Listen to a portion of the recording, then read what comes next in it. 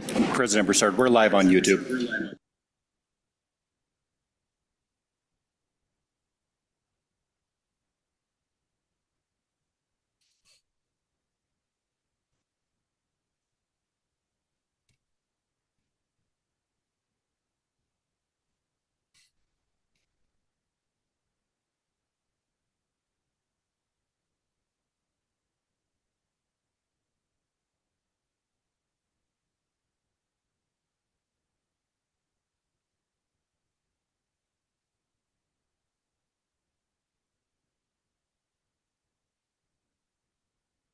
Are we live on Zoom? Thank you. President Broussard. Here. Vice President Covello. Here. Commissioner Torgerson. Here. Commissioner Bowl. Present. Commissioner Schiffer. Commissioner Rithaler. Here. Commissioner Cura. Here. Commissioner Francisco. Commissioner Francisco is absent today. Commissioner Wildcat. She is planning on joining soon. We'll keep you updated on that. Senator Driscoll. Here. Thank you, sir. Representative Newsom. Here. Thank you. Governor Liaison Tom Lubenow. Here. Thank you. President Broussard, we do have a quorum. Yes, thank you. Welcome to the May 9th, 2024 special meeting of the Wyoming Gaming Commission. The primary mission of the Wyoming Gaming Commission is the protection of the wagering public and the health, safety, and welfare of the participants in all lawful gaming and parimutuel activity. Individuals who wish to speak today will be recognized by the president and called upon. After the president has recognized you, please clearly state your name, the name of your organization you represent prior to addressing the commission. For the purposes of our minutes, this is very important. Everyone, if you would please identify yourself each time you are addressing the commission. All comments, questions, and responses must flow through the president by addressing the president each time you wish to speak. This procedure ensures an orderly flow of discussion during the commission meeting. All meetings of the governing body of an agency are public meetings, open to the public, except as otherwise provided pursuant to Wyoming statutes 16.4, 403A. The meeting is held via Zoom and available to watch live via video streaming, which will be available by accessing the YouTube link. The commission may open an executive session, again pursuant to 16.4, 405A, and inclusion on the agenda does not necessarily constitute a commission action. President Broussard. I want to be advised and join the president. Pledge allegiance to the flag of the United States of America.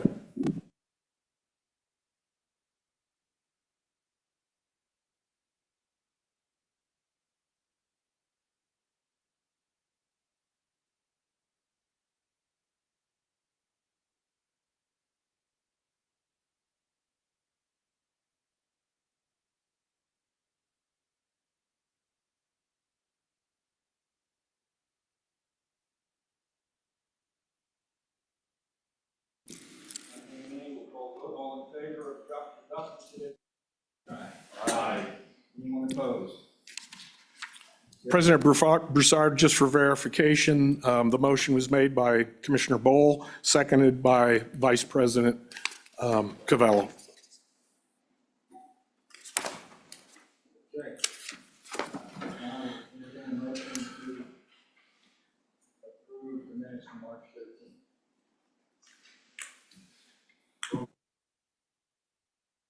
Thank you both. Discussion.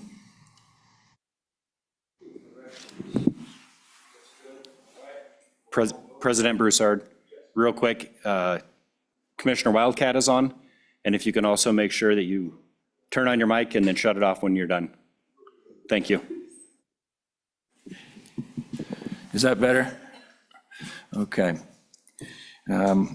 We had a motion and a second and discussed the minutes for March 13th. Now we're going to call the vote. All in favor of approving the minutes from March 13th, say aye. Aye. If there's anyone opposed, say nay. Thank you. Okay. We will move to item 4A. Thank you, President. Yeah. Sorry, item 4A, general discussion on HH.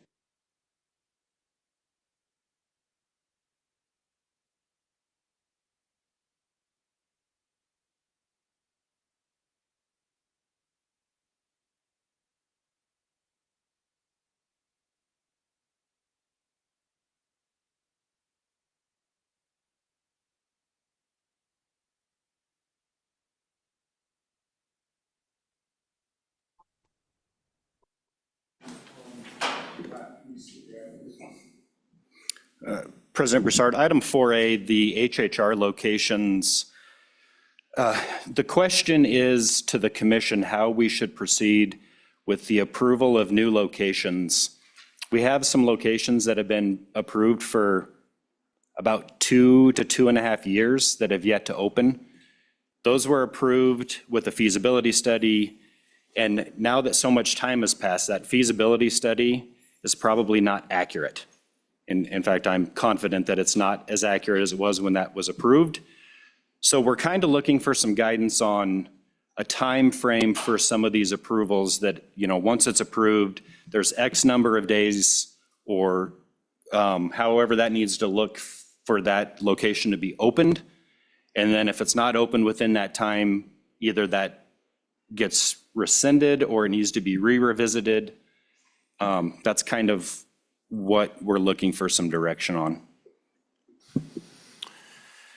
Okay, so at this point, if we have commissioners who have questions to Nick or to staff regarding that question. Mr. President. Go for it, Mr. Cavell. Thank you, Mr. President. I guess my question would be to Mr. Kaler. I'm not aware at this point that we have anything in statute or rule stating that there is a limit to the time allowed for that at this point, is there? Mr. President, Commissioner Covello, we don't have any legal requirements in there, and so you could probably look at doing that by rule, and once we could work to, if we want to draft something, we could put something together and run it by the commission, but there's no legal requirement at this time. So So I guess a little follow-up on that, if I may. Sure. So then we really don't have a leg to stand on by requiring anything at this point, do we?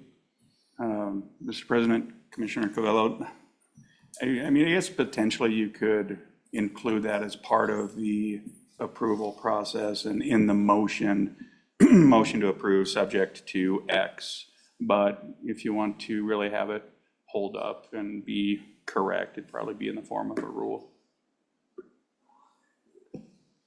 Thank you. Thank you. Mr. President. Yes, sir. Nick, have they given you any reason as to why these have not been completed? Is it just because of their financial situation, or is it, I guess that question, why? Why haven't these been set up to go on their part? President Broussard, Commissioner Covello, there's a multitude of reasons as to why that can happen. It can be supply chain issues, contractor issues, maybe just ultimately the feasibility of the location. But in the instances that we're talking about now, that we haven't really gotten a definitive reason as to why it's taken so long. Thank you, Nick. Thank you. Go ahead. There's a hand. Roger? Yes, Mr. President. I guess my question would be, or my thought is that maybe in the future we could put a time limit on these going forward, but can we really retroactively make that kind of a rule? Thank you. Commissioner Covello? Thank you, Mr. President. A little follow-up with the Commissioner Torgerson. I agree, that's a great way to handle it in the future. And I guess for those that have been approved for over than a year, I would suggest that maybe we send a letter and request an update of where those are at this particular point, this particular time, and ask that they maybe report back to us and give us a status of where things are at, and then we could kind of figure out, have a better idea what's going on, because at this point, I'm not sure who they are or why. Thank you. President Broussard, I will get that done. Thank you.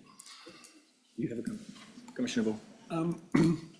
I know in other regulatory involvement that I had, there's usually some sort of rule that requires construction to be commenced within a period of time or so forth. But on this, Nick, why do we care? I mean, if they decide that it's no longer economically feasible to build the facility, and they never build the facility, why do we care? I mean, what's the harm? I guess you need to tell me, explain to me, well, you don't need to. I would like it if you would explain to me the harm that's caused by leaving these permits out there that are never acted on. And, because if we don't need to be bureaucratic here, I would rather not be, but I need to learn, so. Certainly, President Broussard, Commissioner Bowe, I think there's two main reasons. Part of the approval process of a new location is the feasibility, and that's considered in the approval.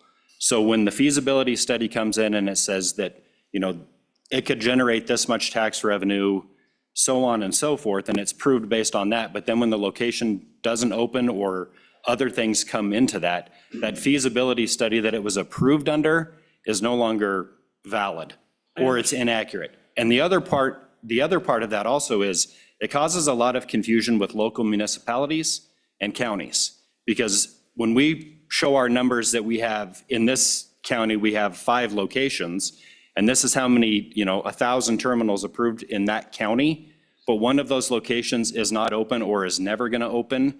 The county is looking to that as, well, we've approved that location, and that's how many terminals are available in that location. So it kind of causes confusion with the counties as well, as far as if it should be open, or if it can be open, or if it's going to open. Does that help?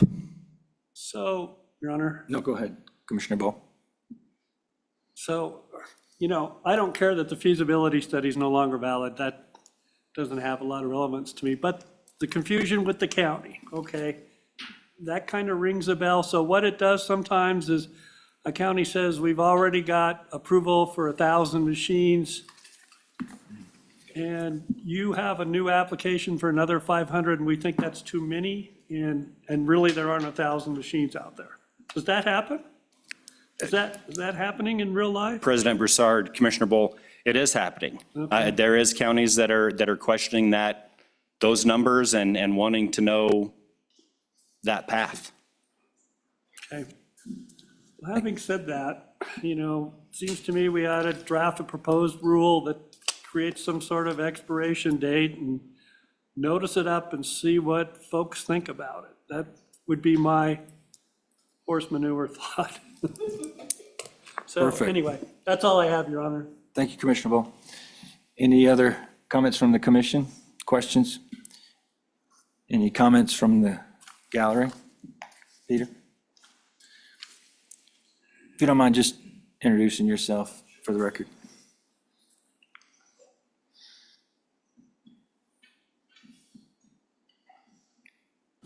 Morning. My name is Pete Ligori from Wyoming Horse Racing. I think the discussion today about time limits is an interesting one, because from our perspective, the projects that we've undertaken in some cases are renovations, which can happen very quickly. And then others are major construction projects that to a certain degree are at the mercy of weather, city approval process, and a number of other things. As an example, our Cheyenne touristic project is going to be opening up in June. That project has been underway probably for over 1.5 years. We would have liked it to open in 6 months, but, going through the process has been painful. And the same thing in Evanston. we found ourselves being used as a guinea pig in the city who was changing their subdivision approval process that kicked back our whole project 6 months.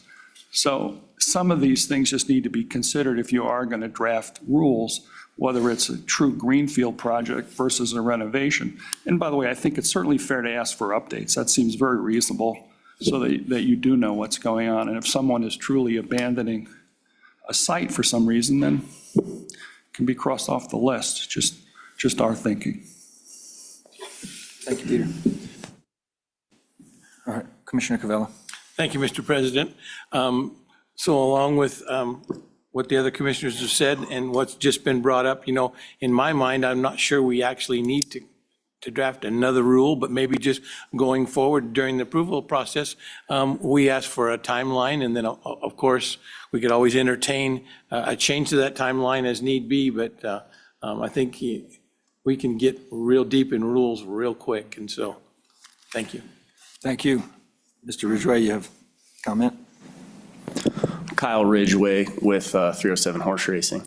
I defer to the Attorney General about whether you need a rule or don't need a rule. And I'm not sure what project specifically we're talking about, because I think the only one we've had that's taking the longest is our Poplar location, which should be open here in like 2 weeks, and that was a little less than a year. I understand what Peter's saying about timelines for construction. The law in Wyoming on liquor licenses is you got to put them in use in a year, but you can get extensions if you're making material steps to putting it in use and you're having construction delays or whatever. My 2 cents would be, you guys re-review our licenses in November at the annual meeting.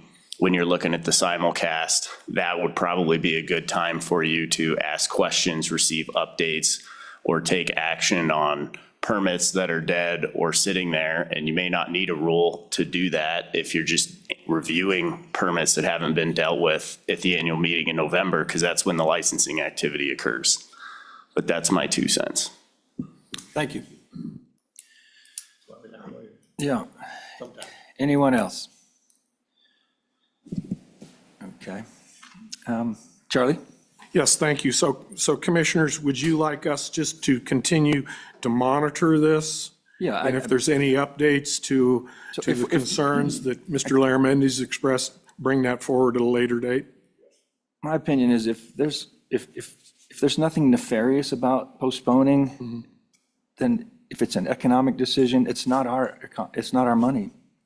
So if some entity wants to postpone and in the future want to start an OTB location with a bad feasibility study, that's on them. We're not risking the capital, but that's my opinion. I think we have rules. I think Mr. Ridgway had a good suggestion that if we have questions or concerns about projects, we ask those questions directly to the individuals that are troublesome or problematic if we see a problem. That's my opinion. Dick, you have, okay. Okay. Yeah. Just go from there. Yeah. Is there 2 that you're talking about?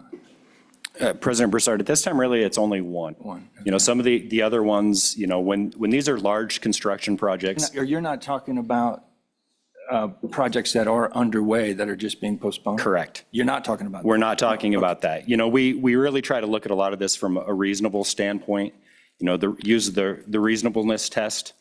These large projects, for example, like Wyoming Horse Racing's, like they've been constructing that project. We go to Cheyenne and physically inspect the build. Yeah. We've done it multiple times. They're making progress. Same thing with the Poplar Wine and Spirits ones. But we do have one in particular that's just been dormant. Nothing's happened. And that's really the ones that we're trying to get an understanding of what we need to do.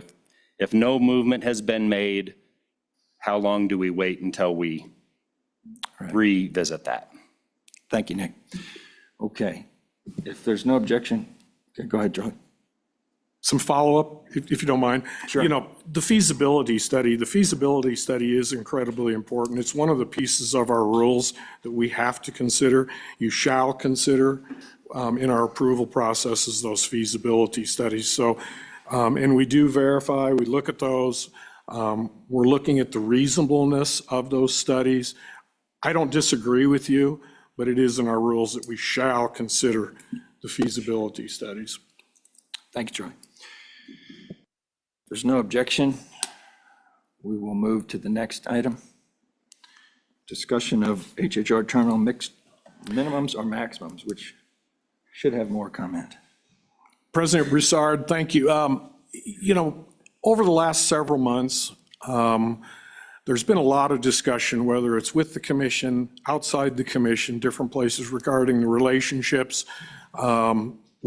between racing, but also minimum number of terminals, maximum number of terminals in locations. And just for a real brief talking point here, should the commission look at minimum numbers in an OTB location? We have minimums and maximums, or we have skill-based amusement games that have four games per location. Is there a reasonable need to look at not conflicting with that and putting a minimum number in a location of 20? We know they're destination properties typically. And it's a question for you all to consider and give us guidance in the office. Thank you. Any questions regarding that topic or concerns or comments from the commission? Commissioner Covello. Thank you, President Broussard. I think it's something that we need to consider, but we're in the middle of getting a study done. So I think the study will help us with a lot of information. Also, I think we're going to look to our legislature maybe for some guidance there. And I think we should all, as commissioners, be talking to the folks at home. I know people in my county are concerned about the size of these things. And, you know, when it was brought up at a meeting that someone was asking for 800 and 1,000, some people furrowed their brows and wondered where this thing is headed. So absolutely something we should consider. Are we ready to act on it in the next 30, 60, 90 days? I doubt it, but I think it's something that in the future we're going to need to deal with. I think we need some guidance from the legislature, from the governor, and from the citizenry of the state of Wyoming. Thank you. Senator? Mr. Chairman, real quick, yeah, I think, you know, we've got the study going on right now, and I think you're going to get some definite guidance that comes out of that consultant study that's coming up. I just came from appropriations in Laramie, and legislature's definitely looking at all of the above and also how all of the gaming fits together. So I think you're going to see, if you'll give it a little bit of time in the next prior to session, a whole different look from a professional standpoint of what these impacts are and what some of it is. I pray the study's done well. I think Director Moore can tell us more about it, but I think it's going to give a lot of guidance to you folks and to the legislature. Thank you. Does Representative Newsom have a question? Yeah. Thank you, Mr. Chairman. I agree with Ogden, and there was a bill, I believe, Representative Walters had a bill that tied number of race days to number of machines. I know there's been talk of having a similar system to how we award liquor licenses based on population to the number of machines. So there are a few ideas out there, but I agree with Commissioner Covello and with Senator Driscoll that we wait for the results of the study. Thank you. Thank you. Commissioner Bowe. Charlie, how does it, when it comes to the minimum, how does it work? I mean, the applicant comes in, they've specified how many machines they're going to want. I would think that they would have analyzed, we need this many machines to make a profit. And usually, I'll bet they over predict. I mean, are we having a problem where people are coming in and the minimum is so low that it doesn't make sense? Why do we need to mess with the minimum? I'm having trouble with that because the operator's saying, you know, I'm going to need this many to make money. And then usually I think what they do is they throw in a couple more machines so that they have a margin there. And so I've never worried about the minimum. Now, what am I missing here? Well, there was a time we had 4 machine locations, and maybe that might be below. Is that going on now? No. President Broussard, Commissioner Bowl, we do have a couple locations that have 4 terminals in them. It makes it kind of difficult because those smaller locations, you know, they don't really contribute to the pools the way that the HHR is designed to contribute to. So it does make it a little complex sometimes. And then those locations, as when they were approved in, I want to say 2021, like they don't have staff, they don't have OTB staff there to answer questions, to help the patrons. The bar staff that those locations are in, they're licensed by us, but they really don't have the expertise to help a patron do anything. Have we been seeing those kinds of applications in the last couple of years? We haven't had any more of those applications, no. Do those locations make money? Do you know, Nick? I would have to do some digging. That's interesting. I was not aware of that, Mr. Chairman. Thank you. Well, we're here to educate too. So any concerns or questions, comments down on this end? On this end? How about from the gallery? Comments? Okay. Not seeing any. We'll continue. Race dates in relation to HHR terminal allocation and location. Charlie? Yes, thank you, President Broussard.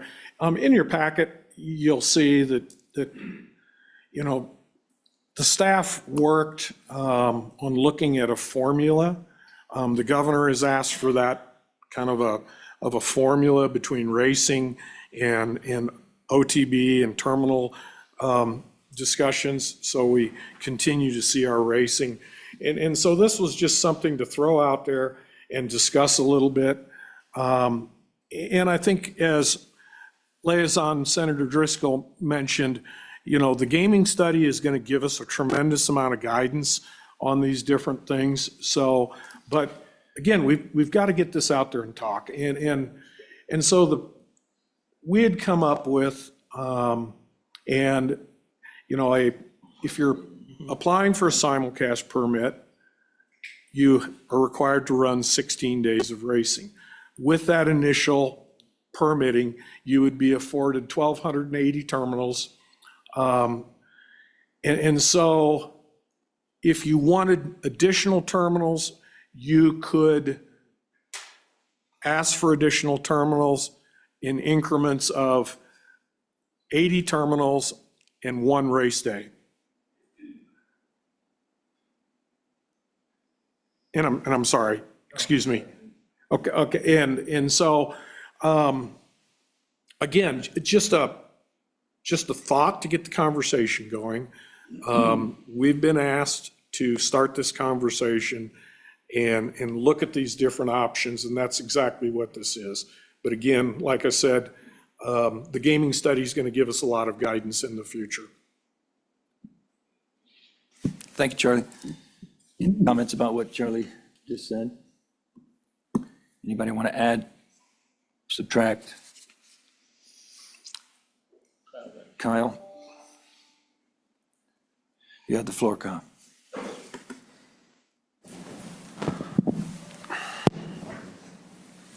Kyle Ridgway with 307 Horse Racing. I'll kind of reiterate what I said at the legislative hearing at JAC, which is we can't talk about HHR and gaming in isolation from live racing. So we've got this big poster over here that says take the lead on safety. And, you know, if you think about regulatory theory, what you're trying to do is create incentives. I have concerns about linking terminal counts to racing days.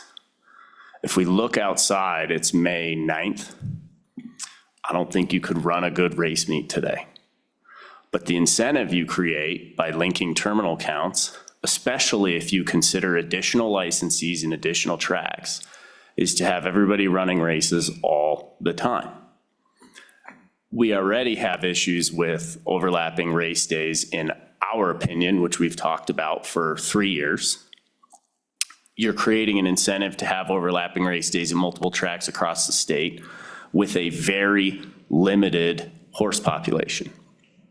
The reason this was legalized in 2013 was to create a Wyoming-centric industry. And our company's mission statement's all about 307 first. How do we keep the money in Wyoming? How do we grow Wyoming's economy? We don't need, or want lots of horses coming from out of state pushing the Wyoming horsemen out of these race meets. We need to protect the tracks that we do have, as the industry's just getting to this place where purse money's significant to grow the industry, to grow the horses. And like I've said before, there's a longitudinalness to this industry where, you're gonna see the long-term effects of what's been permitted and what's been done the last 3 years over the next 5 to 6 years. That's kind of the importance of the study, is to give you some more data and predictiveness to what's going on. But I would just say, it might be more important to look at purses than to look at race dates, because race dates linking to HHR terminal counts can potentially create an incentive that doesn't create an environment for safety, and that's not good for the Wyoming horse itself. I know our horsemen want to run a lot of races, but that may not be what's best for the horses themselves. That's all I have. Thank you, Mr. Ridgway. I have some more commenters coming up. Eugene, you want to?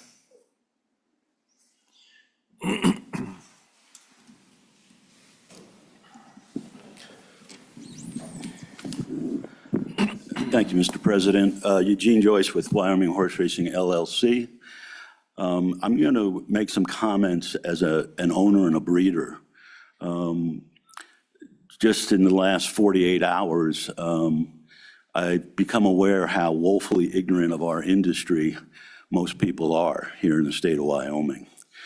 And I just want to say that the owner that buys, breeds, raises, and races horses are the backbone of our industry. They put up the money 3 years in advance in the hopes that there's money to run for. I don't know where this fixation on race dates have come from, but there are many barometers and indices for what constitutes a healthy racing industry. I would tell you that race dates are a part of that, but most important to a horse owner like myself, where you have a limited amount of time because of the weather here in Wyoming to race your horse, that every time you race that horse, you want to run for the most money possible. And the amount of money that horses run for is determined by the handle levels in the state and the purse money available to the racetracks to allocate across a race day. Now, back in 2011, when I first came before the Wyoming Parimutuel Commission to ask for race dates and try to get this industry back going, I said then that I'd like to get the conversation away from race dates, okay, and talk about racing opportunities and available purse money. So with that, I think that as we move forward, we need to discuss certain options other than limiting the amount of terminals, which will limit the amount of purse money and breed money available as incentives for owners like myself to bet on the come that 3 years later, that horse will be able to race. In 2001, there was 17,000 thoroughbred foals in this country. To date, only 40% of them actually run a race. Only 20% have actually won a race. And so, and I think Mr. Winchell's in the audience, he's probably much more educated on this than I am, that every horse owner is hoping for the one big horse to carry that barn. If you have 10 horses in that barn, I guarantee you 8 are not paying their way. And so it's vitally important that we keep our purse levels as high as they are now and to grow them. Again, back in 2011, I said my hope is that one day purses on a daily basis will be over $100,000 at Wyoming tracks. Well, hallelujah, we are here today, this year, that's going to be a reality. But why stop there? And I think some of the comments at the JAC about limiting our ability to continue to grow, why would you want to limit the amount of money we can push towards the cities and counties? Why do you want to limit the amount of money to incentivize the owner to breed and race more horses? And again, the owner is spending money with the trainer, which goes to the grooms, which goes to the jockeys, which goes to the veterinarians, the farriers. The owners fund it all. And so we have to be cognizant of those daily purse numbers. They're vitally important. And with that, Mr. President, I'm happy to take any questions. Thank you. You have comments? Good morning, gentlemen, Mr. Chairman, fellow commissioners. Nick Hughes, Wyoming Horse Racing. I'm a fellow horse owner, and I know how financially that kind of bleeds us to death. But I'm not going to talk as that. It's one quick comment. I was at the JAC, and we keep hearing this thing about, and you know, let's be honest, let's talk about the elephant in the room. Public opinion is divided. And, you know, we need to do what the community wants, which is why we always get very hand in hand with the cities, with the county commissioners to discuss things before we ever put anything forward. But I would say this, you know, you're going to have an in-depth, hopefully, a very in-depth analysis done. That should also take into consideration local opinion, I believe. The only thing I would caution is I believe there's a lot of options to make everybody happy, because definitely the money that we create in taxation payments, helping cities and counties and the state fund all their various needed facilities, is not wanted to go away. But I would I would suggest, and it's only a suggestion because we need to get the experts' opinions, this isn't about the number of terminals, it's about the number of locations. And I think that public perception, and someone's perception is that person's reality, is that every time I walk down this street, I see another gaming parlour. But that gaming parlour might only have 4 terminals, or a minimum amount. It's not about, in my opinion, it's not about the amount of terminals, 1,280 or whatever it is. It's the amount of locations.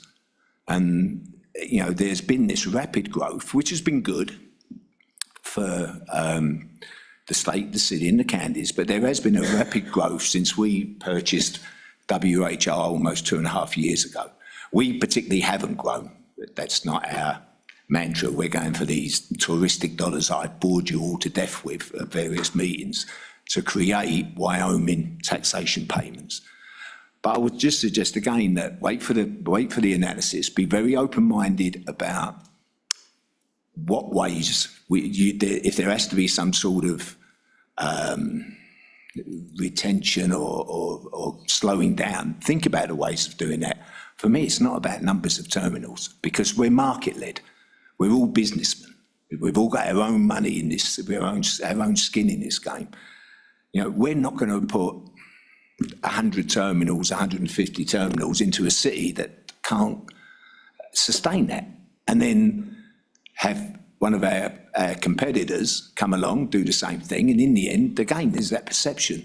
I've said all along, Wyoming is not Las Vegas, and the way in which Wyoming will continue to benefit, the people will benefit, we will benefit as a company, and most importantly, the taxation that we create is spent on local utilities and needs, is responsible gaming. Look for responsible gaming. Thank you for your time. Thank you, Nick, appreciate it. Commissioner Schiffer. No, yeah. Did you have a question for these guys? Well, sure, I do. Mr. President, members, I agree with Mr. Joyce, Mr. Ridgway, that the purses are the key to how we should determine horse racing, whether there's a tangent from there to the amount of machines, that's another, to me, is a different question.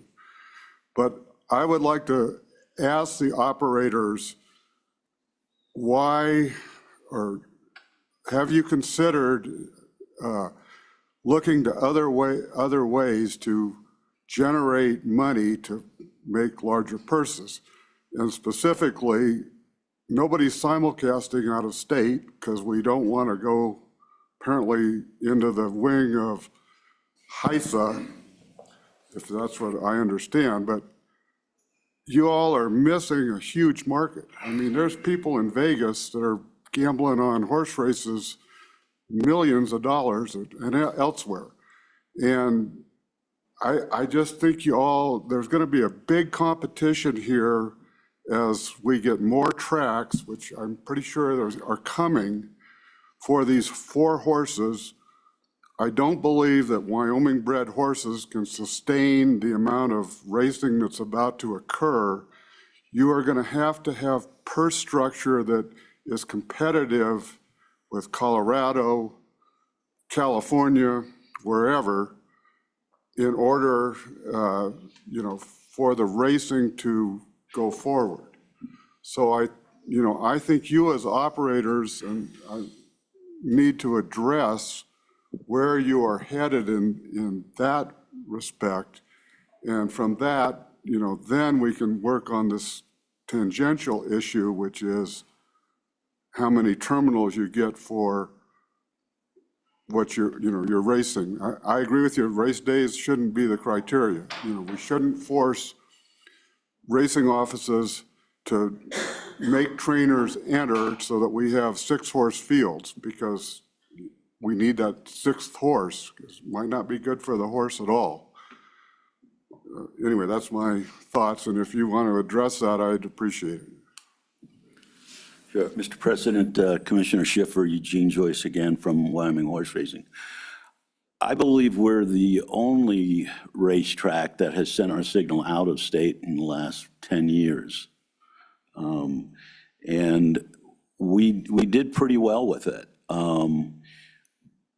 The thing I would tell you with the HISA requirements, 2 things I would tell you, is the cost benefit of analysis doesn't work out for us at this point. Now, maybe as a long-term project to increase the amount of money wagered on us, it would make sense.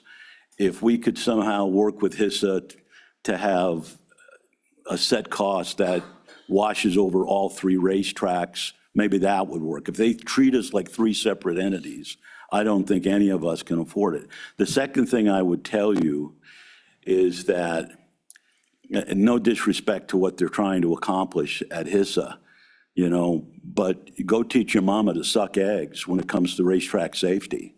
It's something I've lived and breathed my entire 30-year career.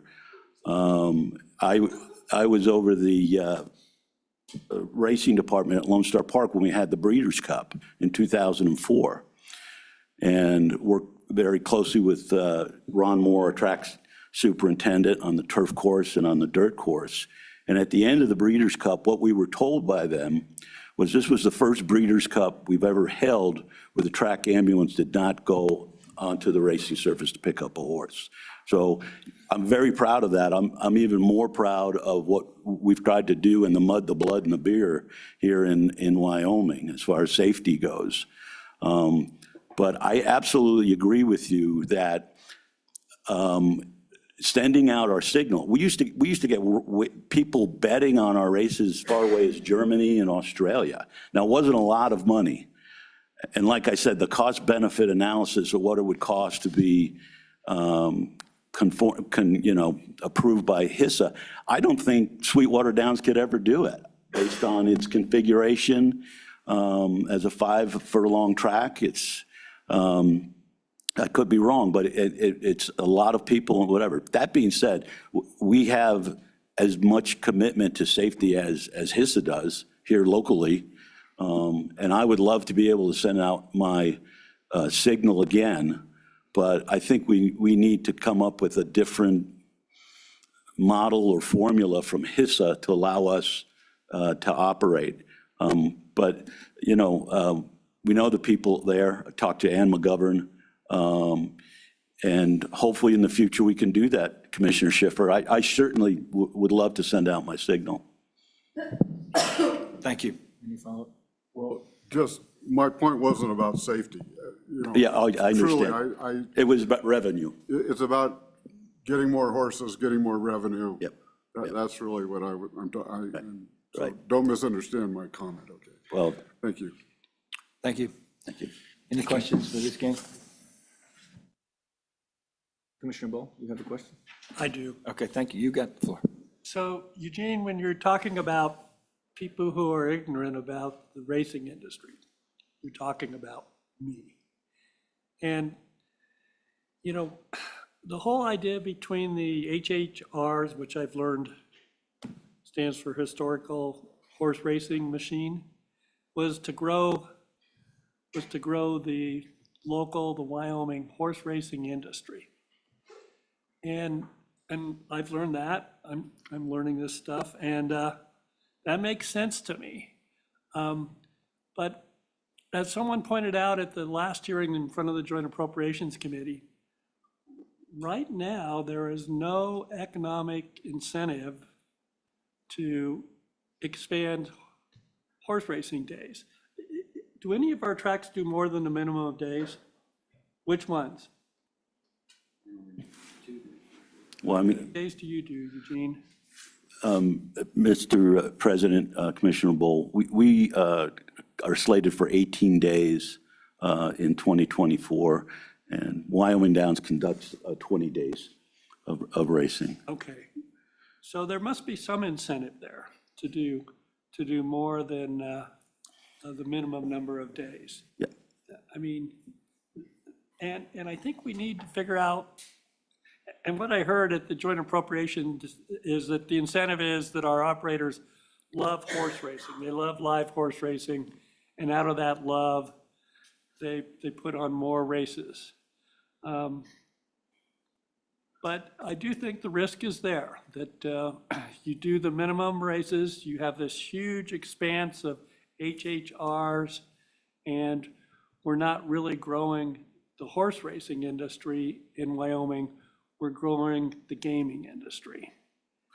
And so I love the fact that the legislature is doing a study, because that puts the issue off for a little bit, and we can all think about it. And I understand that you're saying that the solution is putting money into purses, but I've got to admit that I don't see all the logic in that. So I'll continue to listen to that.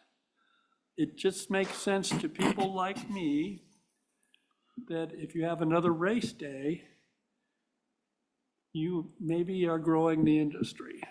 And so that's what I'll be thinking about. What Mr. Ridgway points out about, there's only so many horses out there, and that is a limitation on the number of race days. That makes sense to me too. And so we'll need to look at that as well. Today, Charlie, I just couldn't adopt that formula that we're talking about. I just don't think we know enough about this. And so I guess I just want you to know that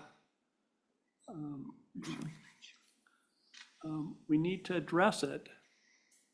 And I'm not at this point buying the idea that increasing the purses is the answer. I'm not rejecting it, but it's not coming home to me. So that concludes my remarks, Mr. Chairman. Thank you, Commissioner Paul. I see a hand up there. You'd like to say something, Senator? Let Director Yeah. Moore go first. What's that? Oh, you were first? Okay, go Either ahead, way, Charlie. I doesn't didn't- matter. Okay. Charlie? Yeah, thank you. You know, as far as adopting the formula, I would hope you wouldn't.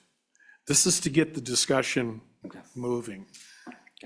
This is you know, the Chapter 10 rules that are coming up further. There's, if you notice, needs more discussion, needs more discussion. This is to get the conversation started, very infancy of this whole thing. To one of the points, purses. I absolutely agree with that whole piece.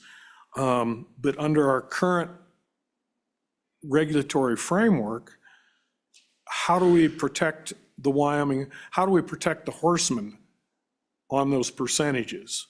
We don't have a percentage of purse money that goes from the wagering activity. It's negotiated, which is not an issue, not a huge issue, but the horsemen are questioning that. So how do we protect them?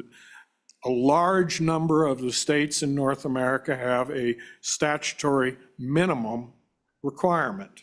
We don't in Wyoming as far as purse money goes. So, you know, those are just a couple things. And commissioners, would it be helpful if the operators, Wyoming Downs, Wyoming Horse Racing 307, submit ideas to you all? And we've asked them that once before, too. Yeah. Okay, Commissioner Torgensen, you'll be right after the good senator. Go ahead. Thank you, Mr. Chairman. As suspected, Director Moore answered part of it. I agree. I do not think you should set any standards today. I think you're way outside. I think what I'd like to point out is there's a big lag time in this, in the way that it comes. And, you know, we see this, and increasing the pots doesn't mean the next year that you have more horses show up, because part of the more race days in Wyoming means you're going to need more horses. And it takes time. And I can tell you, I think Director Moore and a good part of the staff people understand how many horses are pouring into Wyoming right now. The Wyoming bred is getting set up, not for this year, but for 5 years from now. I can tell you, I've got people from Utah, Idaho, all states around, and they're placing horses in Wyoming as we speak. Those horses aren't being placed for races this year or next year or even the year after. They're getting placed for what they see coming up. And as you get that, you're going to come. And those are directly tied to your pots. You know, I'm a team roper, and if you want to go run at a little dog and pony show in Torrington down there, I'm looking at Cactus. I can go get in for $15 a man, and it costs me $100 to come down there, and basically what I'm doing is practicing. Or you can have $1,000 a man tournament or roping, and I'm going to win $250,000. So when you look at what draws the really quality horsemen, horses, and races, they're all tied to pots. If you want to have a whole race slate of deals, and I also would tell you, in my opinion, those higher end races tend to take much better, and I might catch a little grief on this. They tend to really take care of their horses and their people. They're high end, and it means a lot to them. They don't want to injure a horse. They don't want bad things, so they won't be there. And I'm one of the ones that we heard this at appropriations, and I went around with part of the members and talked to them. And if you really want top end horse racing in Wyoming, you'll have big pots. They talked about having one purse last year at $300,000 in one race. I said, if you really want a crazy slate, have 18 races with 15 horses in a race that every one of them's 300,000, and you'll see every hotel in town full and horse trailers overspilling the lots. And that's what I want to see. I'm one of the ones that HHR, I helped do the bill with John and Sue. It's worked. It's worked beyond, I wish John Schiffer could be alive to see what he and Sue created, because it's beyond their wildest expectations. They thought we might get horse racing in Wyoming. I don't think either one of them envisioned Wyoming being in the top 5 states in horse racing. I represent to you, I think we can be in the top 3, and it's coming, but you got to give it time. Like I said, the guys that are breeding horses right now won't be racing them this year. It's down the road and they're coming. I get people a hold of me all the time. I can tell you, deep south where I spend some of my time in the winter, unbelievably, the bartenders up in Gillette this summer helping jockey some horses. And it's kind of interesting. The reach is far and wide and it's getting better. So for me, I encourage you to let everything take a bit of a breath and do some time. I tend not to get so much into the gambling end, but the horse racing end, I'm going to tell you, excites me. It's a big deal, and it's big for ag and it's big for our community in Wyoming. Thank you. Thank you, Senator. Commissioner Torgensen, you have a comment? Yes, Mr. President. As it turns out, Senator Driscoll actually said a lot of what I was planning to say, but from other horse events, my view is you can't add days without the horses. You know, at a roping or a horse show, if there's not enough horses, adding another day just becomes a cost. And I think the operators know that if it gets to the point where they have so many horses showing up that they have to add a day, that's when you do that. You don't do it before. And with the purses, I believe that the operators will find ways to increase those purse sizes so that the horses do show up. So I guess I kind of echo the thought that that requiring days and tying days to terminals is not the way to go. That just like the good senator said, that this is going to grow on its own as the horses show up, and I believe too that they're going to start showing up. But it does, again, like the senator said, it doesn't happen overnight. These horses get bred and trained and grow up, and that's when they'll start showing up. But we see it growing, and it'll keep on growing. Thank you, Commissioner. Okay, so yeah, there's no doubt that we're also growing. We're growing in numbers, but we're growing in quality. And I think for the folks up here, that's what makes us proud, is when we see the quality of racing that we have now as opposed to 5 years ago, 6 years ago. I see George. You have, no, oh, sorry, Jack, you first, go ahead. Good morning, Commissioners, President Broussard, Jack Greer, 307 Horse Racing. I could go on for probably a couple hours on the topic, but I'll keep it brief with just a couple main points. Everybody's hit on a lot of the things that I would say. I just wanted to speak on behalf of 307 Horse Racing in support of the director. I think we all would be happy to send you our thoughts and comments about how this has grown, what it's looking like, and where we're headed. I can speak about 307 specifically and why we entered the industry. You know, as some of you are familiar with, when we got the license, we thought there was a hole in Wyoming for some more dates to fill what we think is a full season in the state of Wyoming. And you're roughly looking at Memorial Day to Labor Day in terms of weather. And dates really should be narrowed down to weather, first of all, and then the amount of horses.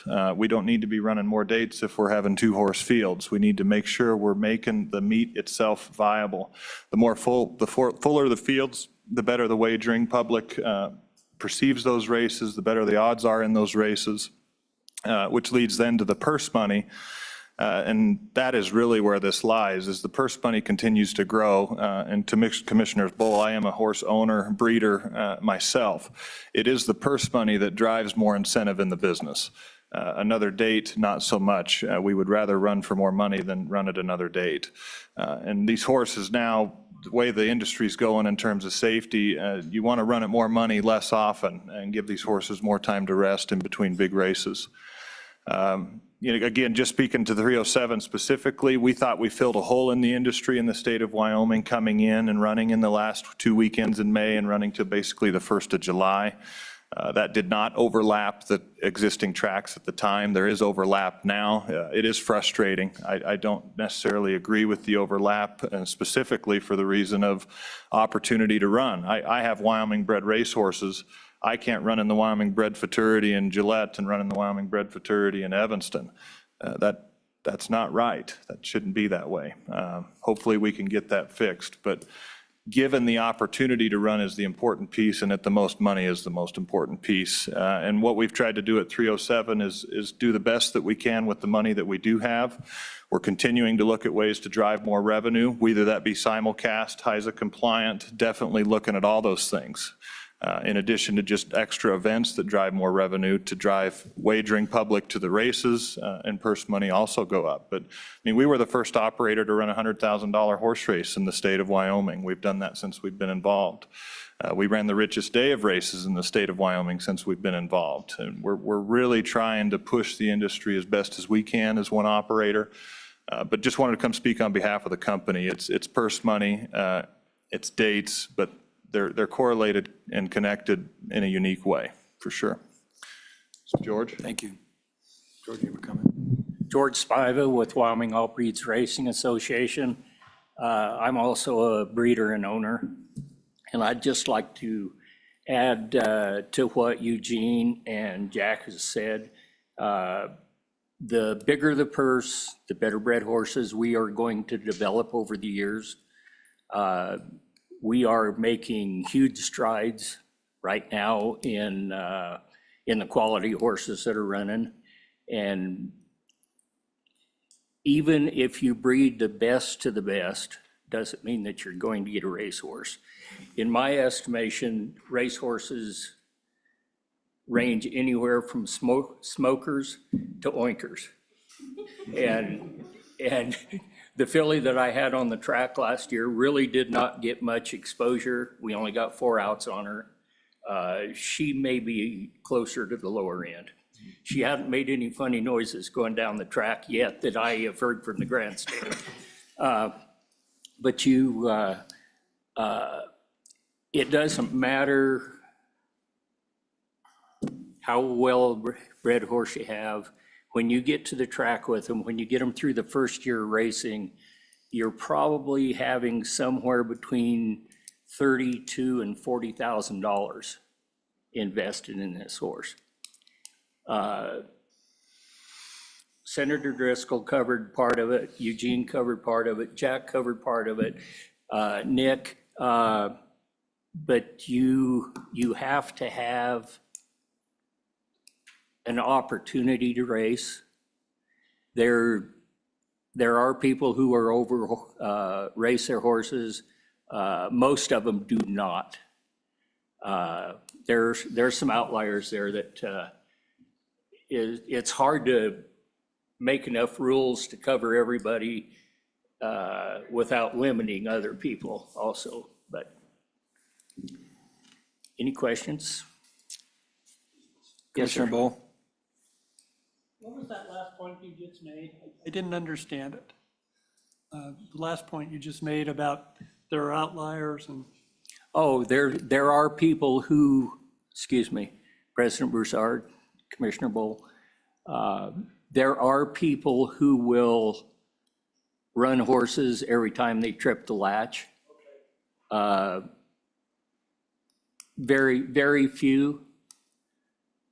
But, you know, I know that there has to be some regulation, especially when the points are going to be worth what they're going to be worth. You've got to somehow limit the number of outs without stifling racing. Because honestly, I think I ran out about $1,000 last year. I think I got about 6,500 through the points program. So I lost $30,000 on my not very fast filly last year. Thank you. Yes. Thank you. Okay, we'll start to wrap this up. You have a comment, Charlie? Just one thing. You know, if you look at where we were in 2010, and you look where we are today, what a wonderful discussion.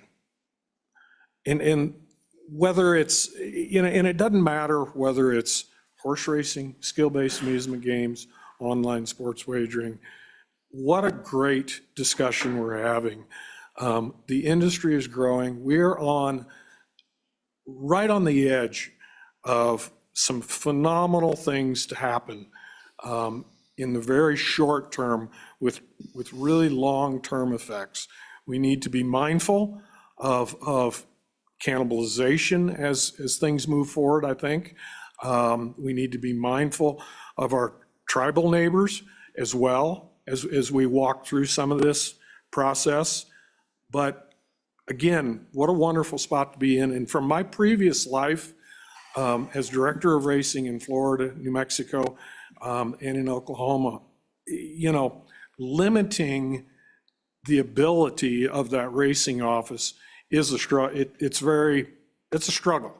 It's hard. If you're sitting there knowing that you've got to do X, Y, and Z, it's detrimental to the overall picture that you're trying to put together. But, you all commissioners are doing a phenomenal job. This discussion is extremely fruitful in my mind.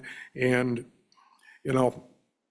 we only have one other thing on this topic if you want to cover it quickly, and then we can move on. Are you talking about the next item? Yeah, the last item on there is the bonding and permitting. At some point, if that's, Sure. move on, okay. We currently have a $100,000 bond. And we are seeing now, wagering public's money, because it's pari-mutuel wagering, we're seeing in upwards of $900,000 in jackpots and in money that's being retained. And over the next several months, we need to look at that mechanism. Is the $100,000 sufficient? If it's not to cover that concern, then we need to look at that. They are in segregated accounts. And do we need to dive into that a little bit and make some changes there?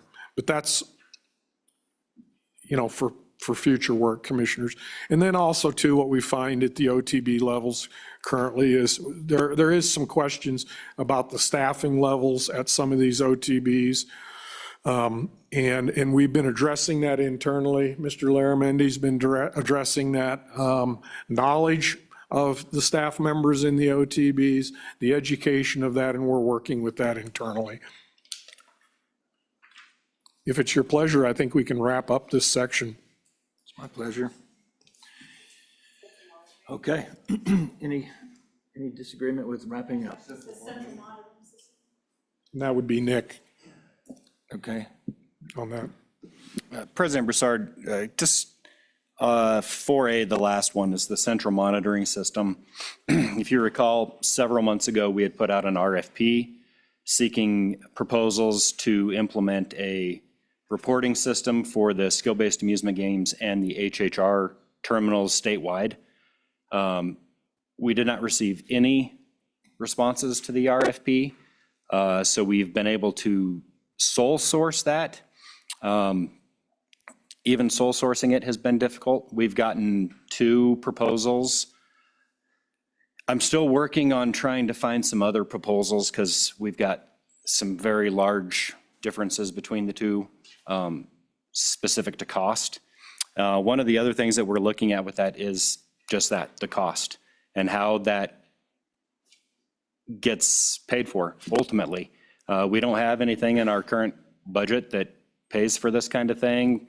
We're not sure if that cost gets put onto the vendors and operators, how that all works. So we're still trying to work through some of that.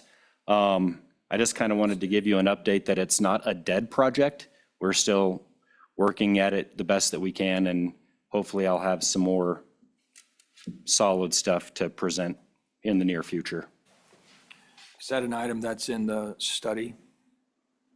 That's not really included in the study. No, that was that when we promulgated the rules for skill games, one of the rule promulgations was that if we procure a central monitoring systems, those terminals will need to be connected. Okay. And just for clarification for everybody, the CMS system is really just a data repository to where all of the terminals statewide, whether it be HHR or Skill Games, report, basically revenue. And it really would help simplify our accounting side of it. We have to track these, specifically on the Skill Game side, we have to track cities, counties. And if they move a terminal from one county to the other mid-reporting week, it can cause some real confusion with accounting because, the first 3 days of the reporting week go to Weston County and Newcastle. And then the second set, it's been moved to Crook County, and now it makes it very complicated. And this system would really let us at a mouse click be able to pull those reports and really get it spot on. Okay, thank you, Nick. Charlie, did you have a comment? Yes, President Broussard. As far as the funding goes, we've looked at several different options. We've looked at placing it towards the operators, the permittees, somehow that way. I don't think that mechanism is necessarily in place where we can do that. We've also talked about most recently, there is the money. The money is there, but it's currently rolling over into the LISRA. And so that would be a legislative change potentially, and that would cover the cost of this. And it'd cover it 100% and still have money rolling into the LISRA. So the money is there, just trying to figure out what's the best way. We've talked to several of the skill-based amusement game operators as well about, helping us come up with some solutions here maybe, potentially. So working on it and continue to. Thank you. Thank you. Any comments about that? Daniel? I don't want to go into it. Thank you, Mr. President. Not to go on, but on the horse racing side, there's what I understand to be called Encompass software to track horse things. Is there any thoughts of getting that service to be utilized here in Wyoming? Thank you. President Bouchard, Commissioner Schiffer. The Encompass is basically made for internal racetrack things is the most thing that they utilize it for. It's not really an accounting program that we use. This is basically what we're talking about here is what these machines are making from the operators and those totalizator reports being sent to our office. So that's what this centralized program would be. It's not for the live race meet type stuff, which we do already utilize Encompass with our vets, and we're getting more involved with our stewards in Encompass with the help of the operators. Thank you, Brandy. Anything else regarding this? Okay. If there's nothing further, we'll move on to item 5. All right, you have something? I'll talk about the JAC. Okay, well, you go first. I just have an announcement. Okay, I guess as far as the Gaming Commission goes, I think it became quite obvious at the JAC meeting on Tuesday that we need to continue our efforts to educate the legislature and the public about gaming. There's a lot of misnomers and a lot of things going on, and I think it's extremely important that we as commissioners be a part of that process at home with the people that we know and with the local politicians and right on up to maybe doing some more sessions with the JAC and making sure that they understand how this all works. Thank you, Mr. President. Thank you. My comment is more of an announcement. One of the things that we discussed, and we're going to try with the agenda as it pertains to the agenda, is we're going to try to move some of the items that you guys are here to testify to or answer questions about in regards to what we need to vote on. So the items that we currently have at the back of the agenda, you guys come in and request things. We're going to move some of those forward in the hopes that if you guys have other things to do, we'll try that out. The concern I have is we're getting more and more discussion, but you guys contribute to the discussion. So we don't want you to leave if you have important things to contribute. But on the other hand, we just want to be considerate of those who have to go. So starting with the next agenda, some of those items will be forward in the agenda, and the discussion items will be further down. Doesn't need any comments. Just my announcement. The other thing is, the worst kept secret is Charlie is planning retirement. And we're, as a commission, working on that. So we'll get some timelines. Charlie, do you have anything further as far as the timelines? I know that the job description is completed and will be presented to the public here soon. Yes, the job description, we're going to cover it this afternoon later at the end of the day. Vice President Covello and President Broussard and Commissioner Cura will go over the final job description. We've got one more proofing to go through, so we're expecting posting that sometime mid-month, this month, and then see what we come up with. The legislature has given the commission a tremendous amount of flexibility with the ability to dual position this. However, that ability would be completed and finished July 1st of 2025. So commissioners, and we're still in discussion on this, as far as dates and different things. Again, no date has been set. Looking at what happens this summer, also in JAC, who potential applicants or potential selected persons would be, and then making that determination on how long they're gonna either not keep me or keep me, and looking forward to it. So thank you. Thank you. Okay, so we'll now move to item 5B. At this point, do we Let me jump into it. Let me to take. Go ahead. Just, for everybody that's attending, each year we're required to elect a vice president and president pursuant to our statutes. So we'll open it up. President Broussard and Vice President Covello are both here. That's the reason it's on the agenda. Vice President. Mr. President, may I Yes. have the floor? You may. At this time, I would like to nominate Troy Broussard for president for the next term. Thank you. All right, I accept for one more year.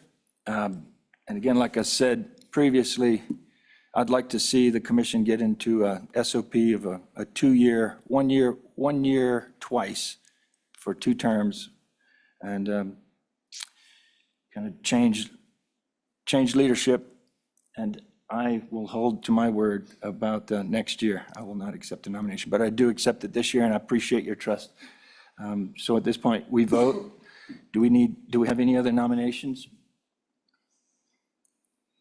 Not seeing any. Do we need to make a formal vote? We do. Call the roll? Mr. President, I move that we close the nominations and proceed to vote. Do we have a second? Okay, any discussion? Thank you, Commissioner Torgensen. Okay, any discussion? Not seeing any, we'll call the roll.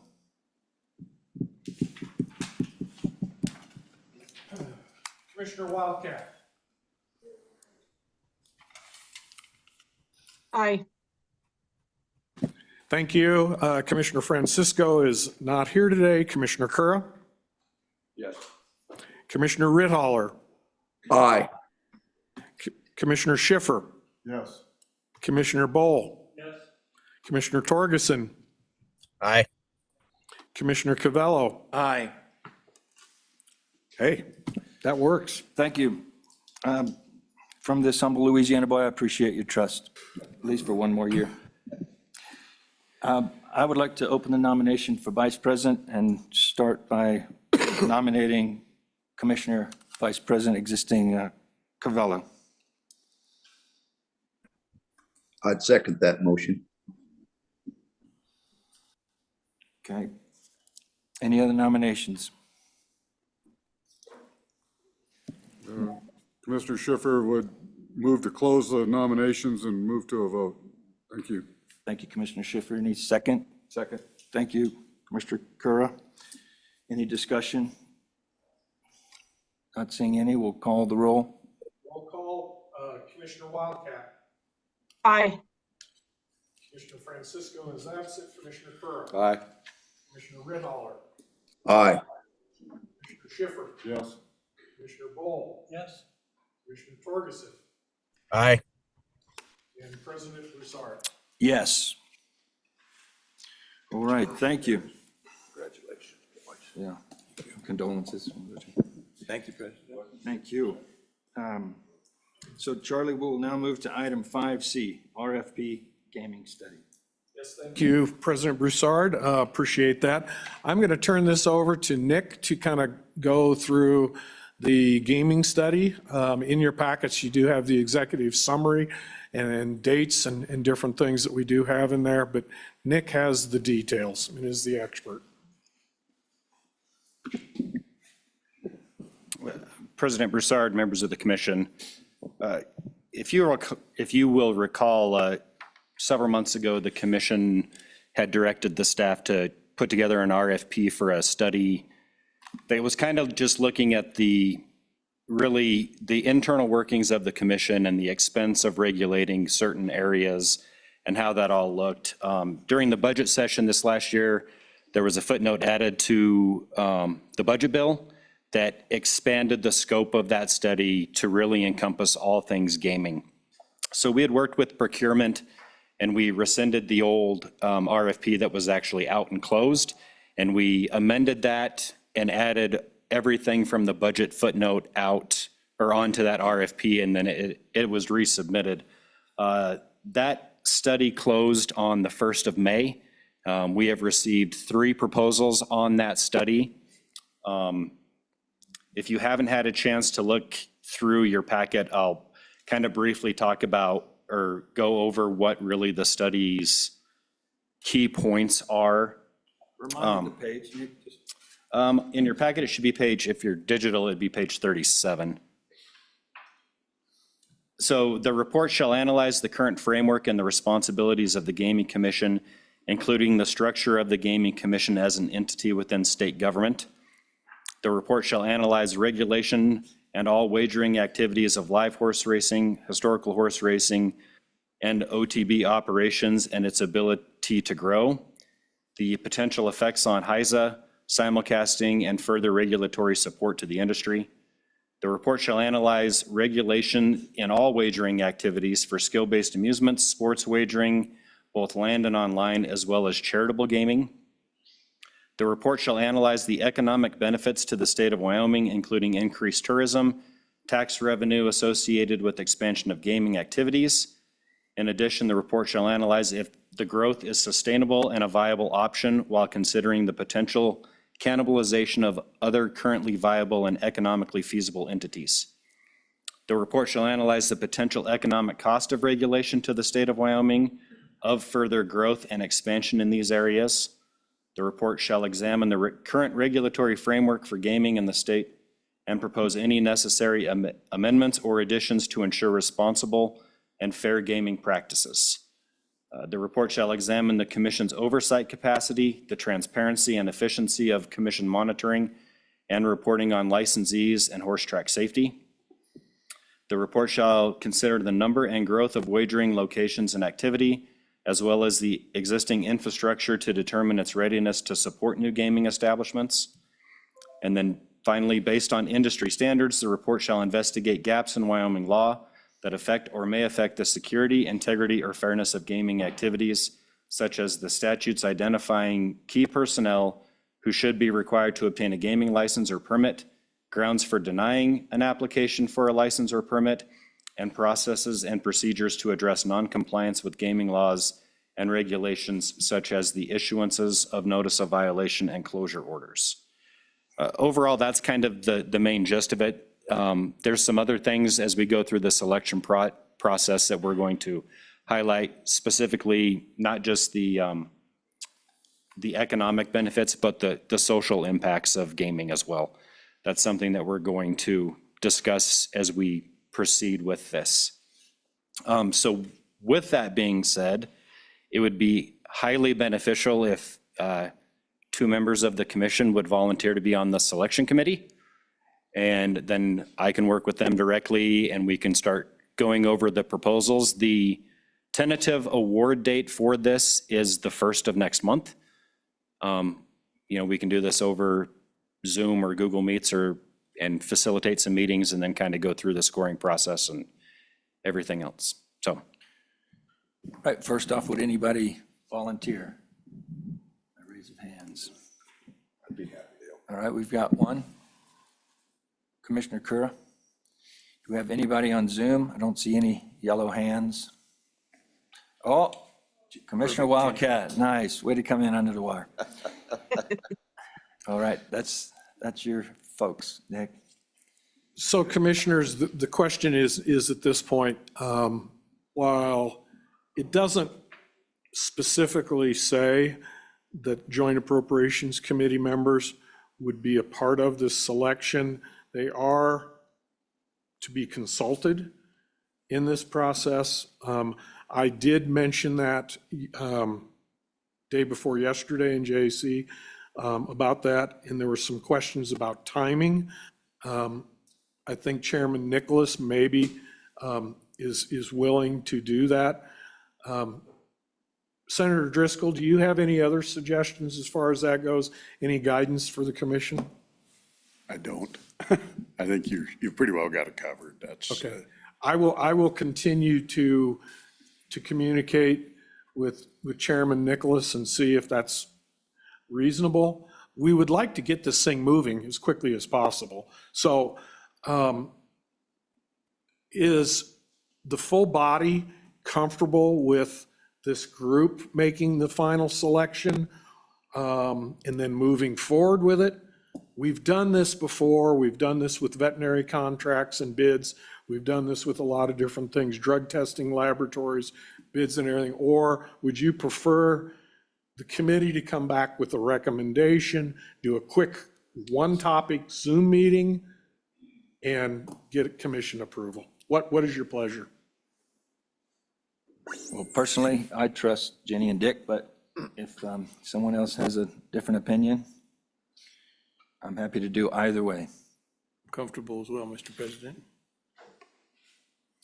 I think it's extremely important that we have someone from JAC weigh in on this because obviously they have a huge stake and an extreme amount of interest in the final product. So going for, President Broussard. No other comments from going forward. Commissioner Lowell, you look like you're considering. I don't want to say anything yet. Okay. I would defer to the selection group, Hunter, so that would be my preference. Thank you. Anybody? All right. So going forward, if I hear you correctly, we'll use the selection committee. We'll make sure that we have someone from JAC joining this. We'll keep it pretty simple, and Nick and I will be reviewing those starting as soon as tomorrow. I think Nick has already gone through them quite a bit already. Thank you. Thank you. All right, we'll move to item 5D. Charlie? SBAG report. President Broussard, this would be, I'd turn it over to Mr. Laramendi for a skill game report. Just for expedience, Nick, just tell me the number on the packet, and I will. President Broussard, I think I'm not exactly sure. Okay. I can just give you a brief oral update. This is pretty simple. For skill games, we started the 24-25 renewal process about 8 days ago. It's going pretty smooth. I think last year is when we moved everything to an online submission. The office staff is working very diligently to allow us to be able to take application fees online via credit card. You know, at this time, it's still, you fill out the application online and you have to mail us the check. So it kind of slows down the process a little bit, but it's working very well. You know, with skill games, we haven't had many issues. We've got guys out in the field all day, every day. They've run across a few minor things, you know, having an old permit hanging on the wall or a sticker falling off, and we're able to address those very quickly, and we haven't had any issues with that. Thank you, Nick. Any comments to Nick or questions, especially from Skills Games folks? Not seeing any, we will move on to item 5, Echo Racetrack Safety. Thank you, President Broussard. Randy? And Commissioners, as you know, the big push this year for us is take the lead on safety. And hence the reason of the emergency rules that we pass and that are going to be going forward into this live race meet. We have decided on equine risk management group, which I gave the update at the last meeting. They will be arriving in Gillette the night of the 18th, and they start inspections on Sunday, the 19th. So we're working on finalizing the contracts for Wyoming Downs and Sweetwater Fair for them to also do those tracks as well. They've met with the operators. We had a quick meeting a couple weeks ago. They met with the operators along with the equine risk management team to go over kind of the scope of the racetrack inspections, what they're going to be looking for. You know, not just about the racetrack, but also barn areas, the vet, the test barn for the vets, the race office, like the whole backside process. So everybody knows the scope of that project. We're really looking forward to it. We will be taking pictures and trying to get some stuff out to the media to let them know that we're taking this safety very seriously from what happened, you know, last year with the breakdowns and so forth. And we'll want them to know as well that, you know, the racetrack also has new positions with the new track maintenance position, the track safety position, as well as our commission safety position. So all in all, I think that we're well underway. I think it's going to be a great addition, and we look forward to it. So other than that, I think we're online to really do something great here. So I stand for any questions regarding the safety. Thank you, Brandy. Do we have any questions for Brandy regarding safety? No? Thank you. Thank you. Anyone out there? Yeah, Mr. Greer, come on up. Jack Greer, 307. Thank you, President Broussard, Commissioners. Just wanted to commend the commission for taking the lead on safety this year. It's an exciting time to be a part of this new process, and we've at 307 taken it by as much of a hold as we can. As soon as we found out it was equine risk management, we did contact that group and have been in pretty close communication with them. We did take core samples ahead of them getting here of the track, so we've done a lot of work before they've even got here. And just briefly wanted to mention some of the things that we've done for this year's race meet and also our past 3 years of races. You know, we've had one breakdown over the last 3 years and super blessed to have that as our fact sheet.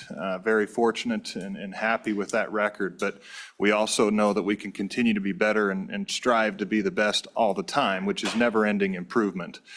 We've probably invested another 150 grand into the track again this year with new sand and grade work that we've done again ahead of this inspection. It's exciting. It's really nice sand that we found local over by Devil's Tower. It's a silica sand that really is a clay cutting sand, which in this country we got a lot of clay. So really happy with the product that we're going to end up with there. The inspectors should be very pleased with it as well. And we also spent just over $100,000 on new track equipment, new floats and new harrows, got brand-new tractors that we rent. So really excited to get the inspectors here and show them what we're doing in Gillette. It's an exciting time and look forward to the racing season. So thank you. Thank you, Mr. Greer. Any other comments? Nope. Oh, I knew it. Come on, Eugene, you got it. Couldn't help it. That's it. Yes, Mr. President, Commissioners. Our track is a little problematical with the original design, but we continue to make improvements on a yearly basis. We've extended the first turn and widened it even further. It's now 85 feet wide. We've also graded the area behind it.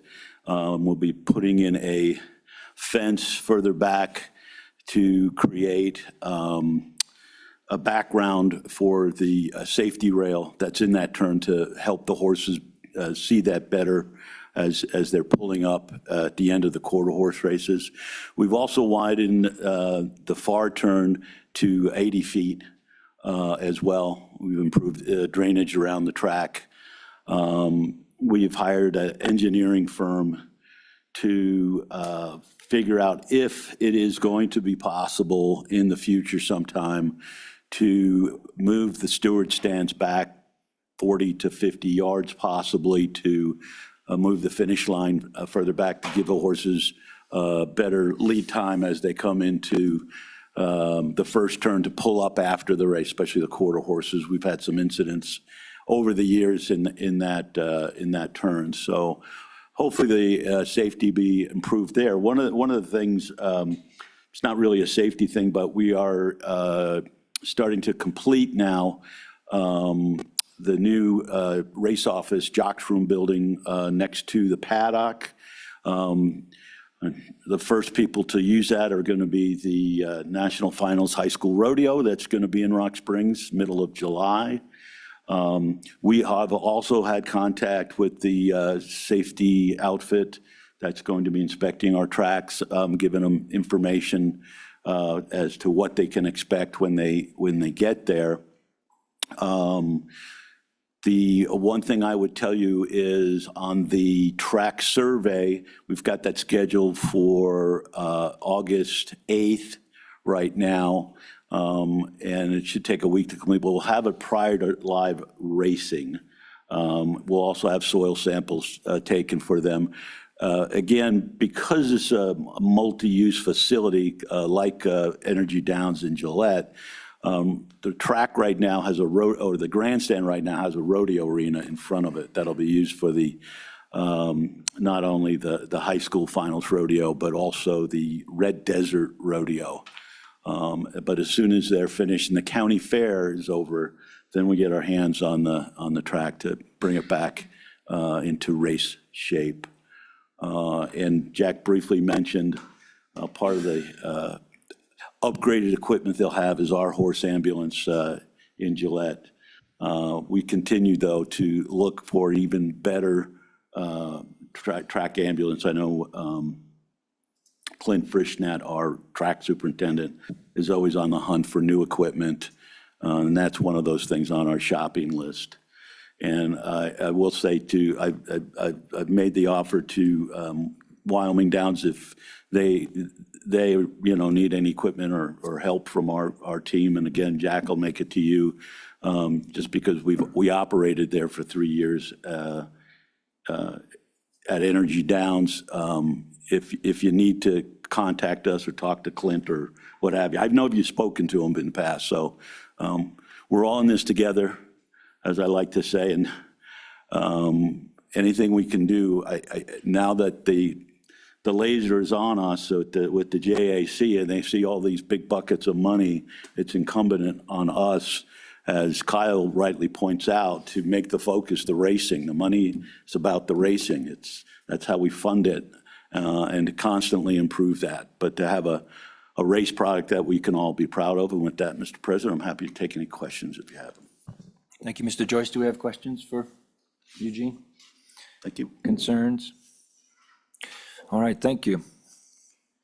Any more comments regarding item 5E? Not seeing any, we will move on to financial report. Thank you, President Broussard. Financial reports in your packet, Commissioners. On page 52 of your packet is where the financials reports start. If you have any questions on those financial statements, every meeting we review those. I need a motion to approve if that's your pleasure. If you have any questions on any of the pages in there. We'll entertain a motion to approve the financial report. Mr. President, I so move. Thank you, Commissioner Kura. Do I have a second? Commissioner Schiffer will second. Thank you. Open it for discussion. Any questions regarding the financial report? Anybody on the commission? Anybody in Zoom? Anybody in the audience? Nope. Not hearing any. We'll call the vote. All in favor of approving the financial report as presented, state aye. Aye. Aye. Anyone opposed, say no. Thank you. All right, thank you, Charlie. Yep, next piece in there, you also have your wagering activity report. You have several reports that are in your packets, Commissioners. The wagering activity report is for the first quarter. These reports have also been posted online. If they aren't, they will be shortly. I believe they already are posted. If you had any questions about that. Okay. All right, next. So that item F is 2. We complete with item F now, Charlie? Yes. Okay, thank you. And there are several other items, I believe, in your packets, Commissioners, too, as well. And just to kind of recap on something from 2023 real quickly, the benefit report, which I send to you periodically, from 2023, all wagering activity, there's a significant benefit from the wagering monetarily. It's over $4.2 million, or excuse me, 42 million, approaching $43 million that were benefited from the wagering activity in 2023. Excuse me. That's all I have in that category. Thank you. We'll proceed to item 5G, Live Racing and Breeders' Award trophies. Thank you, President Broussard and Commissioners. I think I'd first like to start with kind of reviewing some of the things that were said prior to this topic today about live racing, purse money, et cetera.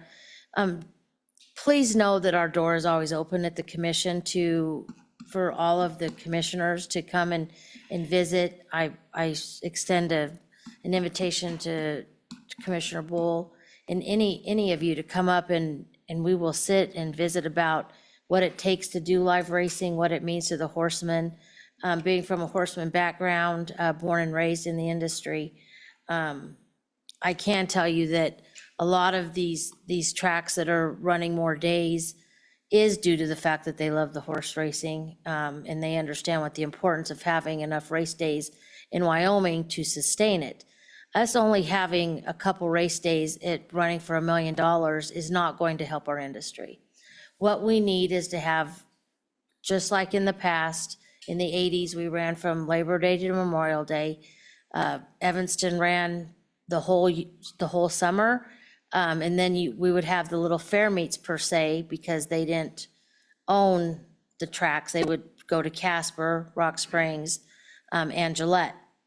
So there is a lot of opportunities for that, but we do have to weigh, we still need the race dates, at least the 16, and then going forward, running the 20 days, the 18. I think everybody has shown that before that they have done the 16, and now, Wyoming horse racing is going to 18. Wyoming Downs for the last couple of years has always run more than 16. I think that shows that these operators that we have currently are serious about it. the 16 days at 307, you know, they have to rent the facility. There's only so many events, you know, that the complex can have. So I think they're limited in that aspect, but I do believe that everybody has really stepped up to the plate and that we're going in the right direction. I mean, it's amazing to think, you know, I had to leave Wyoming to go pursue horse racing industry in Texas for over 20 years, and now I have a chance to come back to Wyoming and do it. I mean, that itself states what is happening here as a whole. I mean, we're the talk of the industry. We have out-of-state people wanting to buy racetracks and build racetracks. So, I mean, it's unheard of.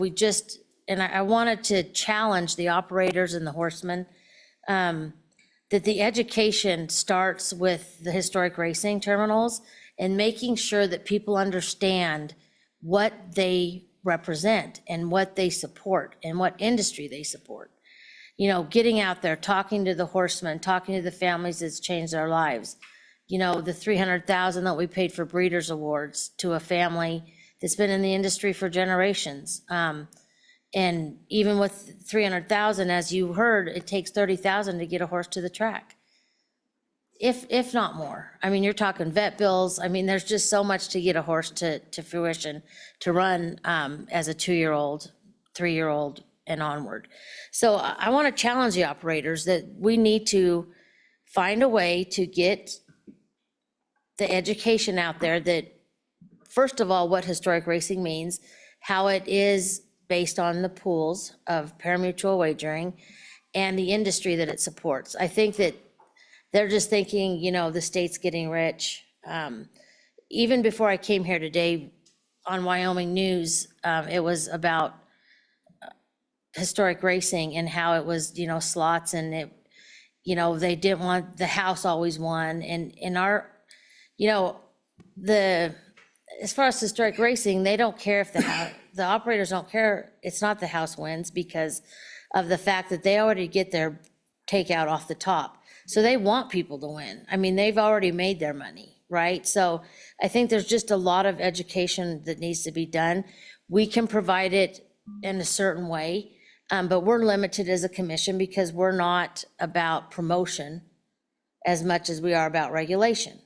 So people are like, why doesn't the commission do more? Well, the operators and the horsemen and the stakeholders, they need to come together and find a way, if they want this to stay prosperous in this state and not be taken away, they need to get out there, they need to talk to their legislators, they need to do some ads or whatever it takes to let these communities, your next door neighbor, know why it's important and what it represents as far as horse racing, because that's why we have them.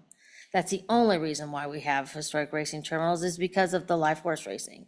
And I think we need to make that be a goal for this year and forward, and you know, set up some media and let them know the truth about what's happening. Because the article I read, or the news media I saw today, there was so many false statements in that, and we just have to start doing a better job. So with that, I will move on. Exciting news, live racing is in 16 days. We set up, our office goes up there, we set up in a week. We'll start with the racetrack inspections, and the licensing office will be open. I've talked to Wyoming Downs and also 307, the racing secretaries and the managers. These meets are going to, the backside is going to be full of horses. Arapahoe is canceled, their summer meet. And so that not only did that take horses, but it even took like some of our stewards and things like that. They would go to Colorado instead because it was a longer meet than, say, Energy Downs.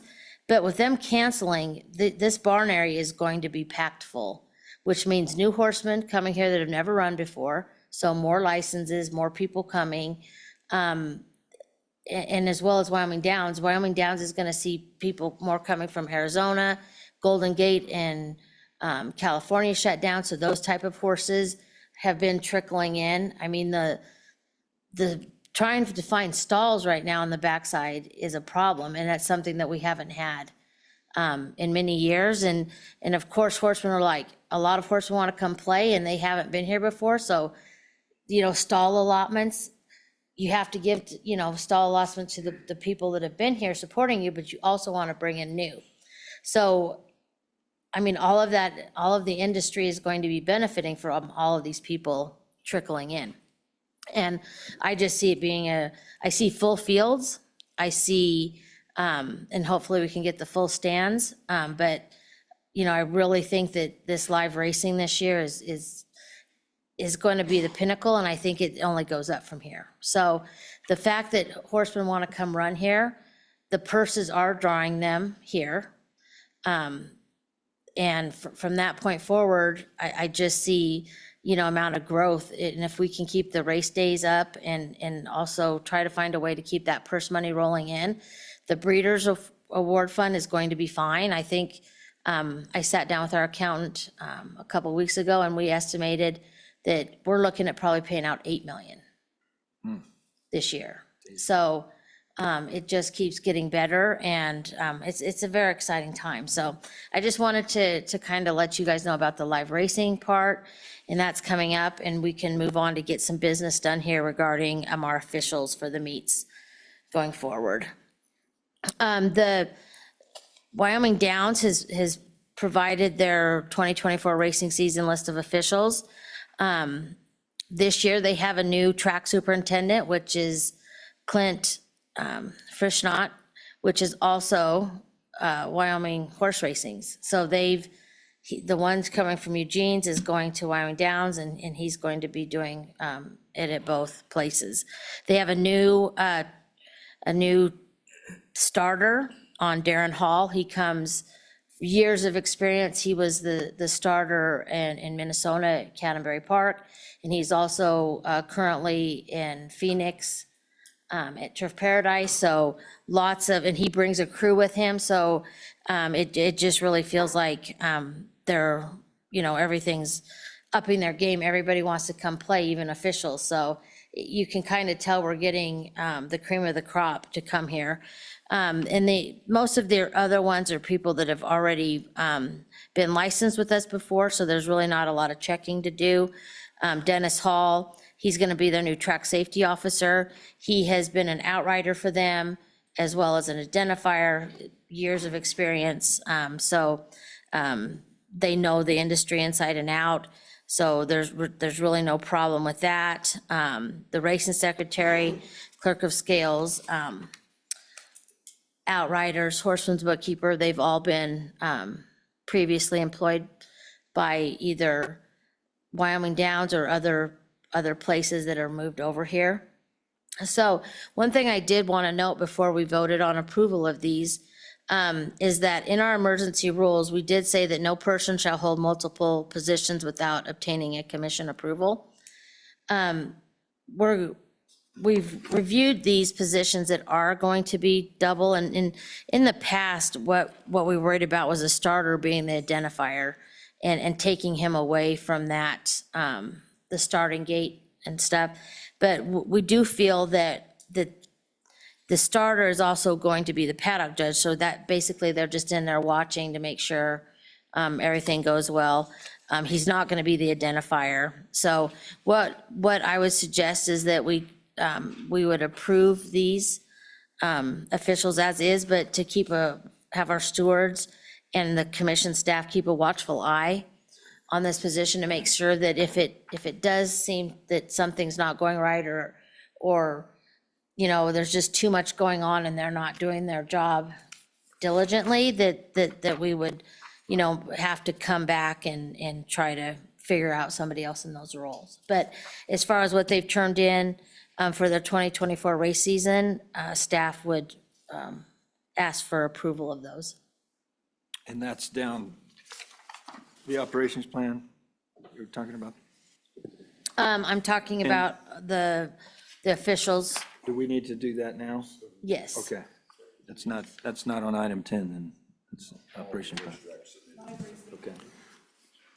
Commissioners, you're on page 73 in your packet and 74. and we would need a motion. Okay. Are you asking for approval of the I'm officials for both asking for tracks? approval of Wyoming Downs unless you'd want me to go ahead and do the other one. Do them all? Is there concerns with anything? No, on the, I can move forward and go over Wyoming horse racings because it's going to be the same. Because they do also have multiple positions. The same person in multiple positions that we would need to keep an eye on as well.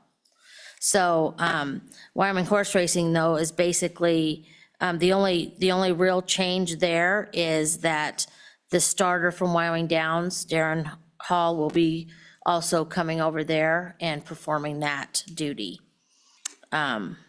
But they do have, in the past, they had the starter was also the paddock judge and identifier, and we just felt that that position, those were too many positions that was taking away from the job.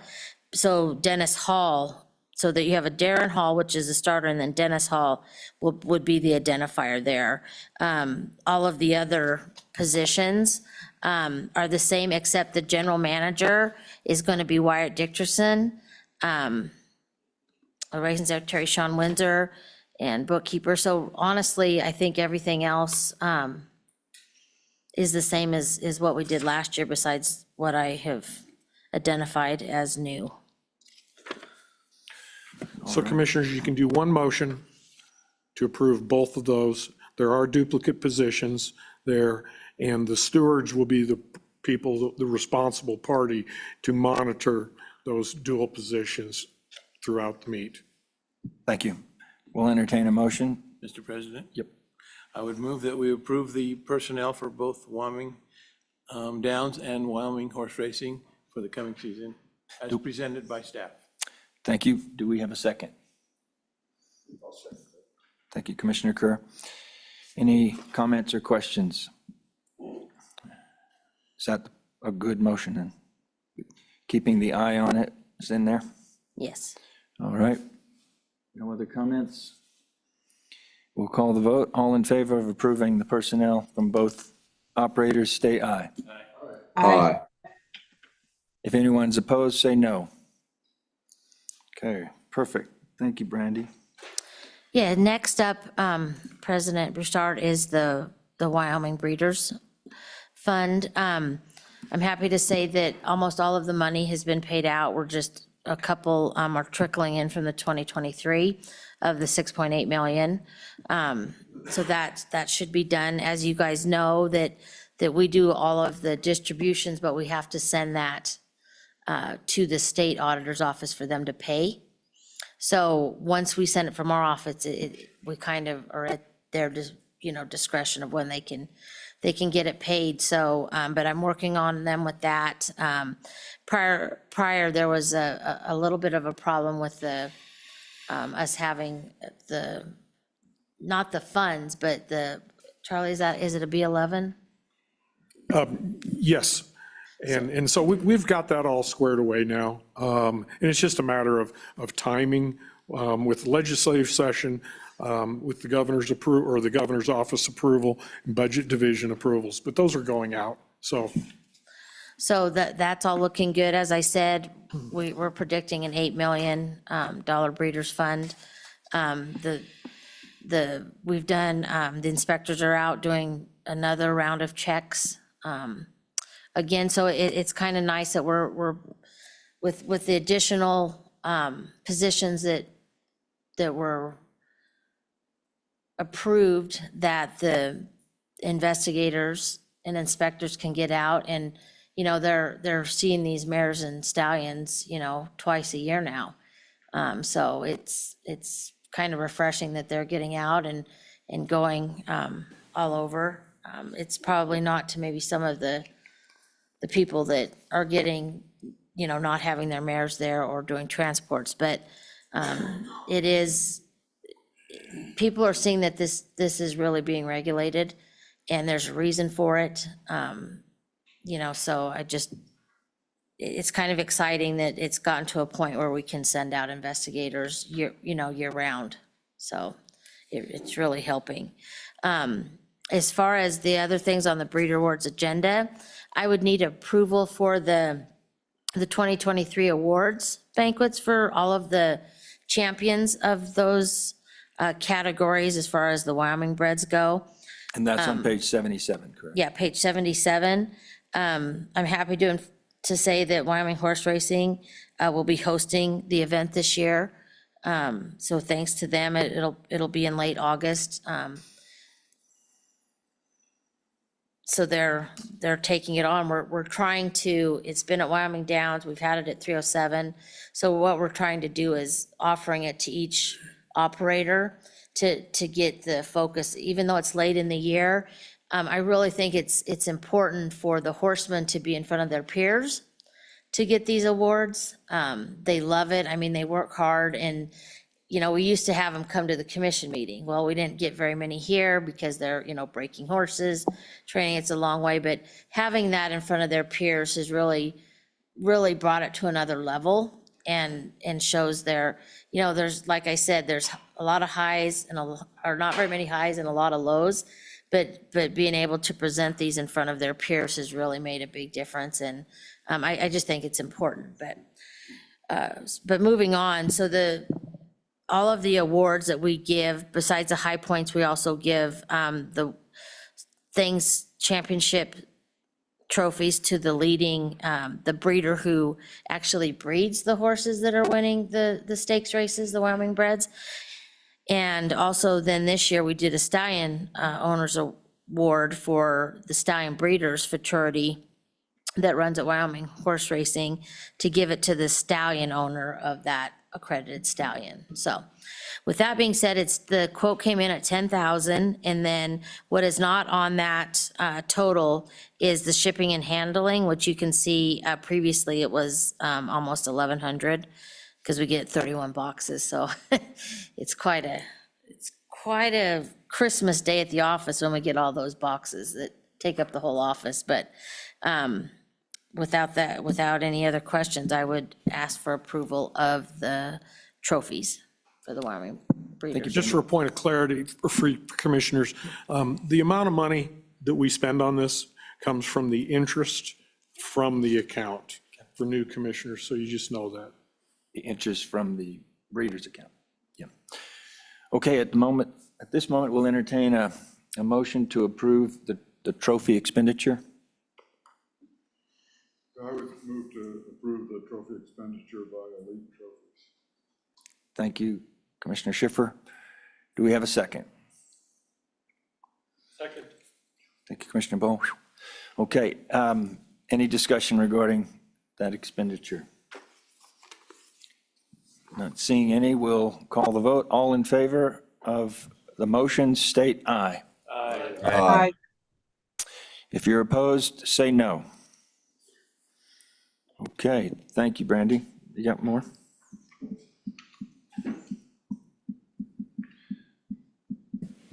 Is that all you had, Brandy, on G?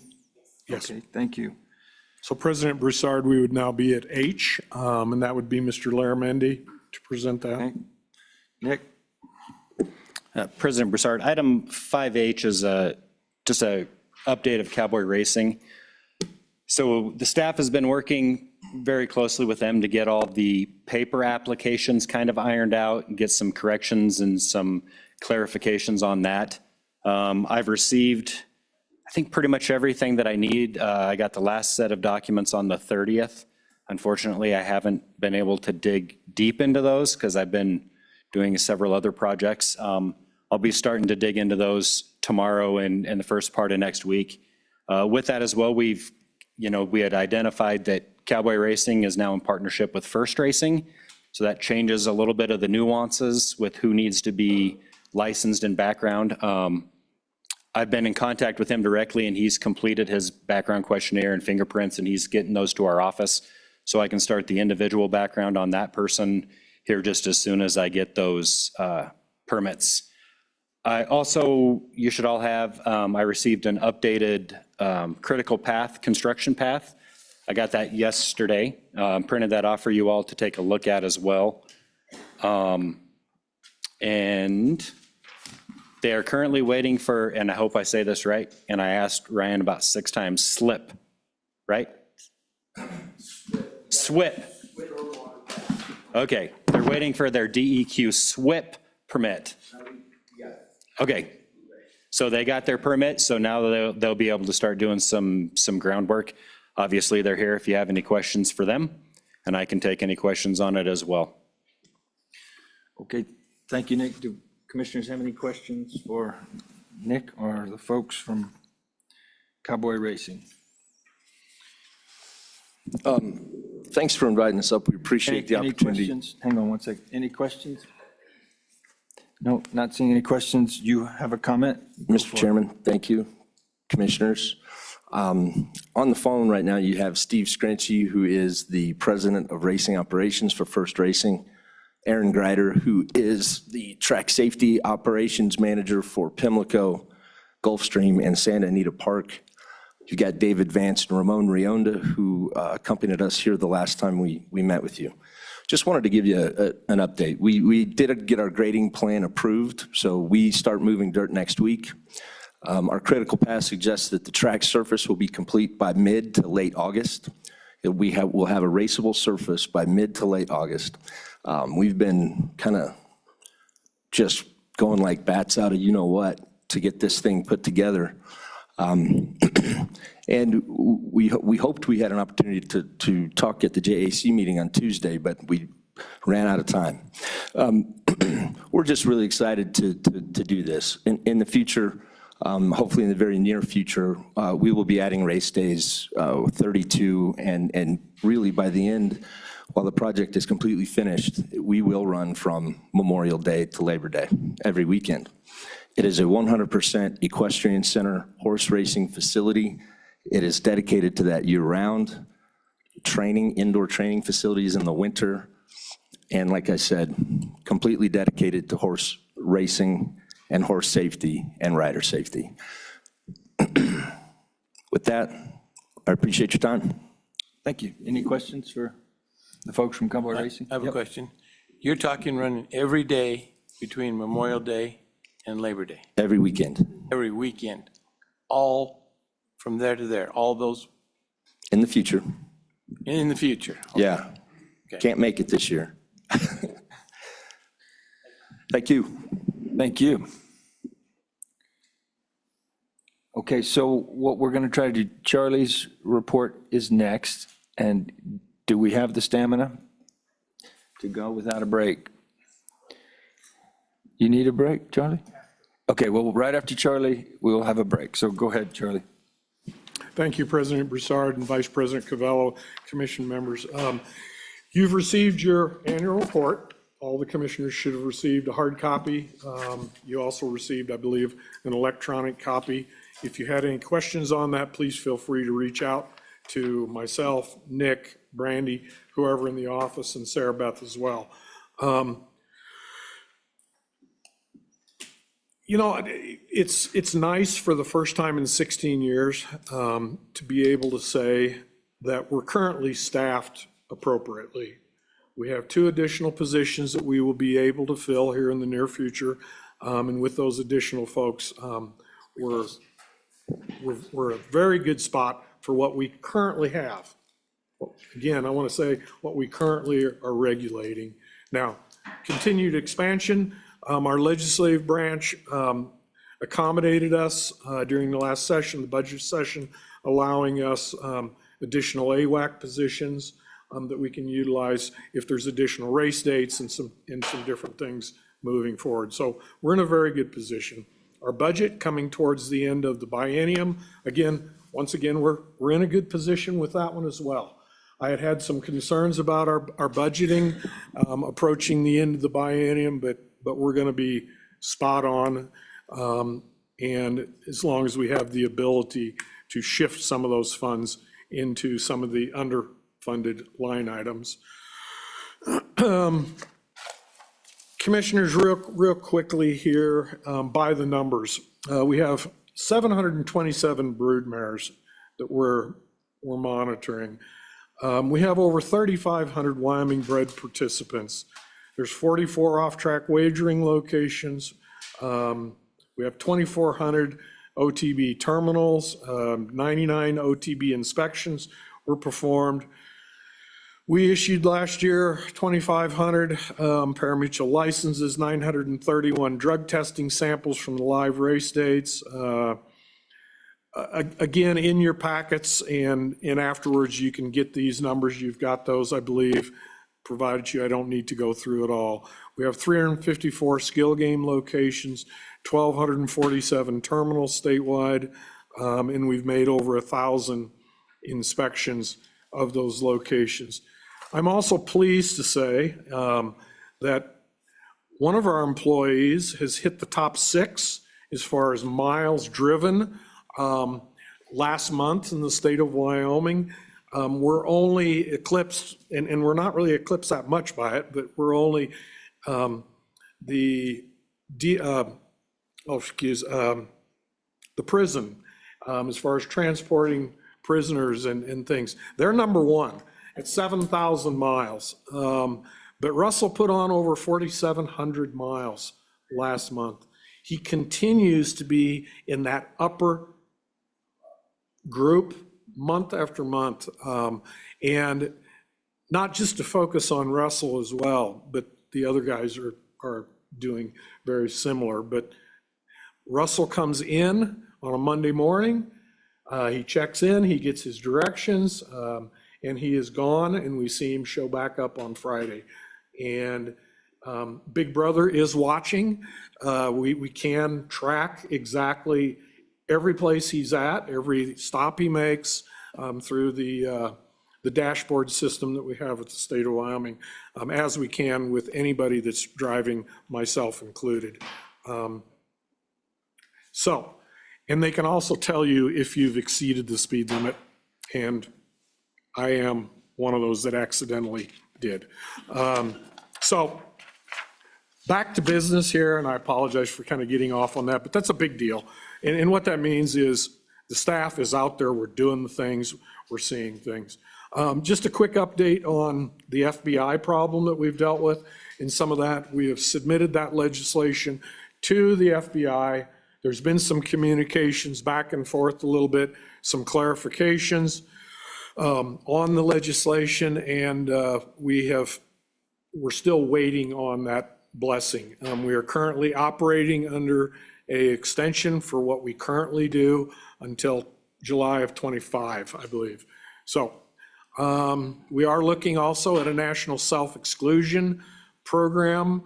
And what that is for people that are wagering and have problem issues with wagering activity, they can join this national self-exclusion program, and then we can transmit that information to the sports wagering, to the skill-based amusement games, and the OTBs, and we can help those folks with that.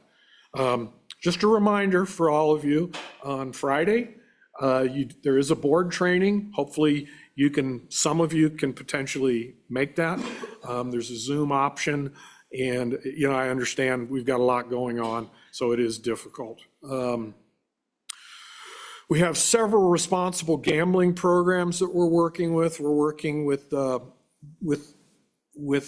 coalition in the state. Sarah Beth is doing a great job working with that, providing the information to the Department of Health, and working with the Department of Health and the coalition and other entities within the state and with the national program. We are also in the process of teaming up with, I believe, the governor's office on some of those initiatives as far as mental health goes, and working with that. Commissioner Wildcat's involved in a lot of these programs as well, and I know everybody appreciates the hard work that she puts in on that. I did attend a couple weeks ago a responsible gambling seminar, or a program that was provided via the NCAA at the University of Wyoming. It was it was a good program, maybe underattended, but still, it was a good program to have. We deal with the County Commissioners Association in conjunction with the Department of Health. We've had one meeting so far with the County Commissioners Association statewide, Zoom meeting, to where we explained the $300,000 funding that comes from the online sports wagering, and getting that out to the public.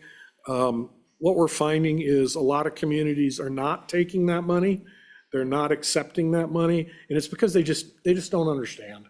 And so we're trying to work with the county commissioners, get some education. And this is a project that the Department of Health, again, working with our office as well, we're making those contacts and trying to get that out. There may be down the road, looking at maybe some legislative changes that would maybe try to figure out a way to consolidate that money, maybe statewide, and then send that out and maybe look at what is going to benefit the state the most. So we've also had some discussion with some conditional permitting in the future, and as that moves forward, we'll keep you updated. There's also been some additional discussion, something that was brought forward several years ago. The lottery has a child support intercept program, and maybe bringing that up. There's been some conversation, again, internally. Department of Health was working on that a number of years ago, looking at the child intercept program and seeing if that would be something that might be beneficial to put into place with all of the wagering activity now. And what that is basically with the lottery, before you're able to cash a lottery ticket, they research that and make sure that you're not in the rears with your child support. Already told you about Russell hitting the top 10. We had the JAC meeting earlier this week. The next JAC meeting is scheduled for August 8th and 9th. I believe there's some discussion about a meeting, potentially something up in Gillette to where they'll go to the races, but I haven't gotten a firm, rock-solid date on that. Then later in the year, September 26th, the JAC is meeting here in Casper. During the JAC meeting earlier this week, it appeared that there's some misunderstandings in some areas. And one of them seemed to be the transparency with the Wyoming Bread Program. Everything about the Wyoming Bread Program is on the website. It's all there. We're putting together the packet for Joint Appropriations Committee. Brandy's working on that, and we'll get that forward out next week. And any of the questions that Joint Appropriations Committee had from earlier this week, we will get that information out to them, hopefully by the end of the week. But all the information is there. Who we pay, how much we pay, where they are, everything is there. Great program. I've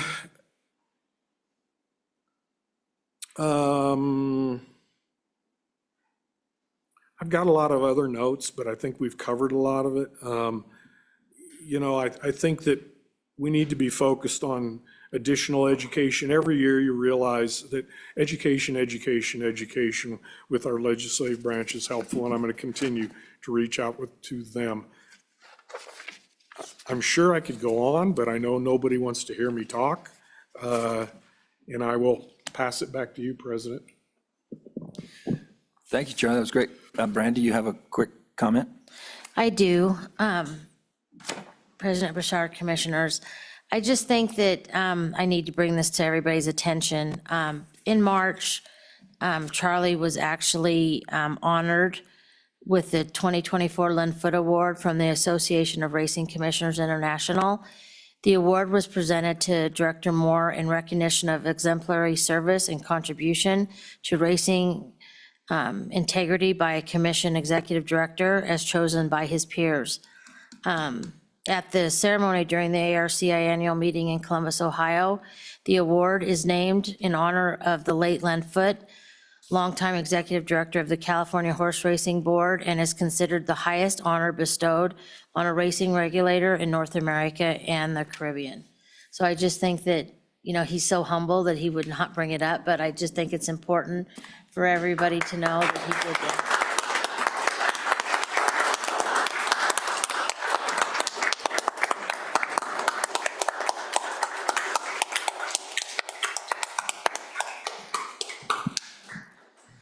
Thank you. Way to make us proud, Charlie.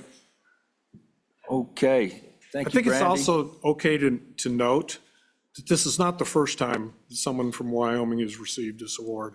And that gentleman happens to be standing in the room as well. He's standing? Oh, he's sitting. Okay. I don't know, he missed his opportunity for him. Thank you. So we're going to break. I know if we have questions for Charlie's report, think about those while you're in line at the bathroom. We'll allow 5 or 6 minutes right after this break. So if we can come back at 11 o'clock, is that going to work? Okay, you get in there first.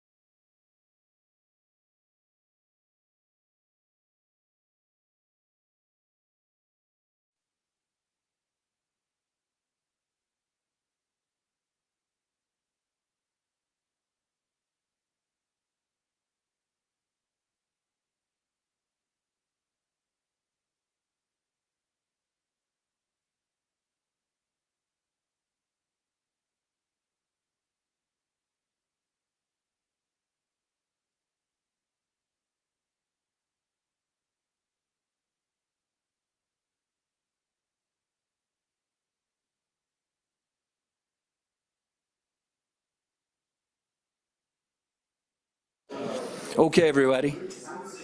We will. If everybody could please take your seats, we'll come back into session shortly.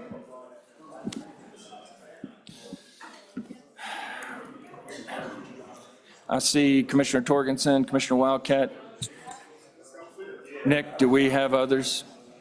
I'm going to ask you to table, I'm going to suggest we just table those.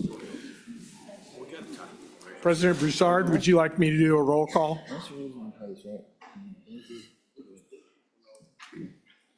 Okay. Yeah, let's start the roll call. Thank you. President Broussard. Here. Vice President Covello. Here. Commissioner Torgerson. Here. Commissioner Bowl. Thank you. Commissioner Schiffer. Commissioner Rithaler. Here. Commissioner Cura. Francisco is absent, and Commissioner Wildcat. Here. Thank you. We have a quorum again. Thank you. As promised, I was going to allot a few minutes if we had questions regarding Charlie's report. If there are any questions that we'd like to follow up on, commissioners, we'll do that now. Otherwise, we'll carry on. Not seeing any, we will move to item 6, Gaming Commission rules. President Broussard, before we jump into that, can you do you have a plan for lunch in what all we're going to do there? I think the straw poll preference would be to eat and move, eat and work. Am I wrong? Okay, so whenever lunch is ready, we'll put it at our desk and carry on. Maybe take 5 minutes to grab what you want and come back and sit down. We'll do that around 12. I'm getting the nod over there, yes. Okay. Whatever works for you all. Housekeeping. All right. We will now move to item 6, Gaming Commission rules. Thank you, President Broussard. Just a quick update. Chapter 2 is currently in public comment right now. We had submitted that several weeks ago into public comment. If you recall, that is the illegal match racing rule change that we had implemented. Our regular set of rules, Chapter 5, Chapter 6, and Chapter 8 will be in the governor's office either yet this week, but probably more likely on Monday to get his permission to proceed.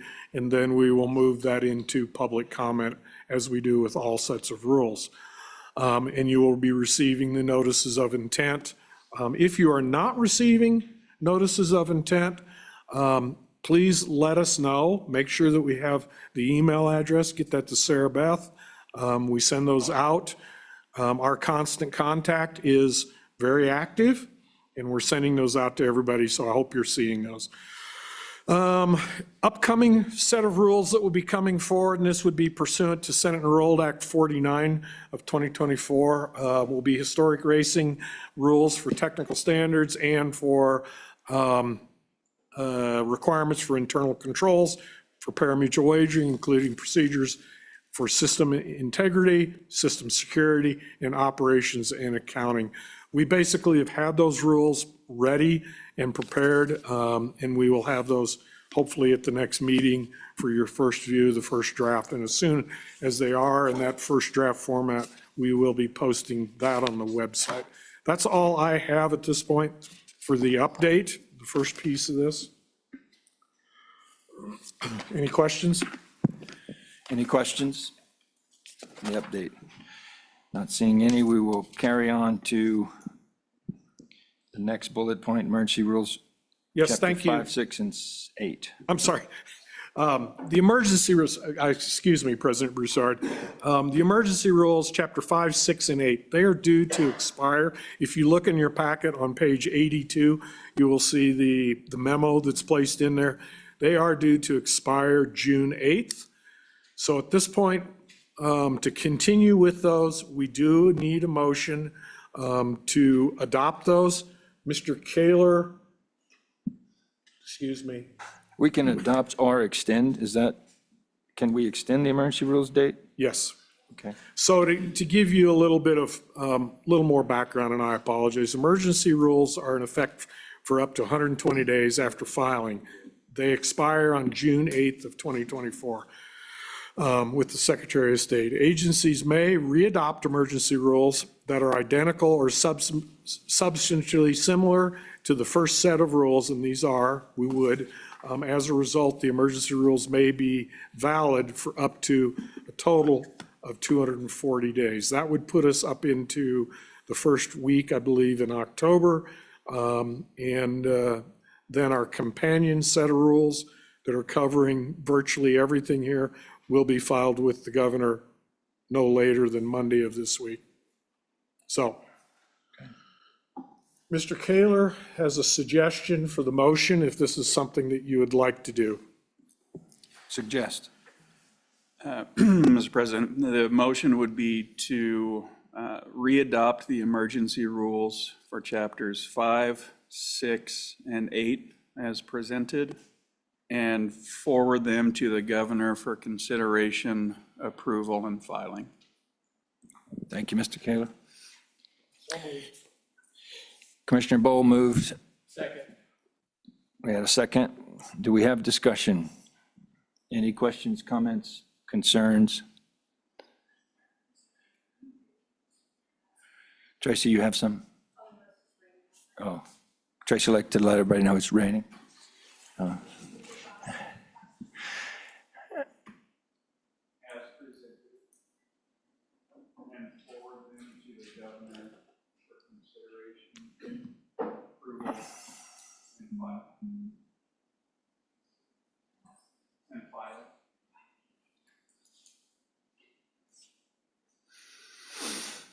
We had a first and second, yep. All right, we're in discussion. Any discussion regarding emergency rules? Not seeing any, we'll call the vote. All in favor of the motion, say aye. Aye. If anyone's opposed, say no. Thank you. We will now move to Chapter 7. Commissioner Cavella, you have the floor. Thank you, Mr. President. In lieu of what we heard at the JAC earlier this week and kind of where we're at with regards to rules and so forth, I think that it would be appropriate to table Chapter 7 licensing and Chapter 10 simulcasting until a later date. Thank you. Do we have a motion? Is that a motion? That is a motion. Okay. Do we have a second? I'll second. Commissioner Bowles seconds that. Do we have some discussion or conversation regarding rules on Chapter 7 and 10? Yes, sir. Do we need to table it to a date certain? Well, I think one of the concerns was to wait until after the Wait till we hear back survey from was. JAC, so. So for this meeting, we'll table it and we'll review. No other concerns, no questions from out in the gallery. We will call the vote. All in favor of tabling Chapter 7 and 10, state aye. Aye. Aye. If you oppose, say no. Okay, thank you. We will move to item 6B, rodeo rules. President Broussard, I'll turn that over to Mr. Steinberg. Okay. Go ahead, Mike. Thank you, President Broussard, commissioners. I guess at this point, staff kind of needs a direction from the commissioners. We have a set of rules that we can move forward with if that's your pleasure. In light of legislative changes this year, it is not possible for us to license a rodeo event at this time. So I'm not 100% sure if we need rodeo rules right now with that change. So I guess I would leave that up to you guys' discretion of whether you want to move forward with them or consider tabling them until such time as they become relevant. So for our edification, could you explain the dilemma we're in? Mr. President, yes, during this year's legislative session, to give a little bit of background, I won't get too lengthy, but I'll try to keep it brief. The legislature passed Senate Enrolled Act 49, amending parimutuel licensing statutes. And so under those statutes as amended, it says, to paraphrase, each person who has access to restricted areas or animals on permitted event grounds for parimutuel activities is required to be licensed.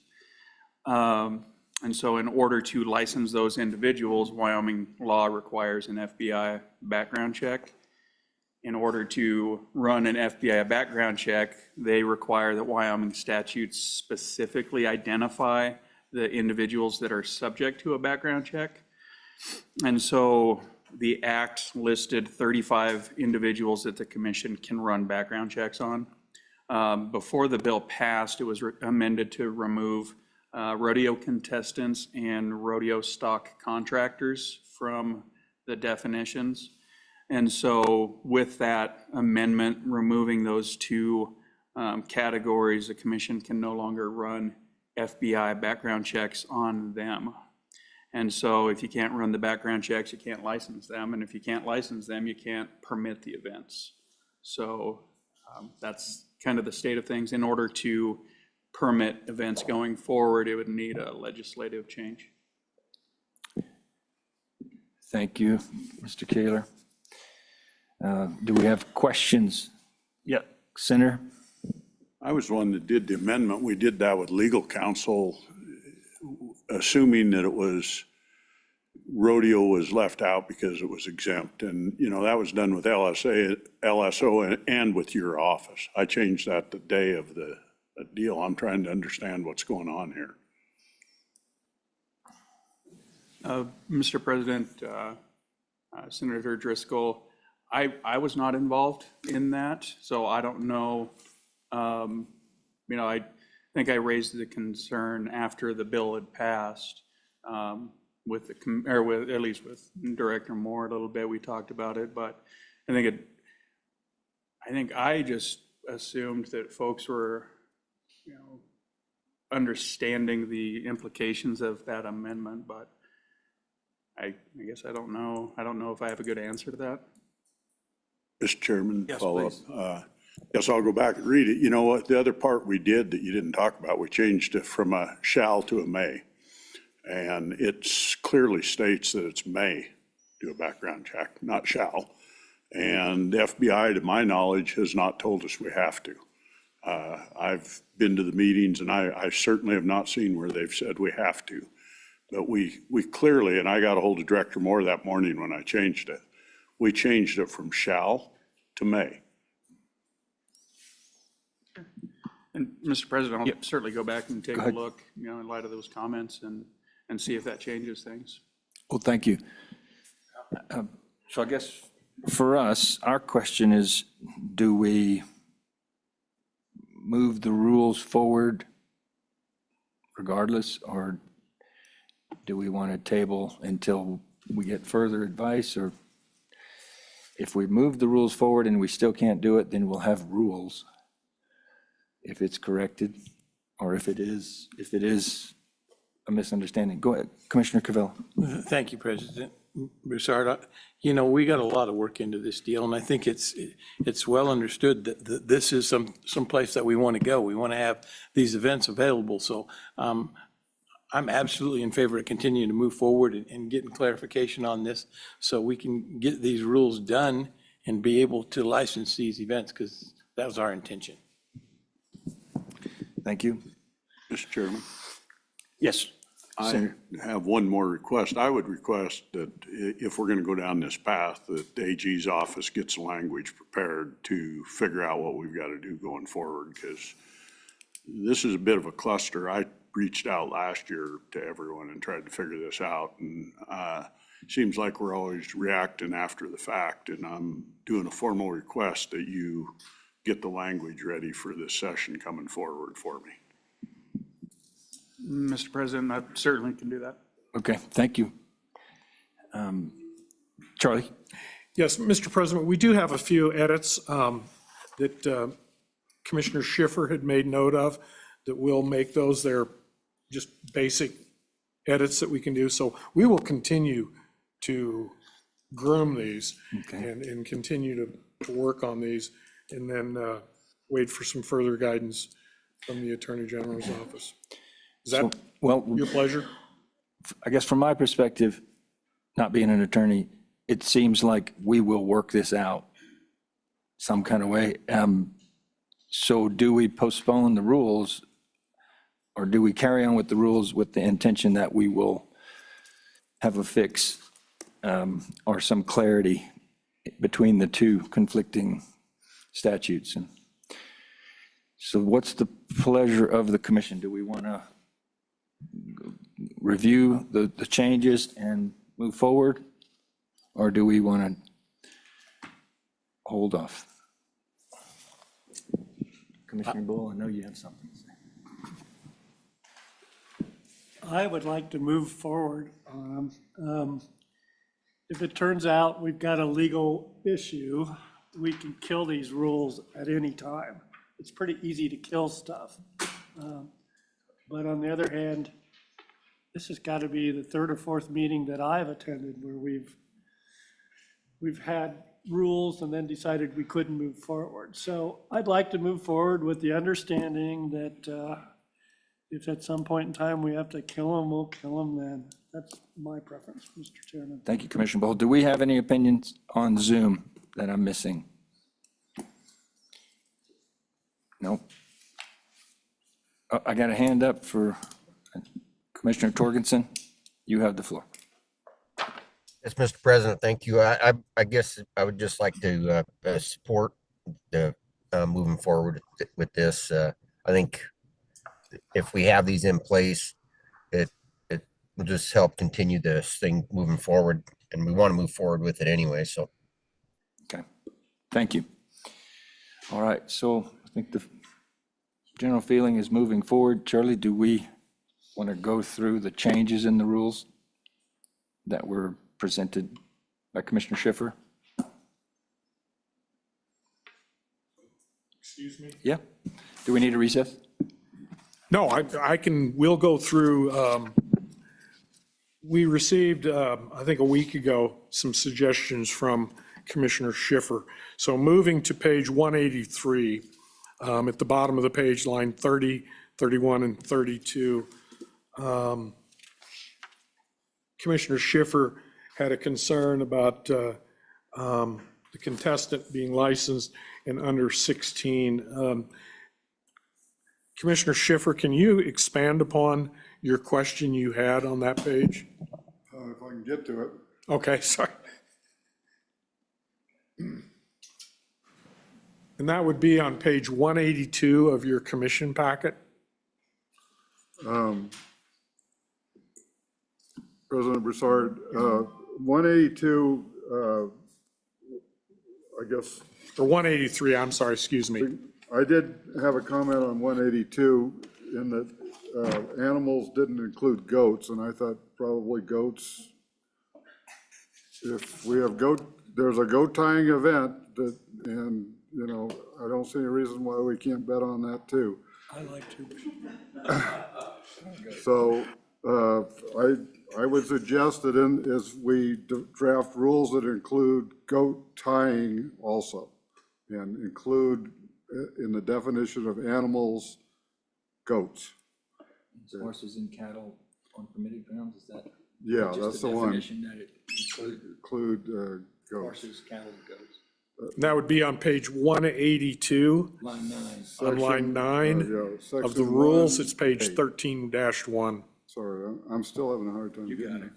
And then on 183, you know, this was, my question is, I didn't see that a contestant has to be licensed. If not, how are they subject to the prohibited practices section? And the second part of that is, if a person under the age of 16 enters as a contestant, what are we going to do with that person? Because I know there's kids, rodeoing that are under 16.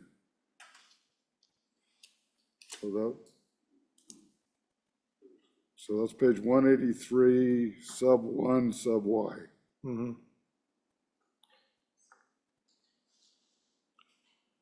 So first off, I'm not sure if Mike is going to respond or I can on the first question about the goats.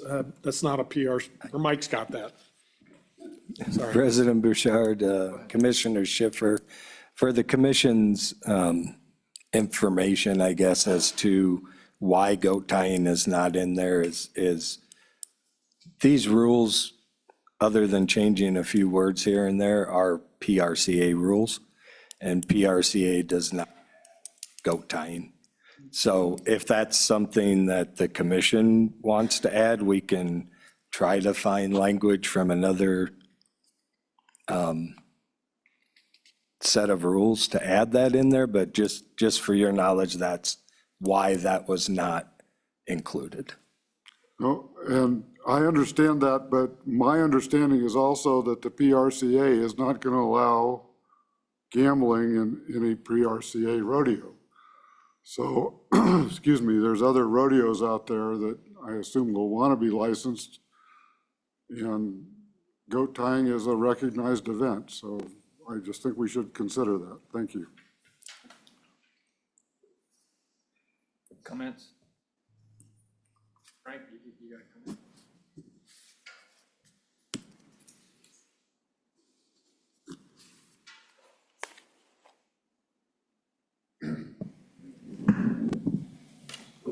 Thank you, Mr. Chairman. Frank Lamb, Wyoming Downs.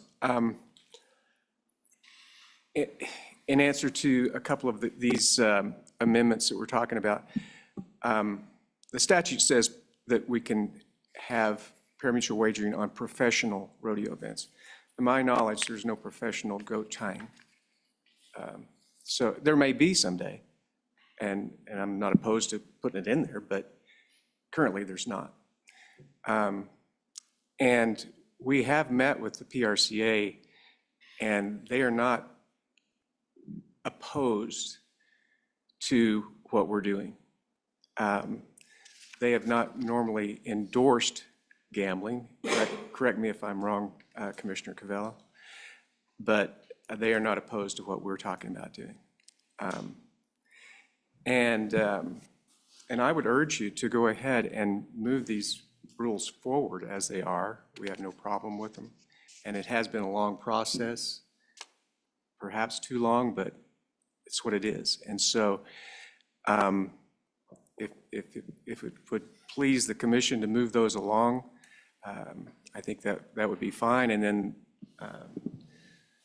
the good senator at the end of the table can go back and deal with whatever we have to deal with if necessary in the legislature. But I think it's important to move this along, especially considering the time that it takes to promulgate rules and to get them approved and go through the entire process. Thank you, Mr. Lamb. Commissioner Covello, you have a comment?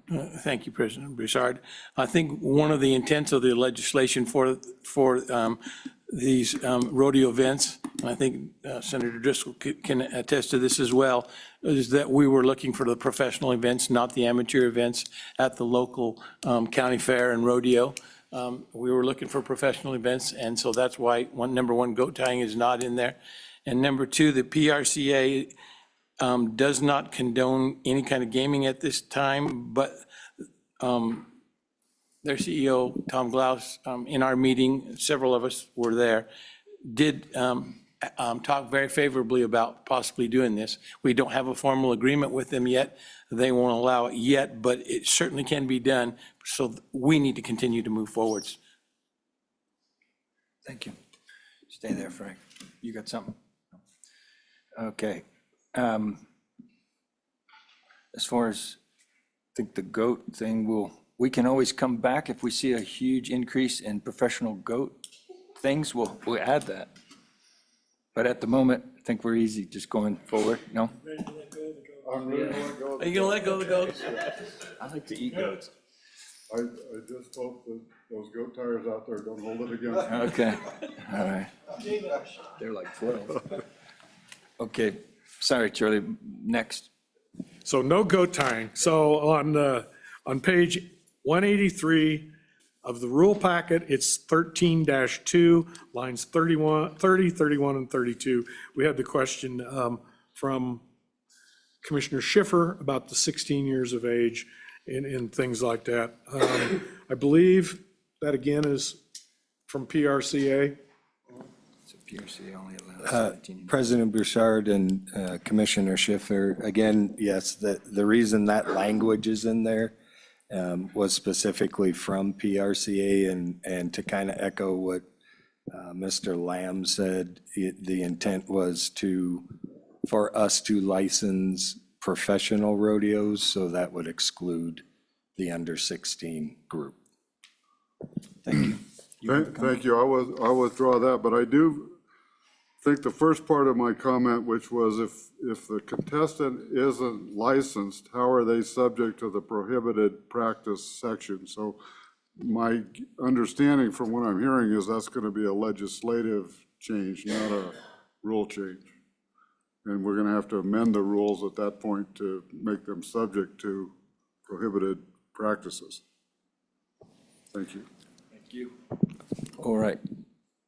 Mike? President Bouchard, so the other part of that is licensing is in our rule book already under a separate chapter. That's why you don't see licensing specifically talked about in this chapter for rodeo, because parimutuel licensing, I forget what chapter 2 is covered in chapter 2. So we would have to make a change to chapter 2 and include rodeo contestants in there. Thank you. Next. So then moving on page 185, which would be 13-185 of your commission packet, commissioners, page 13-4 of the rule packet, the individual rule packet. We had a typo, basically a copy and paste on line 31, where it says proposed meeting. We would change that to event. Okay.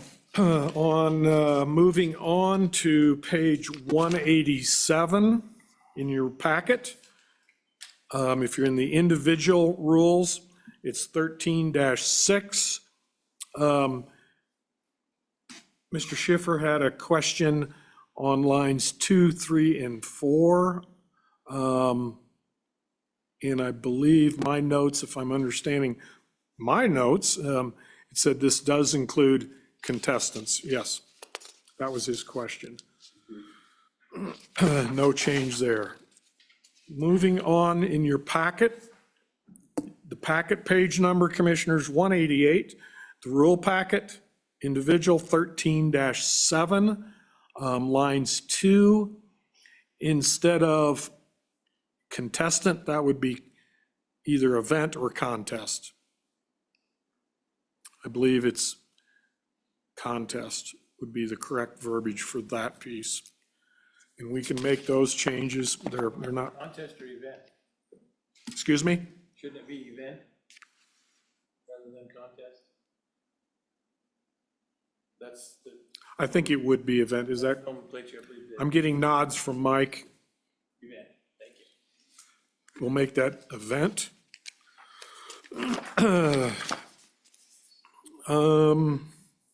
Another comment that we received on page 190 of your commission packet, 13-9 of your individual packet. In section 2, Commissioner Schiffer had a concern about, what are the consequences? That would be up to the stewards at the event, the judges at the event to deal with that. I believe that would be the right way to approach that. What are we talking about, what now? Page 190. He had kind of more of a general, it would be on page, I believe his concern was actually over on 191. I put it at the ahead of it, so I think it includes all yeah, section 12. that whole section, yes. What are the consequences? And that'd be determined by the stewards. So typically what happens there is, if I may, Mr. President? Yes, go ahead.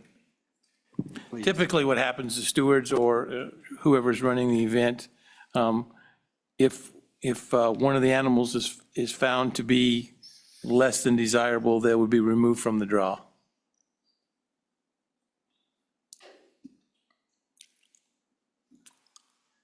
Okay, thank you. So then moving on again on that same page, I believe there's some duplicate language here, potentially here, and we will look and remove some of that duplicate language.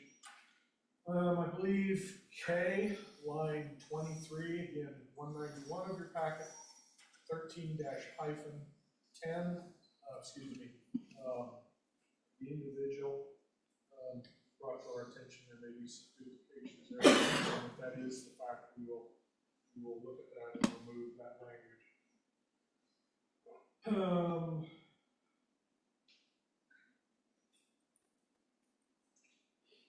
Then moving to page 207, the commission packet.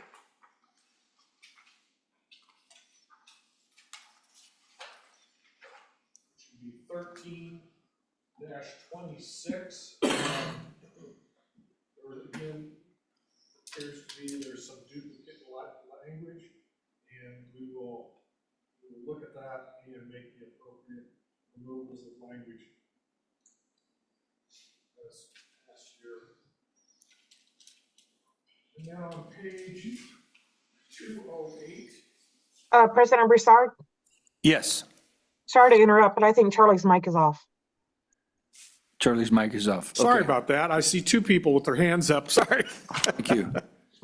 So there was, on page 207, 13-26, there was some duplicate language, so we will correct that and bring that back to you as the corrected and remove the duplicate language. Then finally, on page 208 or 13-27, Commissioner Schiffer had a concern about that language. Can you expand upon that? Thank you, Mr. President. Director Moore, I'm sorry, it's the English major coming out in me, and I wrote that it was a dangling modifier at the end of that sentence, for which they are the absolute insurer of, is not a really good English. Unacceptable. That's just my English major background. Beautiful. And commissioners, to address any of these other concerns, Mr. Kaler will go through these and make some of those minor corrections that we need to do. And I know he just can't wait. His English major background as well will come out in him for you. So those are the suggested changes and the corrections that we will make. And Mr. Kaler will make a run at these things, and then we'll keep moving them forward.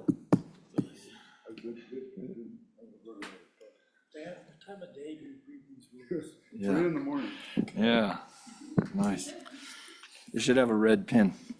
All right, is that it, Charlie? That's all I have at this time. I would, Make you a know, it's motion up to you whether we need a motion or not. We're going to keep continuing to move those. You could do a motion if you'd like to make those changes as indicated, or give us a little bit more flexibility if we see anything else that we can correct and change and bring that final. Any suggestion, commissioners, just move them forward as we discussed? Okay, let's move forward. All right, thank you. Charlie, I mean, the other guy, Frank.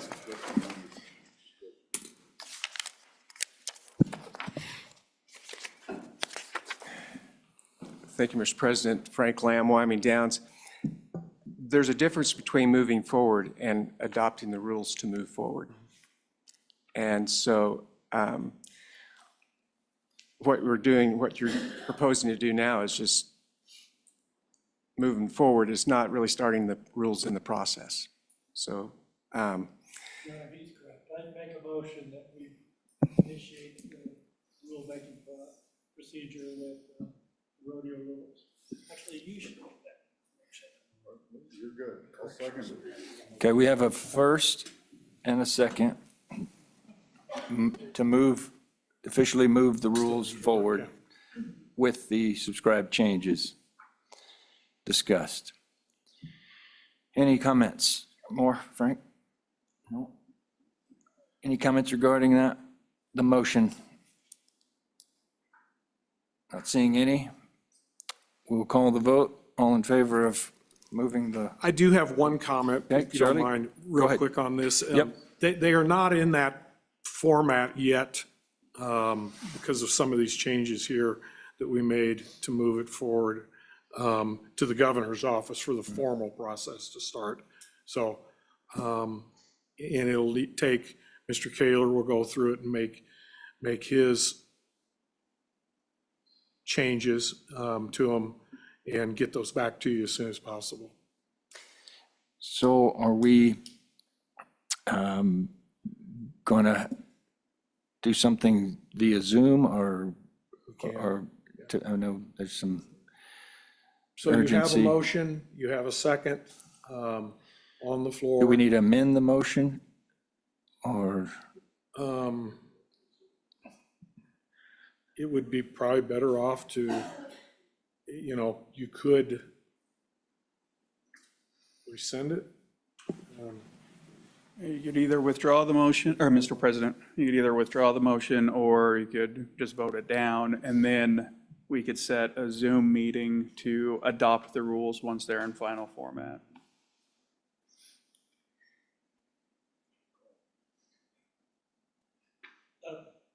Charlie, I just assumed that you guys would take the draft that we have here, make the changes that was pointed out by Dan, Commissioner Schiffer, and that you would move forward with those changes. Is it more complicated than that? If it is, okay. But that's how I saw it moving forward. So are we making more of this than we need to be or not? Mr. President, Commissioner Bull, with this set of rules, these have not gone through we go through a rules checklist when we go to adopt rules. And at this point in the game, our office has not done the final rule review on these.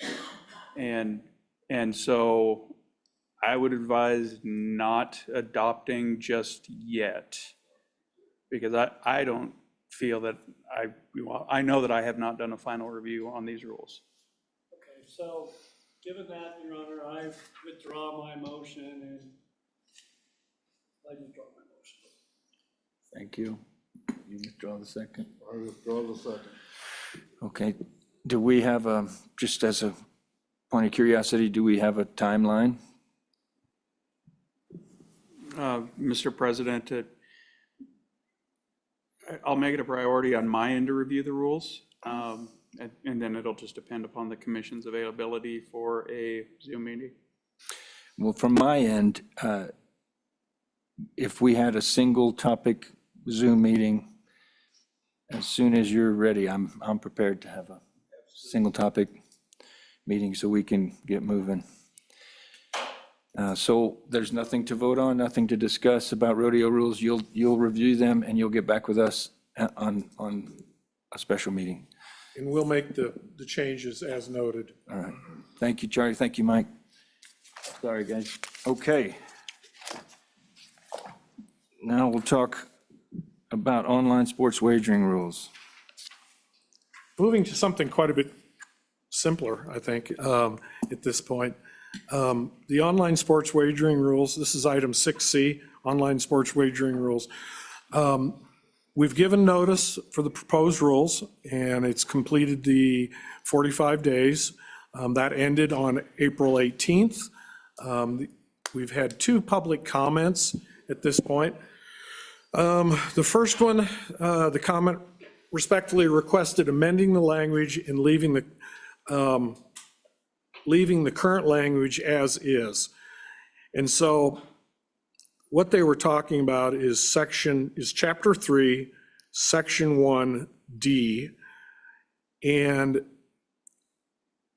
we had proposed in that to mirror the legislative changes.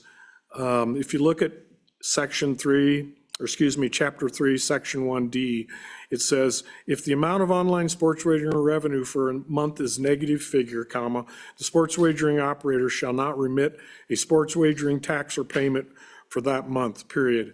Any negative online sports wagering revenue, we deleted the must, and we added may be carried over and calculated as a deduction.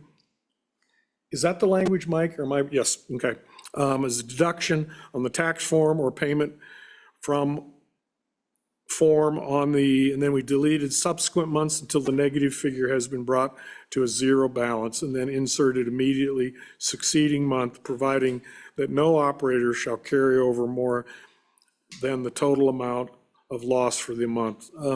This language mirrors what we have in Wyoming statutes 924-104.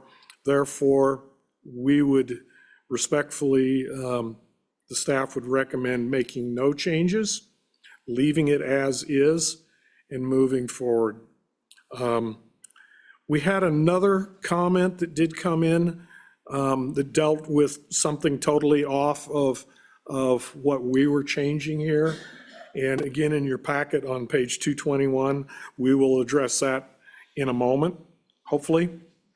And it was for the authentication, and then the language is something that is being adopted in most all jurisdictions. So we're at a point here, commissioners, to where we've held the public hearings, we've discussed the comments, we have prepared the concise summary of the comments and response. So now we would need a motion from the commissioners to overrule the comment that we had received on Chapter 3, Section 1D. And then after that motion, we would need to have a motion to adopt the final rules with no changes. And then we will send those towards the governor. Go ahead. Commissioner Covello. President Broussard, I would move that we overrule the comment on section 1D, I believe it was, and proceed forward. Thank you. Do we have comments from anybody? Any commissioners? Nobody on Zoom? Nobody on Hearing Zoom? no comments, we will call the vote. All in favor of approving the motion as presented, state aye. Aye. If anyone's opposed, say no. Okay, thank you.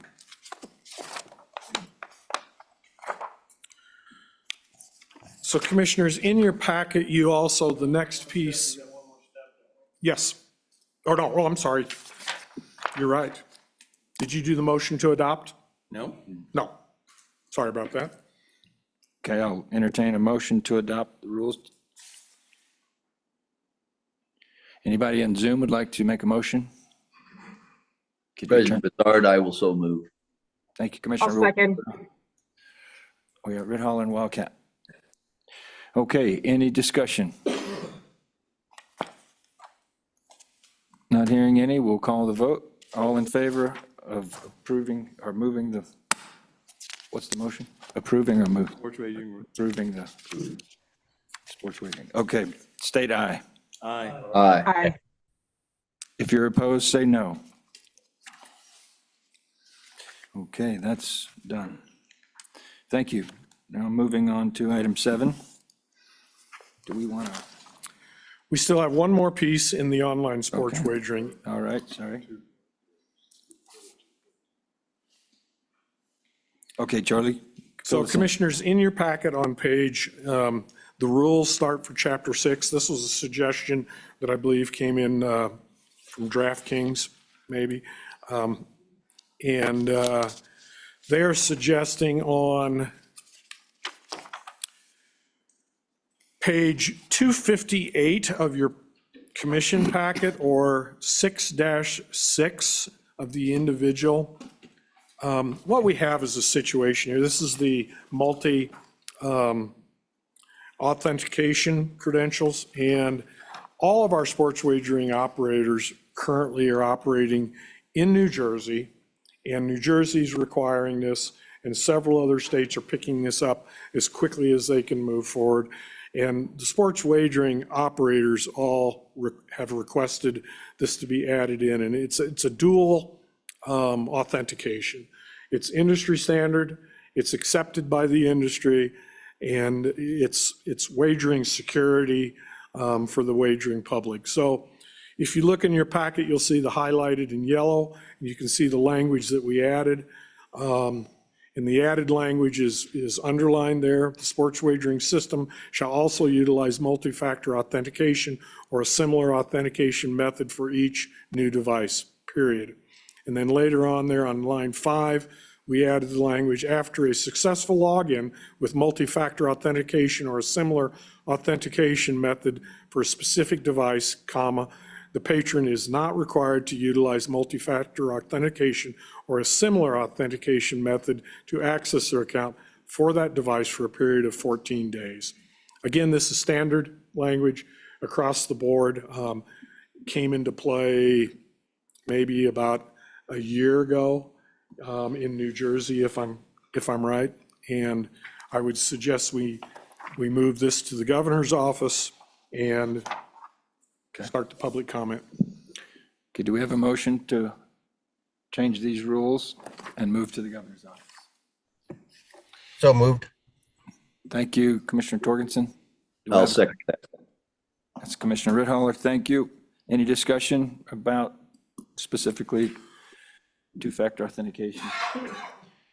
Any questions, concerns? Not seeing any, we will call the vote. All in favor of this motion, say aye. Aye. If you're opposed, say no. That passes. Okay, Charlie, is that all we have for online sports wagering? Okay. Beautiful. Just for something for you all to know, we have currently moved, I think, 14 or 15 different chapters, in different spots in the rule process. So it's quite a bit of trying to keep it from going sideways. Yeah. I have a question for you, Charlie. Does the NCAA people have a slot? Are they calling in and discussing something? I think they're sitting, waiting, or they will be shortly. I know you do have hands up. Oh, One commissioner. all right. Commissioner Ritholler, do you have a comment? No. And, Yes, the NCAA is. okay. You can't hear? Can you hear me? Yeah. Okay, Is it because my microphone wasn't turned on? Is that the problem? okay. Okay. He's not had lunch. I think he's foundering. All right. So I guess my question about, are we prepared to move on to item 7? Is NCAA folks, yep, looks like somebody. Yes, they are here. Okay. So we will move to item 7, alpha, prop bets. And we'll let you take that, Charlie. Thank you. I believe we have Austin Mio with he's the Assistant Director of Government Relations for the NCAA. As you can see in your packet, Commissioners, the NCAA submitted quite a bit of information to us. We did have a meeting with the President of the NCAA, Mr. Baker, President Baker, former governor of Massachusetts, 2 weeks ago, I believe it was, just kind of hearing from them as well. We've also had, and Vice President Covello is a part of this meeting with the University of Wyoming as well, just to kind of hear their concerns. So, some of the same discussion happened this morning with the Sports Betting Regulators Association. And, we're at very early stages, just gathering information, Commissioners, on this. But I think at this point, turn it over to the NCAA. Okay, I heard Austin, but I didn't get the last name. Can you hear me? Yeah, it's Mayo is the last name, Mr. President. All right, you have the floor. Thank you. Thank you, Mr. President, Commissioners, and thank you for your help, Executive Director Moore, for this opportunity to speak to you all today. As Director Moore said, my name is Austin May. I'm the Assistant Director of Government Relations for the NCAA, handling our state portfolio. I joined the NCAA about 6 months ago. And about that time, President Baker, as Director Moore mentioned, started talking to athletic directors and student athletes and coaches about the issues facing them with regards to sports betting. And one of the major issues that they brought up has been harassment, mainly via social media, but sometimes as well on campus and in stadiums as well, with relation to prop bets.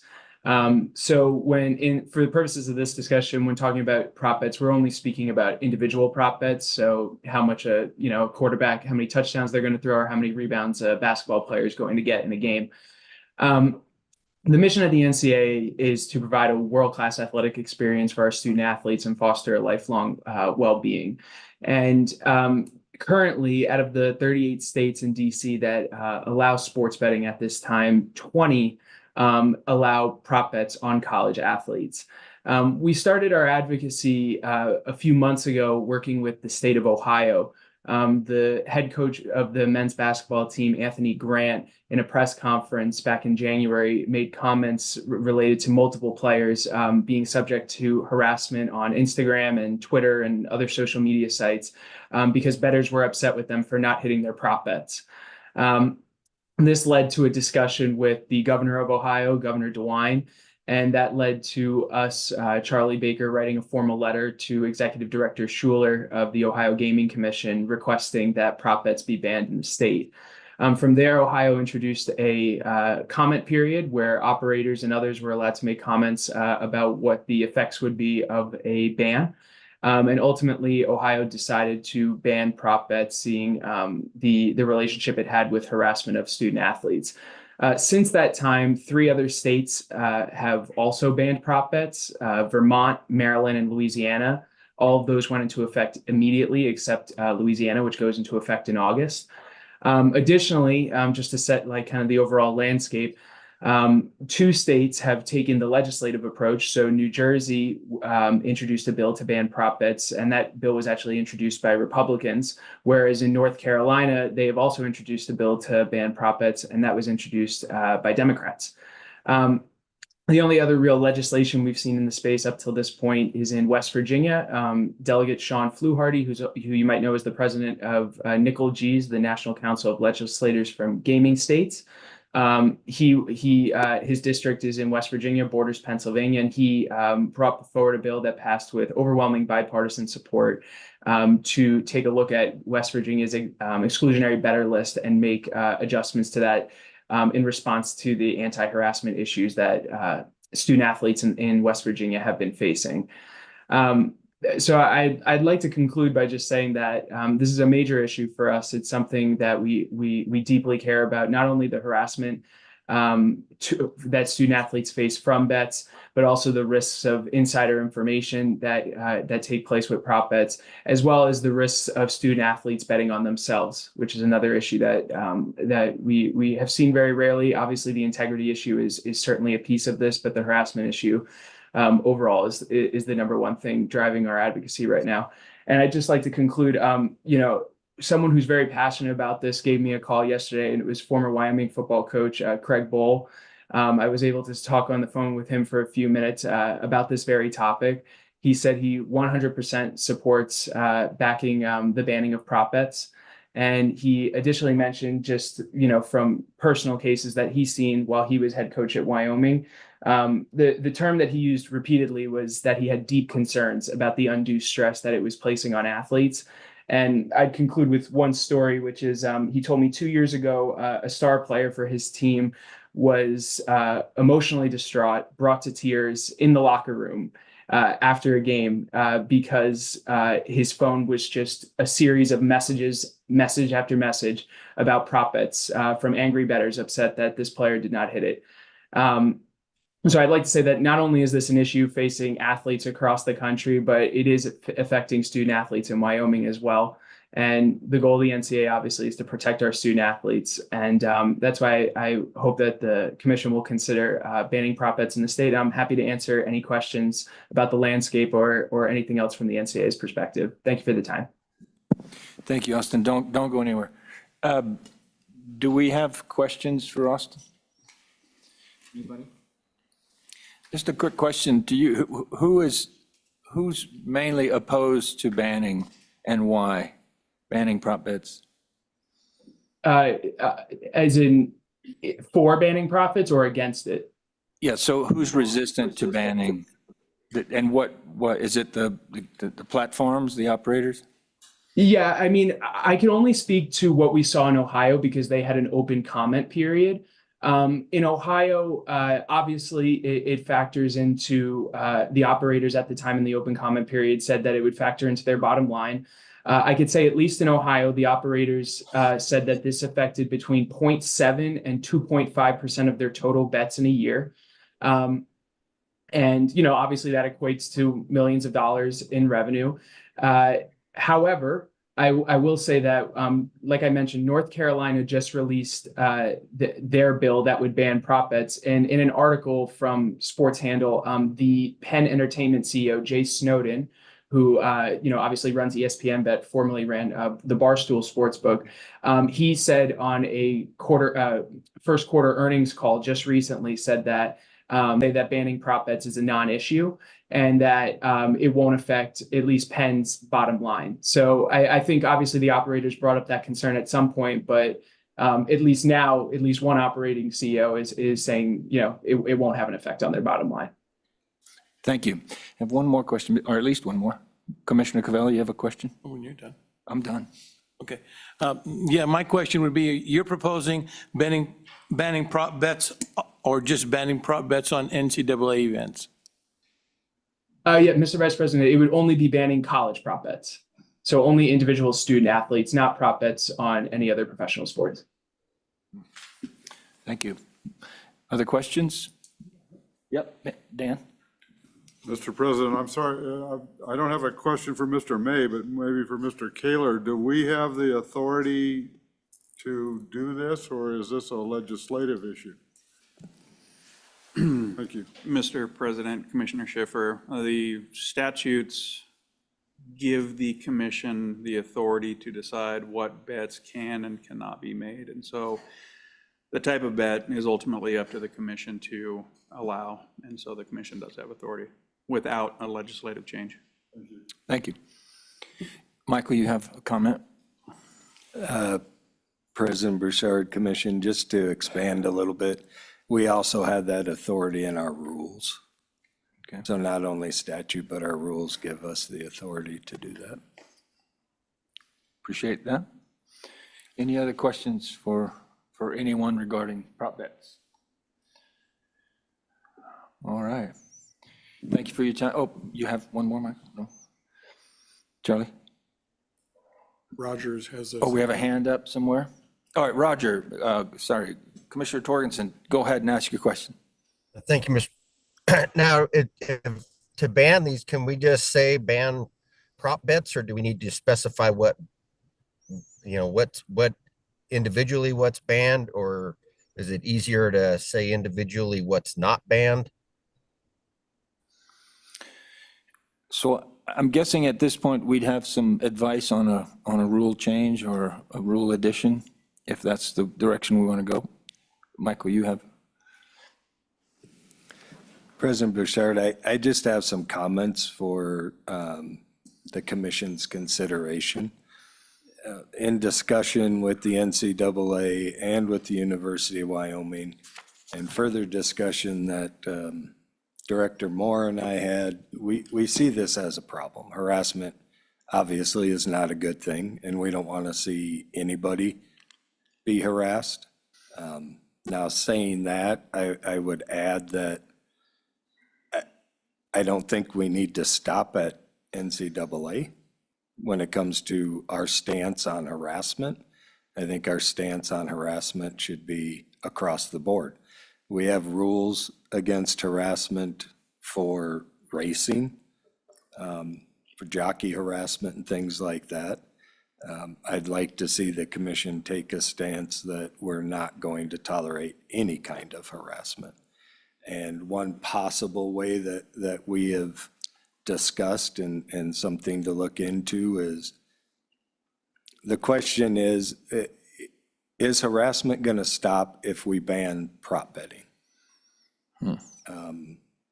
I would suggest that it's not going to stop. It will maybe decrease some level of harassment. But is it a better approach to maybe go after those who would be harassing any athlete? What that looks like, for sure, I can't say, but I think we can partner with these agencies, the NCAA and other athletic agencies, where they can report incidences of harassment to their athletes, to us. And maybe we have some sort of rule that if a Wyoming bettor is found to be in violation of harassing an athlete, they are no longer allowed to participate in sports wagering. And we ban them from platforms. Just for consideration, I guess the bottom line is I see harassment as a issue we need to address, but I'd like to see us maybe take a look at how do we best address that issue. Thank you, Michael. Either for you or for Austin, is there, besides banning prop bets specifically, are there rules regarding harassment? Do you see that, like Michael just suggested, in other states? Mr. President, in many sports gambling laws, when it's introduced in a state, there are elements of procedures for how a gaming commission would handle harassment. We have found there's a few issues in practice what that looks like. On our end, we've tried to the best of our ability to encourage coaches and student athletes to come forward with that. Depending on the state, like I know in New Jersey, for example, they just sent new guidelines out to all the schools in New Jersey and their athletic directors telling them to report all instances of harassment to local authorities. And then it's the job of local authorities to then pass that along to the Gaming Commission and to other agencies that are in play. There's only 2 states that have introduced specific anti-harassment legislation post when their sports betting actually went into effect. We've seen 2, and that's Ohio and West Virginia. Ohio's was a small addition about 6 months after they introduced their main gambling law in July of 2023. And then the West Virginia law, as I mentioned, that was signed about 2 months ago, is similar to that bill in that it expands a little bit their exclusionary bettor list, as the commissioner mentioned.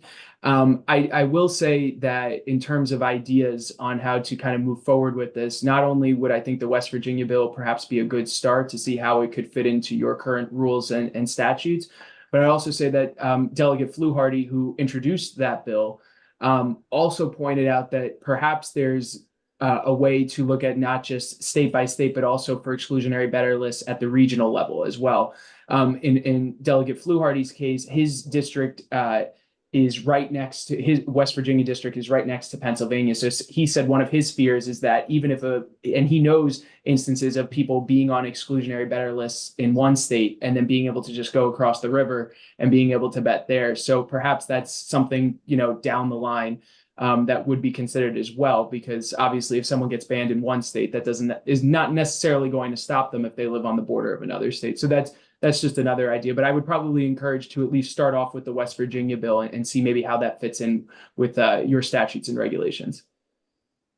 Thank you. Do you have a question? Yeah, we have one more question. Well, I don't have a question. I do have a comment. After this came out, I learned about this from Director Moore, and I did get a chance to visit with University of Wyoming Athletic Director Tom Berman. And he, like the rest of the staff that we had a chance to visit with, was concerned about prop bets as being a part of the problem. Certainly not everything, and harassment does indeed take place. So, I think the banning of prop bets could be a first step. But like Mike says, and like we've talked about here, I think either at the commission level or at the legislative level, we need to go further and see that any harassment that takes place has some pretty dire consequences for these people that are doing the harassing. Thank you, Commissioner Cactus. Do we have other questions? I guess moving forward, what does the commission like to see? We'd like to see some examples of other rules from other states. Is that suggest, and that staff bring us some suggestions? Is that preference? Commissioner Bowl, you have a question? Yeah, that's what I'd like to see is actually a draft of a rule that would ban prop bets for college athletes in the state of Wyoming that we could talk about. And if we have the authority to do that, then I think we ought to consider that. Thank you. Any other? Sorry, Charlie, you have something to say? Yep, go ahead. President Broussard, I mean, I think that's 50% of it. The other 50%, if there's harassers in the state of Wyoming, the rule ought to include those individuals also. Thank you. Thank you. Commissioner Ritala, you have a concern or question? Have we got two things on the table? One is to start with banning the betting, and the second part would be going back and doing something about harassing, or we got to do them together, you know? Well, I think at this point, we're just asking staff to put together some suggested rules so we can look at them and discuss them and move forward. We're not voting on anything at the moment. We have nothing in front of us. But we can make a statement that we really would like the prop betting to be out, correct? Yeah. Well, what we're doing now is having staff put together suggestive rules for both proposed banning of prop betting and also consequences for harassment. Is that what we want? Anything else in addition to that? No. All right. Charlie, you have something to comment? Go ahead. We do have I think we have Mr. Pickard online with a comment. He must have, you lost him?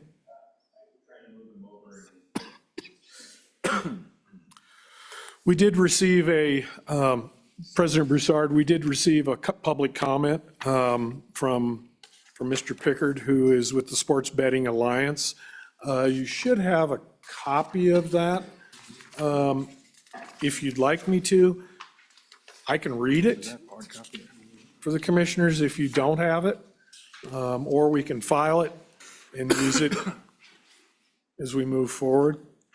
Is it a hard copy, Charlie?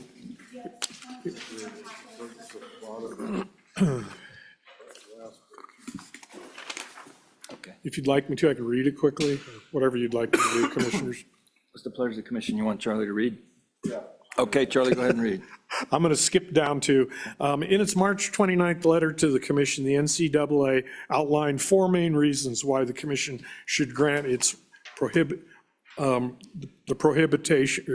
can't even say the word now, request to stop harassment in student athletes, to prevent the dissemination of insider information, to preclude student athletes from betting on themselves, and to thwart spot fixing of college contests. Mr. Pickard goes on to say in his letter there, you know, one of their comments has always been that if we eliminate prop bets, those folks are going to head back towards the illegal market.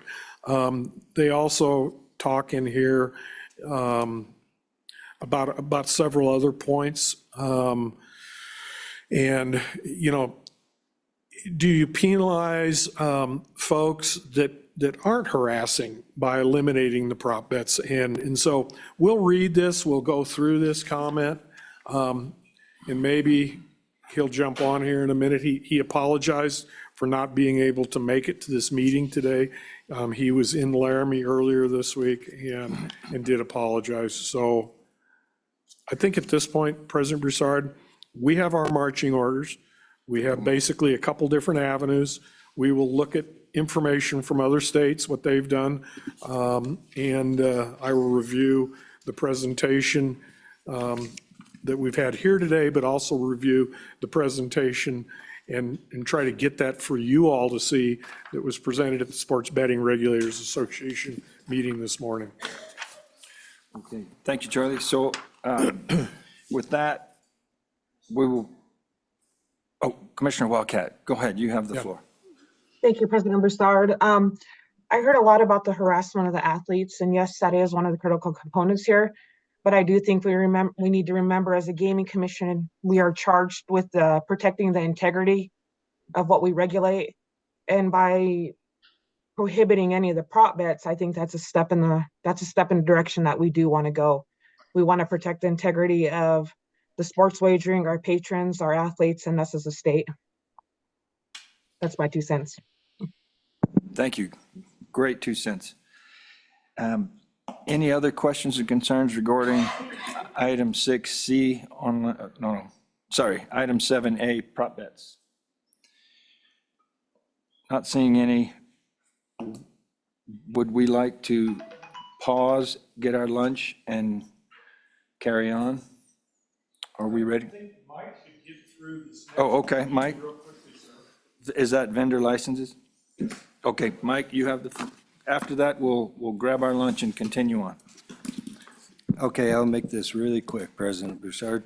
You see in your packet that on February 5th of this year, we received an application from Radar Labs, Inc. They are a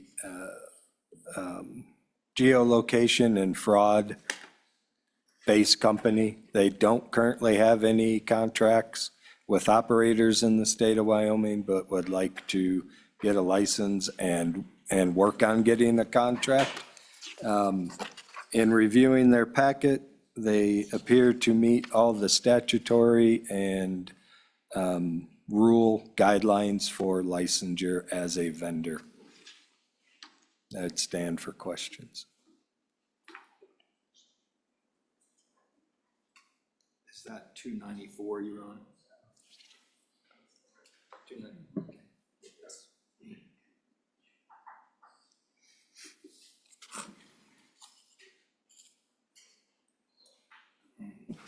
Yes, Commissioners, that would be page 294 through, I think, 300. So we need to make a motion to approve them as a rate vendor. As a vendor. Okay. So do we have a motion to approve Radar Labs as an online sports wagering vendor? So moved. Have a first. Second. I have a second from Commissioner Cavella. Any comments or questions regarding Radar Labs? Okay, not seeing any, we'll call the vote. All in favor of approving Radar Labs as a vendor, state aye. Aye. Aye. Aye. If you oppose, say no. Not hearing any no's. Thank you. That concludes item number 7. We'll take a 10-minute, is that too much? 10 minutes for the commission to grab lunch, and then we will eat.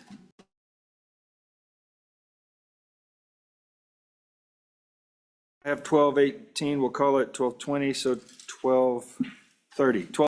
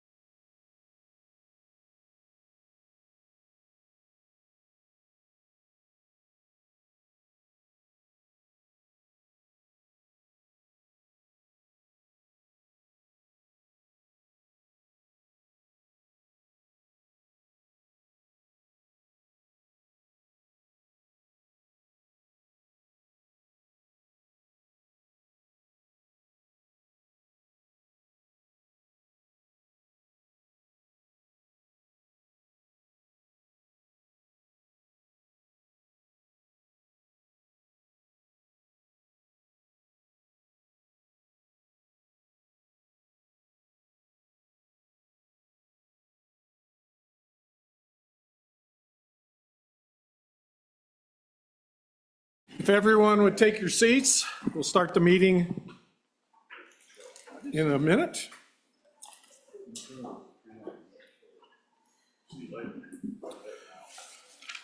Thank you, Senator. Now we're going to be. You getting to go home, finally? Okay. See ya. Safe travels. All right, we'll call the meeting to order. Would you like me to do a roll call? Yes, please. Thank you. President Broussard. Here. Vice President Cavello. Commissioner Torgerson. Here. Commissioner Bowl. Commissioner Schiffer. Here. Commissioner Rithaler. Here. Commissioner Kura. Here. Commissioner Wildcat. Here. Thank you. We have a quorum. Thank you. Thank you. All right, we'll move on to item 8A. If you guys can keep it brief so Eugene can monopolize the time, that would be best. All right.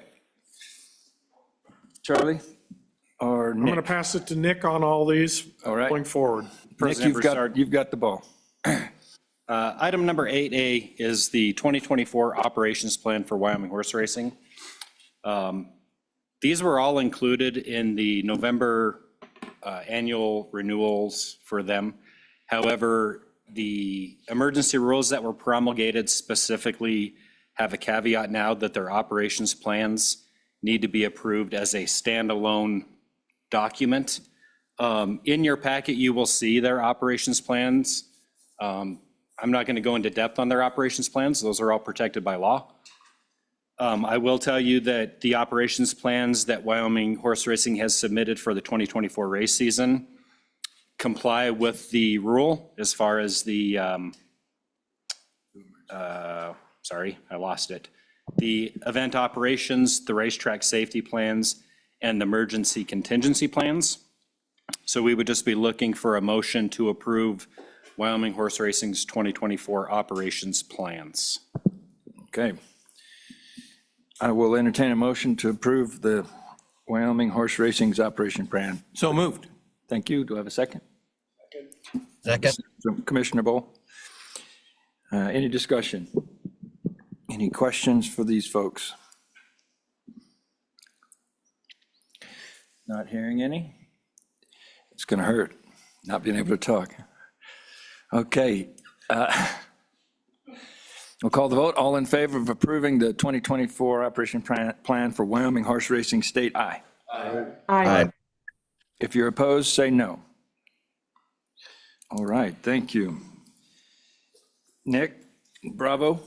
President Broussard, letter B is approval clarification. During the last commission meeting, there was a request to expand HHR terminals at the Spear location in Cheyenne and the Prospector Drive location in Uintah County. During the course of that, it was made or brought to my attention that I may have misunderstood the original request. Can you tell me what page we're on in the packet? Just real quick? 352 is where we're going to be at. Okay.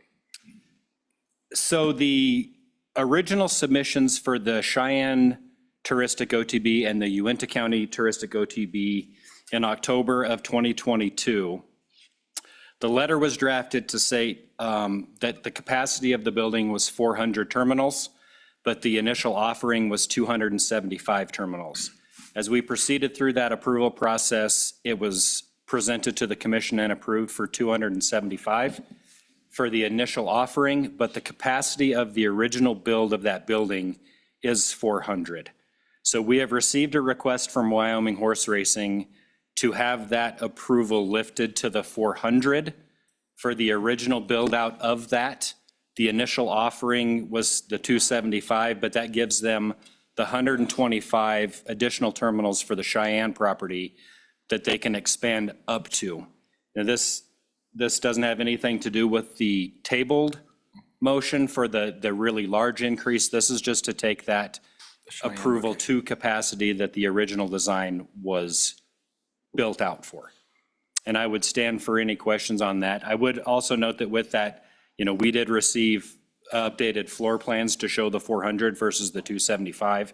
It's within the building specs and the capacity of that building as well. The original submission was with 400, but. Well, the original submission, the drawing, and that's where the confusion came up. The original drawing schematic showed the 275 originally placed, not 400. That's why it was assumed that it was 275. Okay. So, but we have updated floor plans and layouts for the 400. Thank you. Do we have a motion to change or clarify the location from the 275 to 400 machines? You want those in separate? President Broussard, Vice President Cavello, I think it would be best if they were done separately. And I think the motion really would just be to amend the original approval from 275 to 400. Okay. Do we have that motion?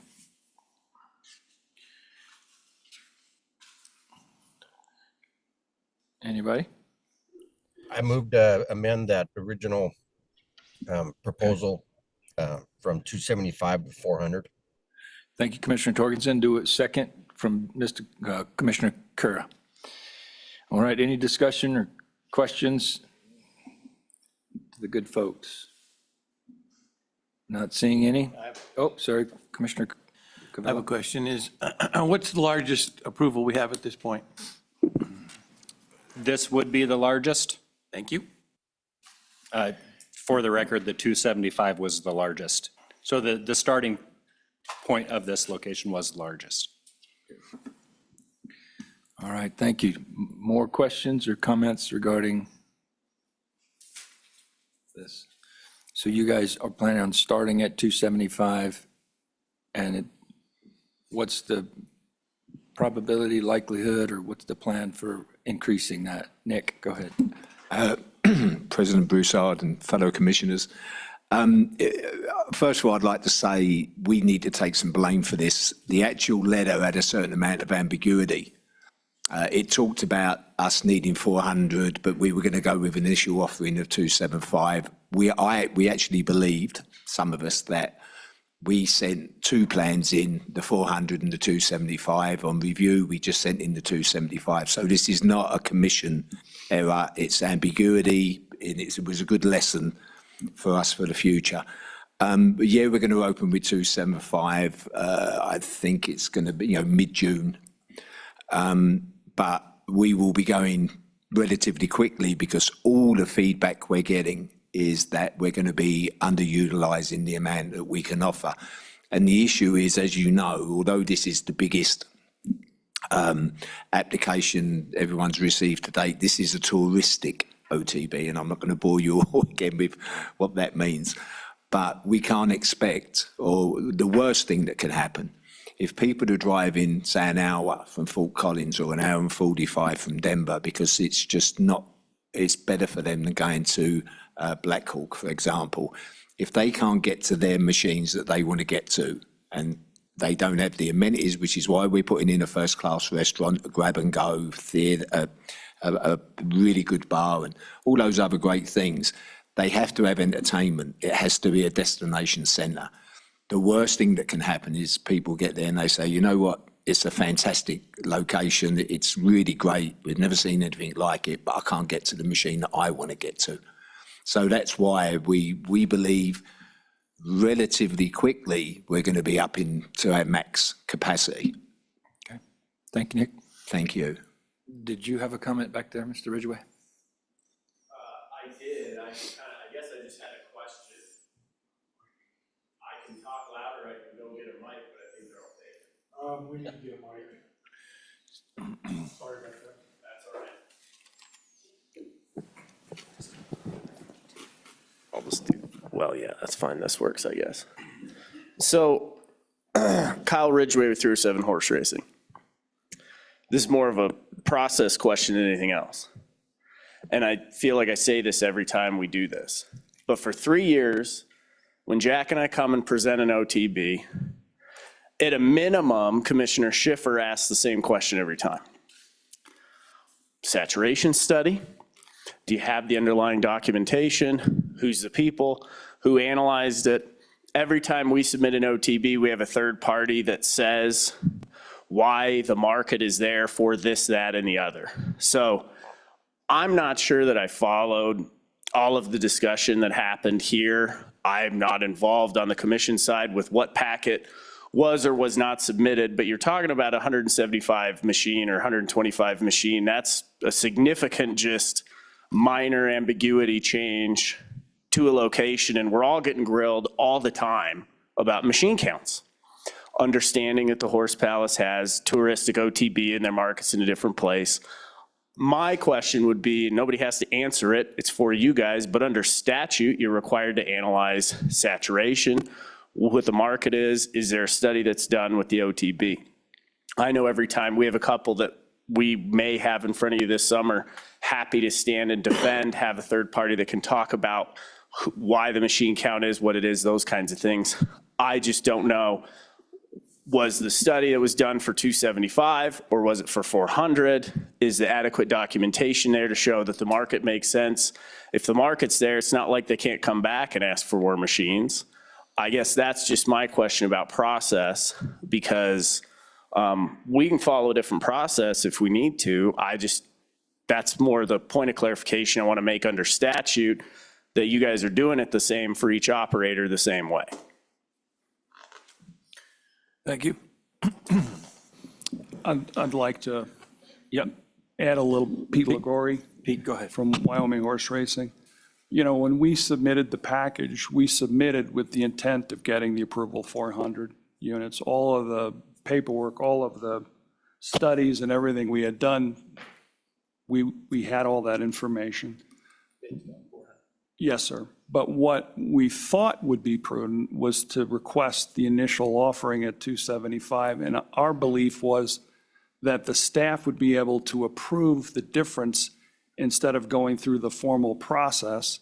And at that point, I think that's where some of the disconnect occurred, because we only submitted the drawings for 275, not the 400, again, as Nick has indicated. So I think we all thought we had approval for 400, candidly, and only found out at the March meeting that that wasn't the case, which actually surprised us all. We did a bit of a head snap. And, to Nick's earlier comment, we actually today, are planning on opening at 280 units, not 275, because we thought we had the 400, and just the way the floor layout worked out, it was an extra couple of units. So I think, to Kyle's point, I think we created the ambiguity. We understand that. It's our responsibility. We own it. What we're really trying to do is just clarify what our intent was originally, and make sure that we have the ability to move forward as we originally planned, which is to open with a smaller number and then go to staff if we believe there's additional units required, that we can move the number up as needed inside the larger envelope of the 400 approval. And I know that Nick hasn't talked about it, but the same thing occurred in the Evanston project as well. Excuse me. Your Nick, not our Nick. Yes. Yes. Okay. Nick, do you have any comments President about Broussard, what- just to the feasibility part of it, in reviewing the feasibility study that was submitted in the 2022 approval, it went to the max 400. 400. That's what the count was around, was the 400. And like I said, I'll own my responsibility of it as well. When I looked at the floor plans and I read the 275, that's the way that I proceeded with it. Well, I think what's important for us is that we have one process, and if the process was completed the same, then I'm okay with it. But I do not want. The documentation required is the same for all of them. Okay, thank you. Did that answer your question, Mr. Ridgway? All right. Nick, you have more? Go ahead. Yeah, President Broussard, I'd just like to add this. Again, it's not a commission issue, it was us. But this is not us opening countless smaller units across various communities within Wyoming. This is us opening a major unit at a cost so far of around $25 million.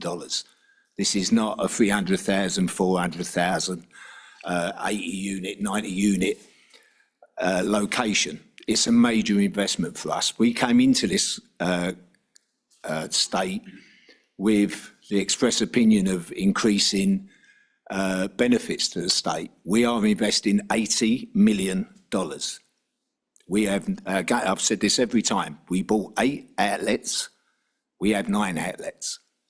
Our majority of our investment and our focus is on not on these footprints, because again, I believe we will face a problem eventually of public opinion stating that their perception is that we're turning into a casino state. We don't even have casinos. They're not even legal, but that will be the perception. You know, the most simplest way to explain this, and I'm sorry that I continue to repeat this, we're not going after Wyoming gamers.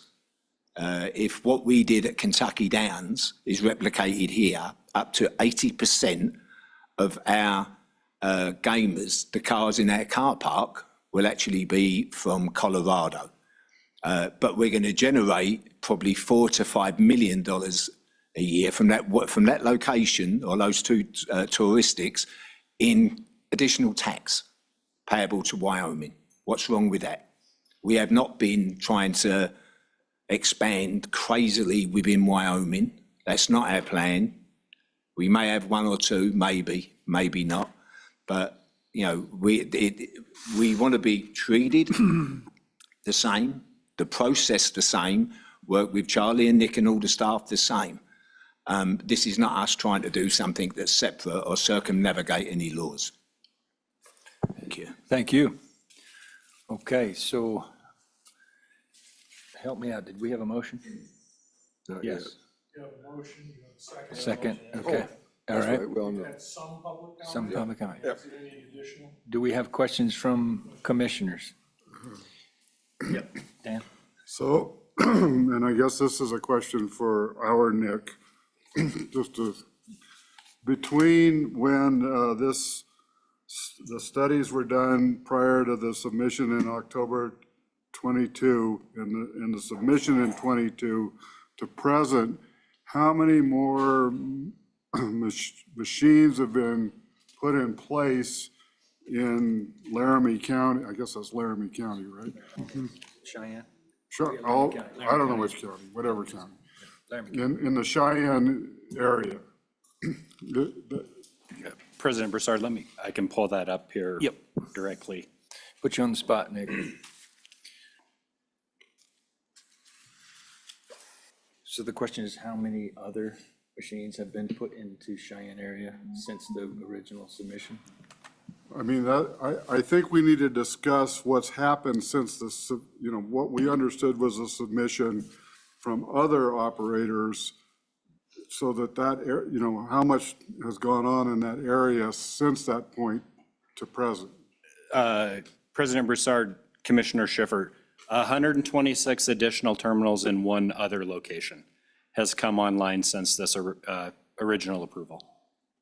And are there any? I'm sorry, I got to correct that. It's 86 terminals. It was approved for 126, but it's 86 operational terminals. And are there any other approved projects that haven't come online at this point? Not in that area, no. Thank you. Thank you, Nick.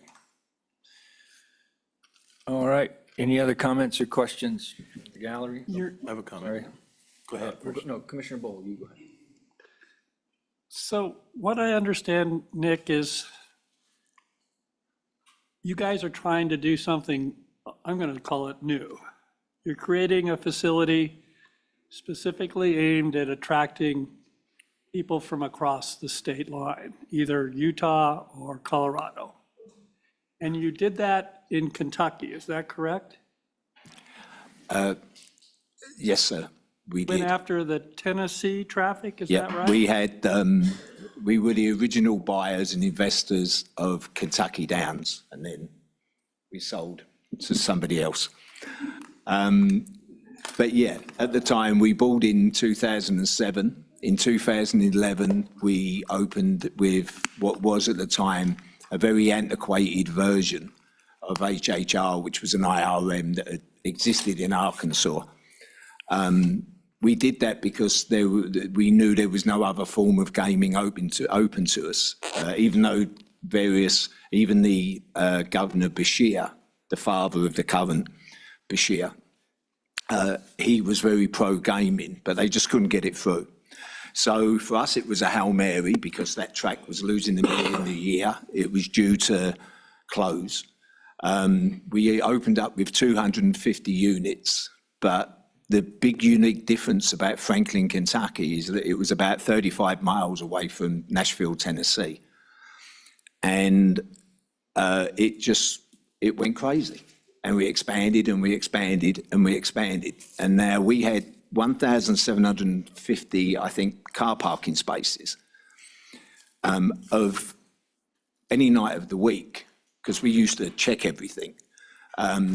76 to 78% of those cars had Tennessee plates. It revitalized an industry, and horse racing is the #1 industry in Kentucky because of the Kentucky Derby. But when you drive into Kentucky, you'll see a picture of a horse. Out of the 8 to 9 tracks that existed, 5 were due to close. They just couldn't keep going. Now all those tracks are going. In fact, everything's been expanded. So it's a model that worked incredibly well with a new alternative type of gaming from traditional gaming, but was still pari-mutuel, i.e. the IRM, which then morphed into the HHR because the market demand was so great that this older version, this IRM, just couldn't keep up with the demand of the players, which is exactly the thing that we found in early days of Kentucky, that they were coming out of Nashville, but their complaint was, you've kind of got 10 of the same machines, because the IRM machine was based on a character called Wild West Willie, and very archaic graphics, very archaic machine. We had Wild West Willie, son of Wild West Willie. Wild West Willie rides again. We had so much Wild West Willie, we had nothing else. So that's when HHR was devised by another company that we had, and we expanded into a better product. But absolutely, this became a huge, in fact, Kentucky Downs, which was the weirdest, the weirdest looking racetrack you've ever seen in your life. Didn't have a grandstand, it was just a building, and the actual finish line was nowhere near the building.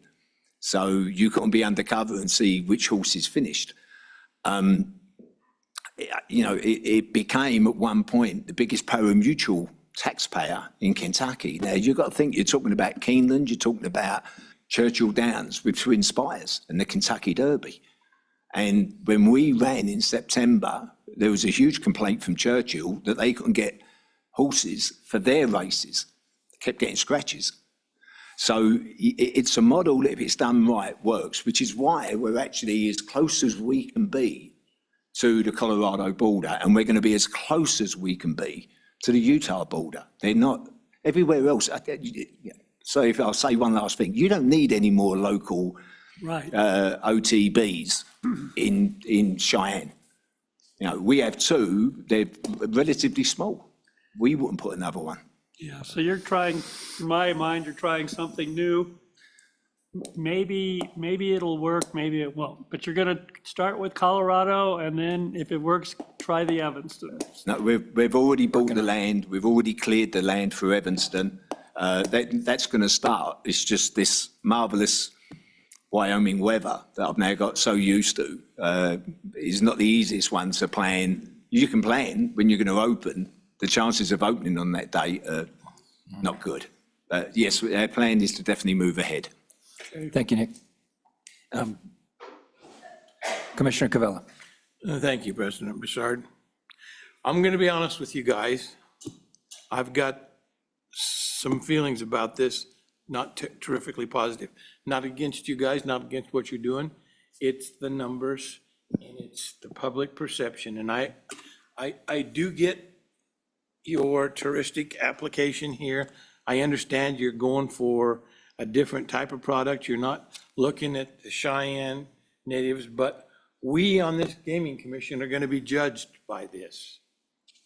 And I have fears that between the legislature and the good citizens of the state of Wyoming, we may be somewhat crucified. So I have my doubts whether this is where we need to go. At 275, you're already the biggest.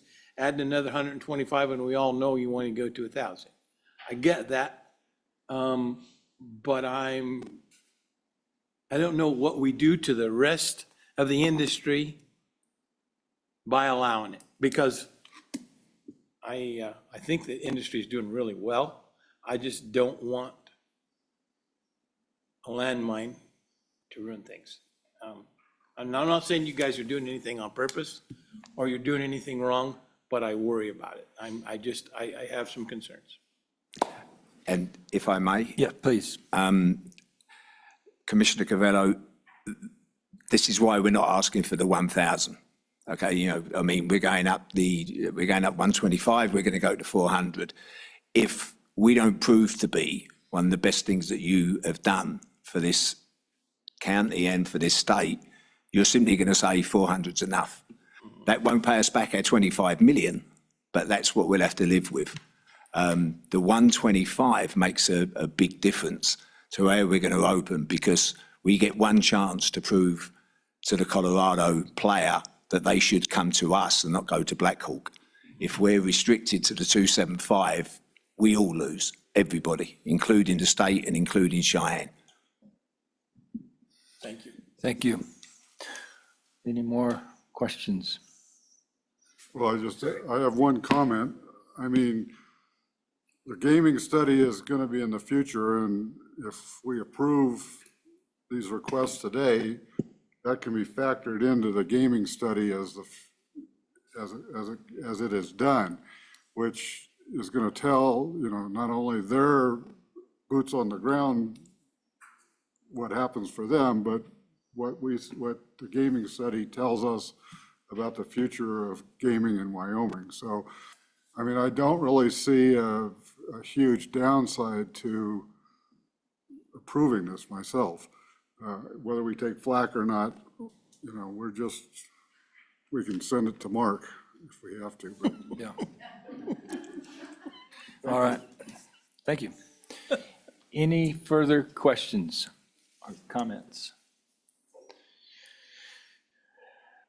Not seeing any, we'll call the vote. All in favor of approving the increase from 275 to 400, state that by saying aye.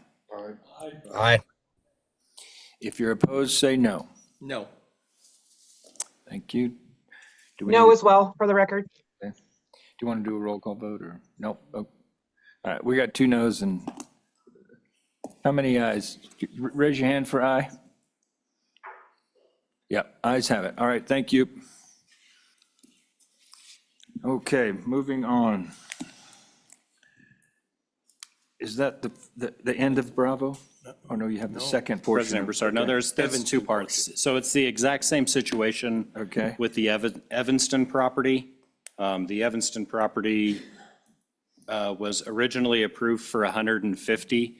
That was the initial opening terminal count, but the request was ultimately 300. So it was presented, again, the feasibility study was done against the 300, not the 150. The floor plan layout that we had originally received showed the 150. We have received updated floor plans. This is the exact same situation as it was with the one in Cheyenne. So this request is to take the original approval from 150 to 300. And that's the old fireworks place? Yes. Okay. Correct. All right. So have a motion to increase the Evanston location from the original 150 to 300. You have a motion for that. So moved. Thank you. I'll second that. Second. Now we'll open for discussion. Charlie, you have your finger on the button. I can tell. Yeah, Nick, would you give them, since that original submission, the community there, the number of terminals that have been added in that community like we did on the other one? There have been no additional terminals added to Uinta County. So was the county commissioners aware of the difference? So both of the county resolutions on these ones, they don't stipulate numbers of what they can be. However, Wyoming Horse Racing actually already approved the county commissioners with their plans for the much larger projects that we talked about 2 months ago. And they didn't have any problems with those plans either. Okay. Yep, Peter. President Broussard, Peter Lagori, Wyoming Horse Racing. Both cities and counties were very much aware of the original. In Uinta, it was 300 units, and in Laramie, it was the 400 units. And they also understood we were going to start off with a smaller number to test the water, so to speak, and be able to move quickly. So in terms of the original request, they were absolutely aware. Thank you. That answered my question. Do I have other questions? Yep, Dan? Just a question of, I guess since this is not completed, this is all conditional on building the plan and things coming out the way they've submitted. Is that correct? So you guys are in the middle of construction for the Evanston location? Yes, the Evanston project status as it sits is we actually were in state a few days ago, John and I, to get in front of the city council in Evanston to go through the last steps of the approval to actually break ground.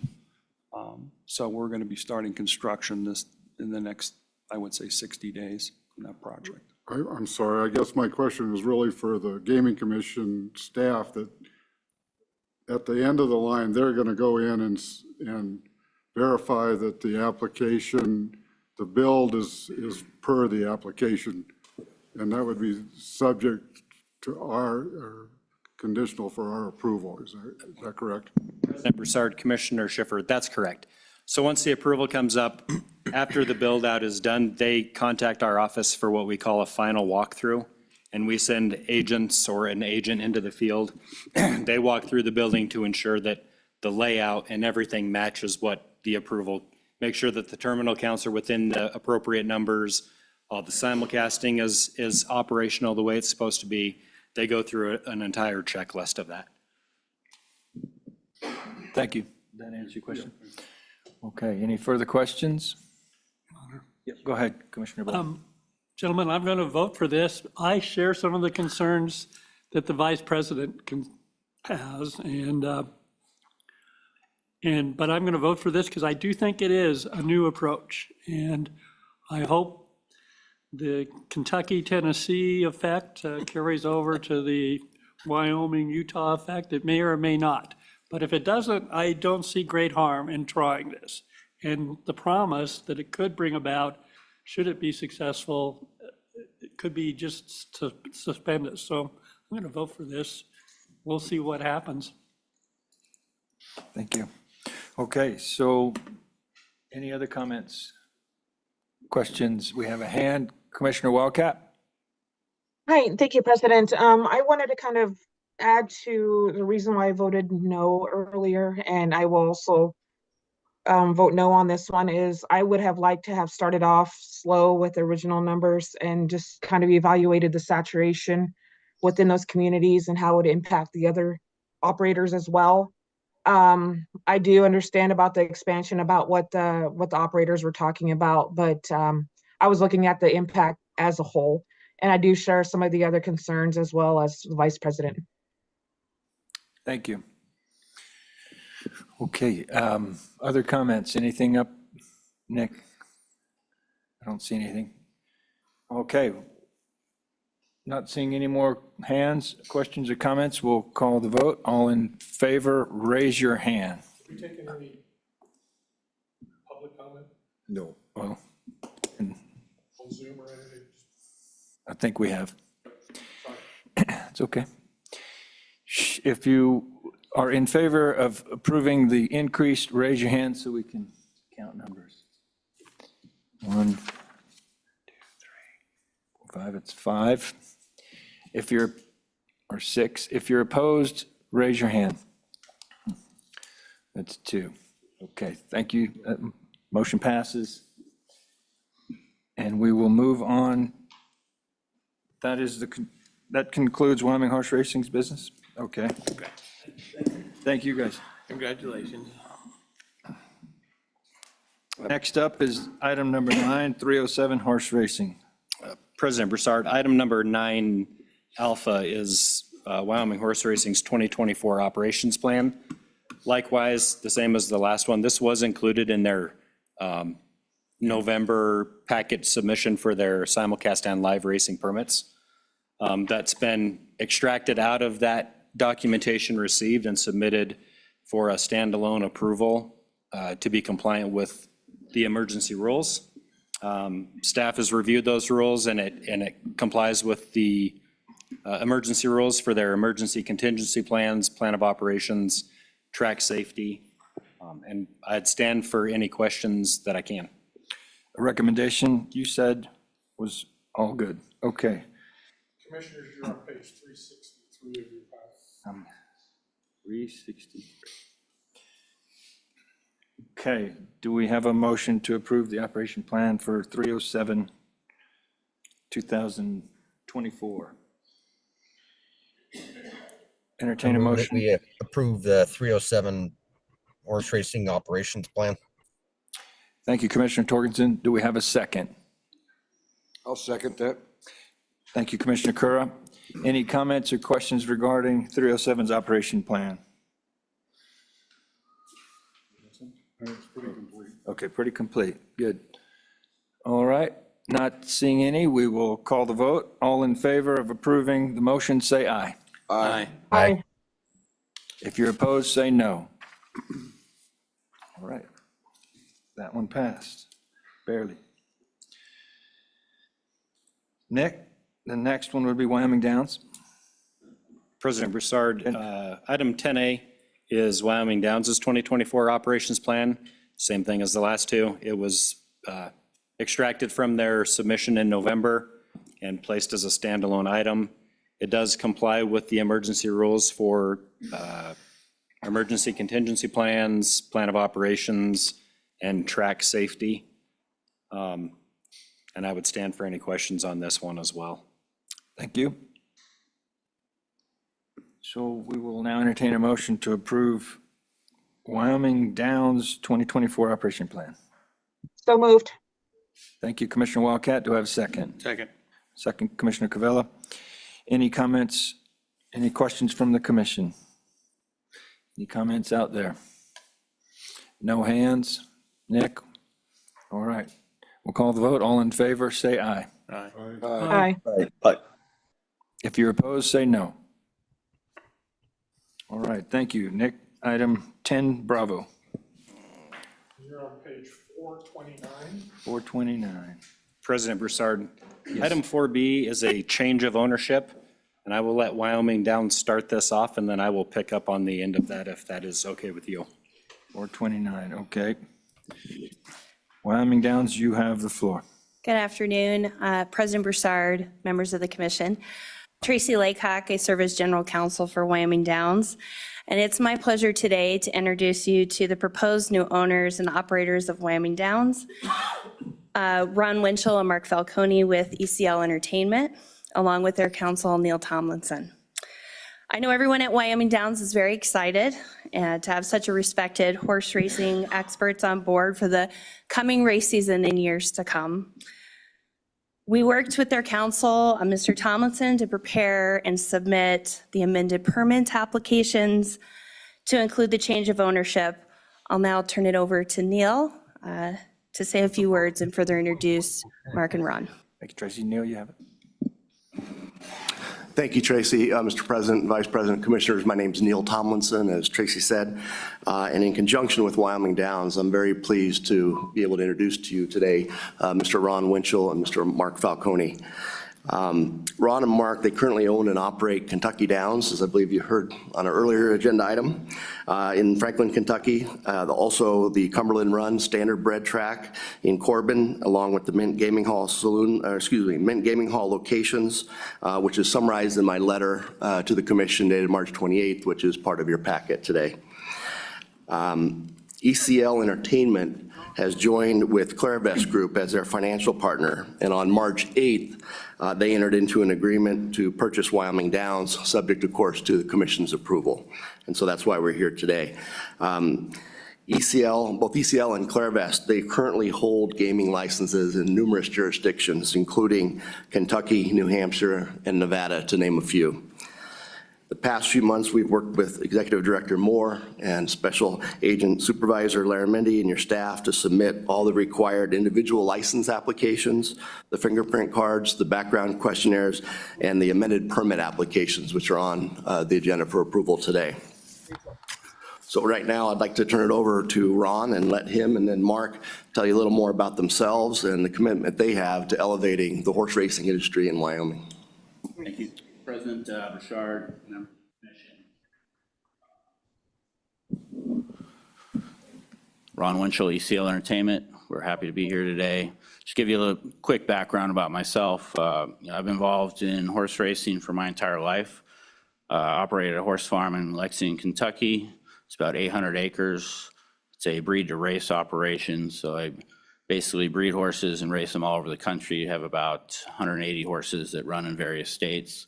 So basically, we bring to Wyoming Downs some experience in various jurisdictions.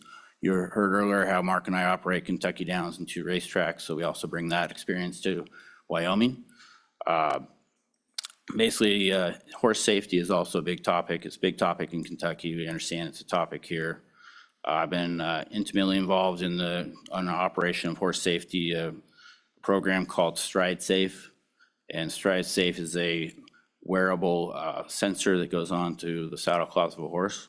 And we'll be bringing that here to Wyoming Downs this meet, and that's our intention to bring that. And I think it's a very timely thing to bring. I've heard earlier about stall applications and kind of the additional business coming to Wyoming. I know at Wyoming Downs, we've had what I'm hearing is double the applications from this year compared to last year. And so I think the horse safety is a big topic going forward. We're happy to get involved in that and really look forward to doing business here in Wyoming. And I'll turn it over to Mark. Thank you. Thank you. Mark?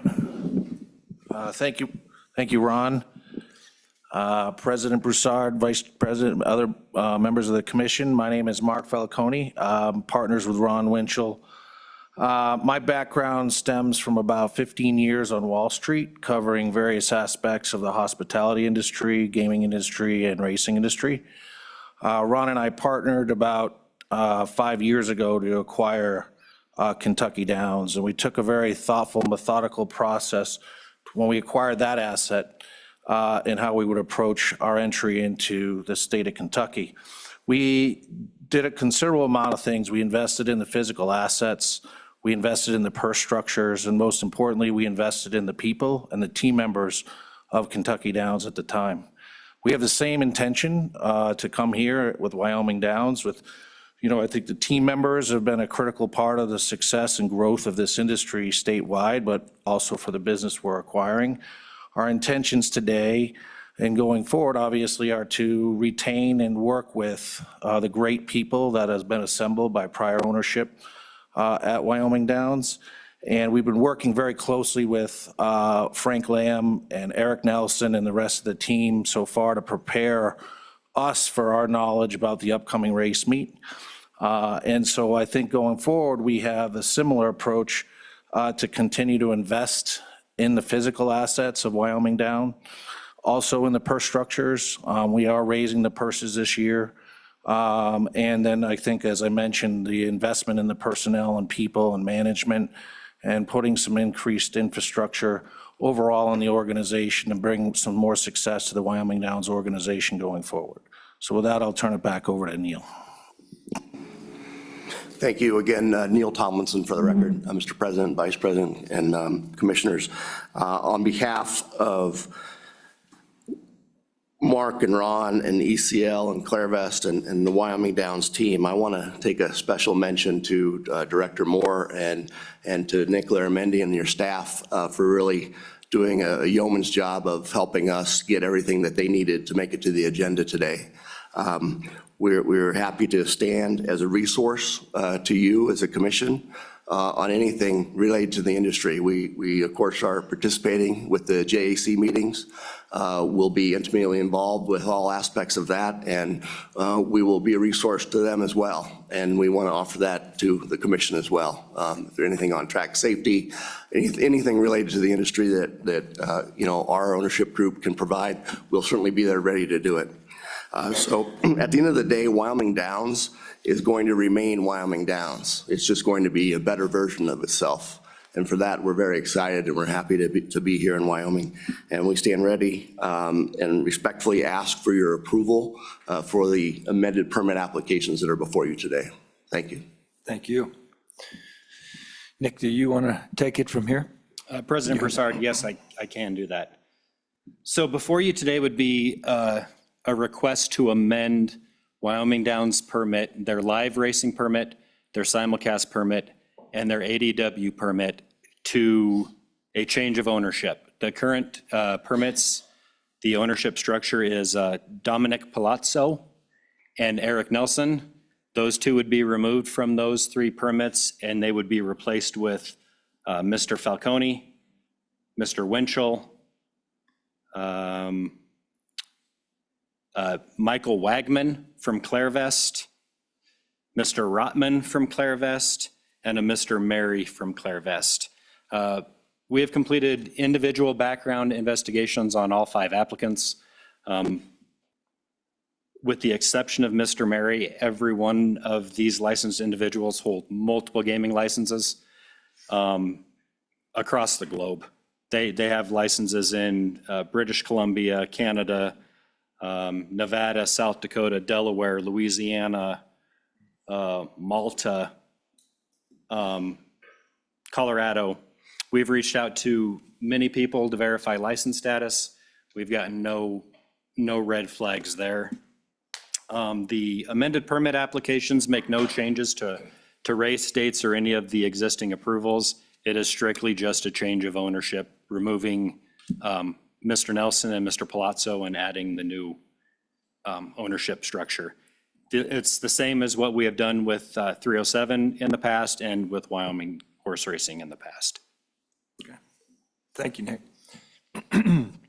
So should we, is it suggest that we do these individually or all at once? The three different applications? President Broussard, I don't think it matters. I think we could do it as one, amending Wyoming Downs' permit application, or permits. Okay. So we'll make sure we do it right. Okay, so we'll entertain a motion to, help me out here, amend the permits to the new ownership. Okay, do we have a motion? Thank you, Mr. Cura, Commissioner Cura. Any seconds? Or second. Thank you, Commissioner Schiffer. Okay, any discussion on the motion at hand? Anything out there? Eric? Nothing? Okay. Okay. All right, let's go home. Any questions from the commissioners? Nothing? Okay, not seeing any comments. We'll call the vote. All in favor of approving the motion as presented, state aye. Aye. If there's anyone opposed, say no. Not hearing any, motion passes. Thank you, guys. Congratulations. Thank you. Thank you. Now the work starts.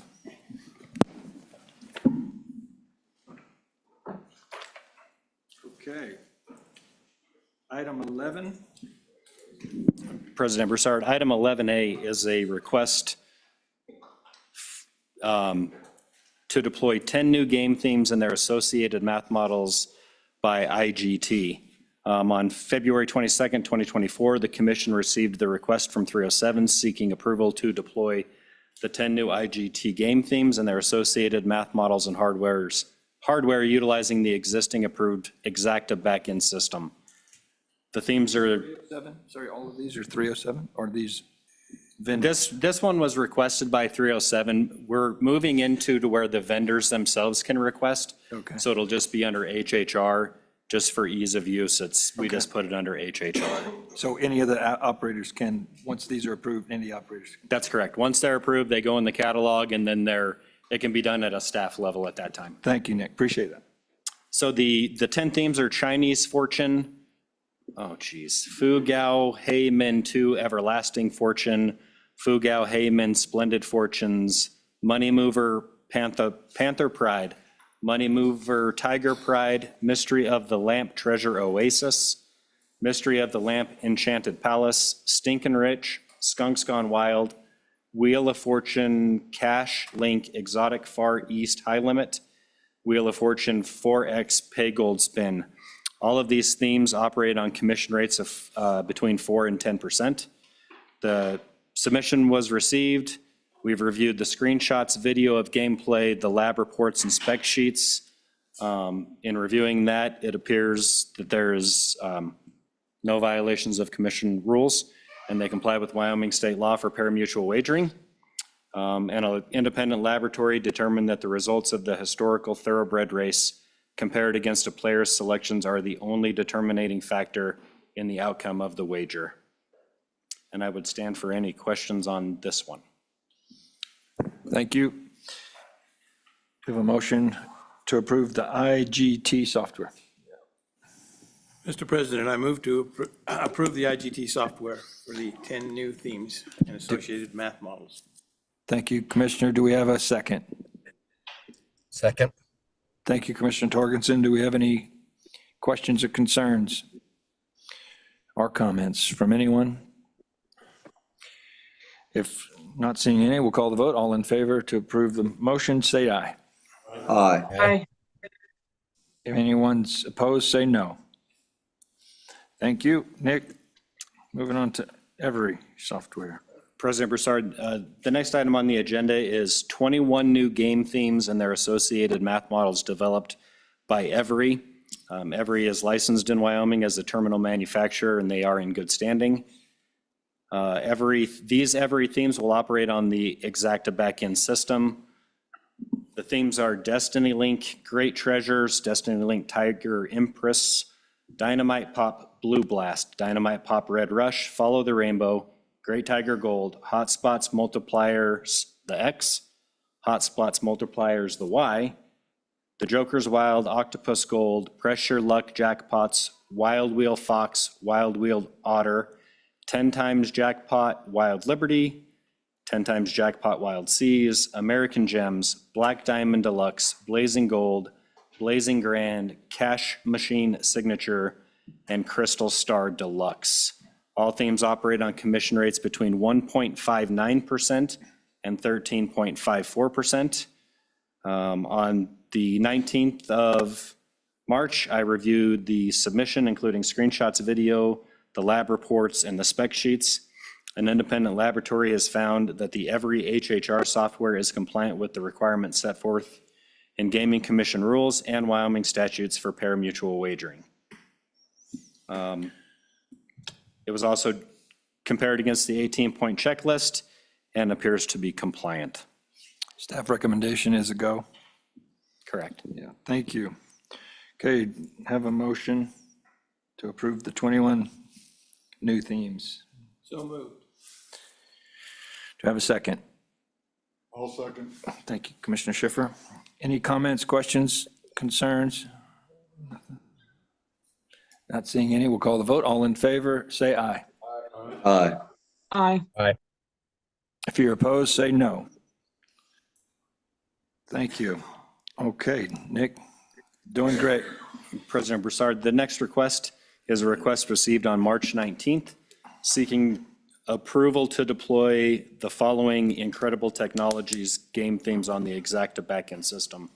It's Wonder Ways Dragon's Fate, Roller Wheel Jungle Roll, Roller Wheel Money Roll, Wonder Ways Sacred Ox. All themes operate on commission rates between 3.75 and 10%.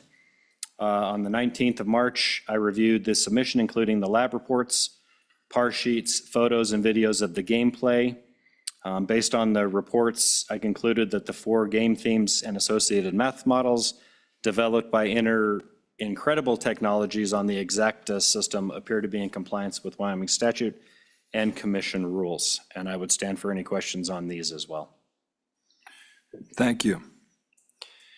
Do I have a motion to approve the Incredible Tech software? So moved.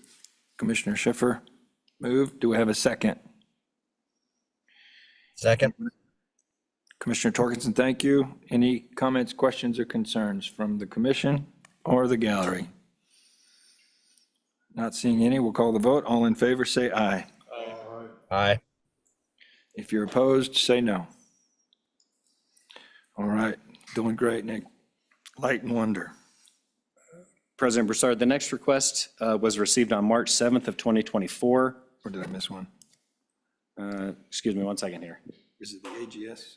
Yeah, AGS, sorry, I missed one. Okay, that's I was making sure I was on the right one. No. This is AGS. On March 7th, 2024, the commission received a request from AGS seeking to make available 2 new AGS themes and their associated math models on the Exacta backend system. The themes are Funan Fu New Prosperity, Funan Fu New Longevity. Both math models operate on commission rates of between 8 and 12%. On the 28th of March, I reviewed the submission, including the screenshots, video, lab reports, and math model spec sheets. An independent laboratory has found that the AGS HHR software is compliant with the requirements set forth in Wyoming Gaming Commission rules and Wyoming State statute for parimutuel wagering. And it is in compliance with the 18-point checklist. Staff would recommend approval on these themes as well. Thank you, Nick. Anybody would like to make a motion approving AGS software? Commissioner Bowl, thank you. Do I have a second? Second. Commissioner Kura? Any comments, questions, or concerns from the commission or from the gallery? Not seeing any, we'll call the vote. All in favor, say aye. Aye. Aye. If you're opposed, say no. All right. Moving on to item 11E. President Broussard, the next item is a request received from Light and Wonder. The request was received on April 3rd, 2024, seeking to make available 9 new Light and Wonder game themes and their associated math models and hardwares utilizing the approved Exacta backend system. Light and Wonder is currently licensed in Wyoming. They're currently operating on the Ainsworth platform. This would be the first set of themes on the Exacta platform. With that being said, all of the themes operating on the Exacta backend system will operate just like every other Exacta or AGS IGT theme. Same handicapping structure, same reporting structure, everything is the same. The themes are Double Money Link, Lunar Celebration, Bayer Haas Roll Out the Barrel, Lion Link, Prosperous Rooster, Lion Link, Wealth of the Dragon, Goldfish Feeding Times Deluxe, Goldfish Feeding Times Deluxe Treasure, Golden Fire Link, Thunder Drums, and Thunder Drums Mayan Mask. All themes operate on commission rates between 3 and 14%. We've reviewed the submission, including screenshots, video of gameplays, the associated lab reports, and spec sheets. An independent laboratory has found that Light and Wonder's HHR software on Exacta is compliant with the requirements set forth in Wyoming Gaming Commission rules and Wyoming statutes for parimutuel wagering. It's also appears to be compliant with the 18-point checklist, and staff would recommend approval of this as well. Thank you, Nick. Excellent. Okay, we'll entertain a motion for 11E, Light and Wonder software. I move that we approve the Light and Wonder software as read. Mr. President, I'll second that. Thank you, Commissioner Torgensen and Ritholler. We'll open it up for discussion. Any comments, questions, or concerns? No concerns? Okay. We'll call the vote. All in favor, say aye. Aye. Aye. Aye. All right, if you're opposed, say no. Not hearing any. Motion passes. We will now move to item 12, if needed. Do we need one? No, Mr. President. Good answer. All right, then we'll move to 13, meeting dates and discussion for meeting dates. Just starting. Thank you, President Broussard. Our next meeting is July 11th, unless otherwise determined via Zoom. Our next meeting will be here and also offered by Zoom, and you can see the other meetings. Something too, to go back to 11 real quickly. In the future, we're going to be bringing consent lists to shorten up that time frame on some of those approvals. Pre-approved models. Okay, so meetings, just one quick, we will probably be getting an email regarding rodeo rules about a Zoom meeting. Yes. That's okay. All righty. Anything further? If not, we'll adjourn the meeting. Thanks for coming, guys. Thank you all. Thanks, everyone. Thank you.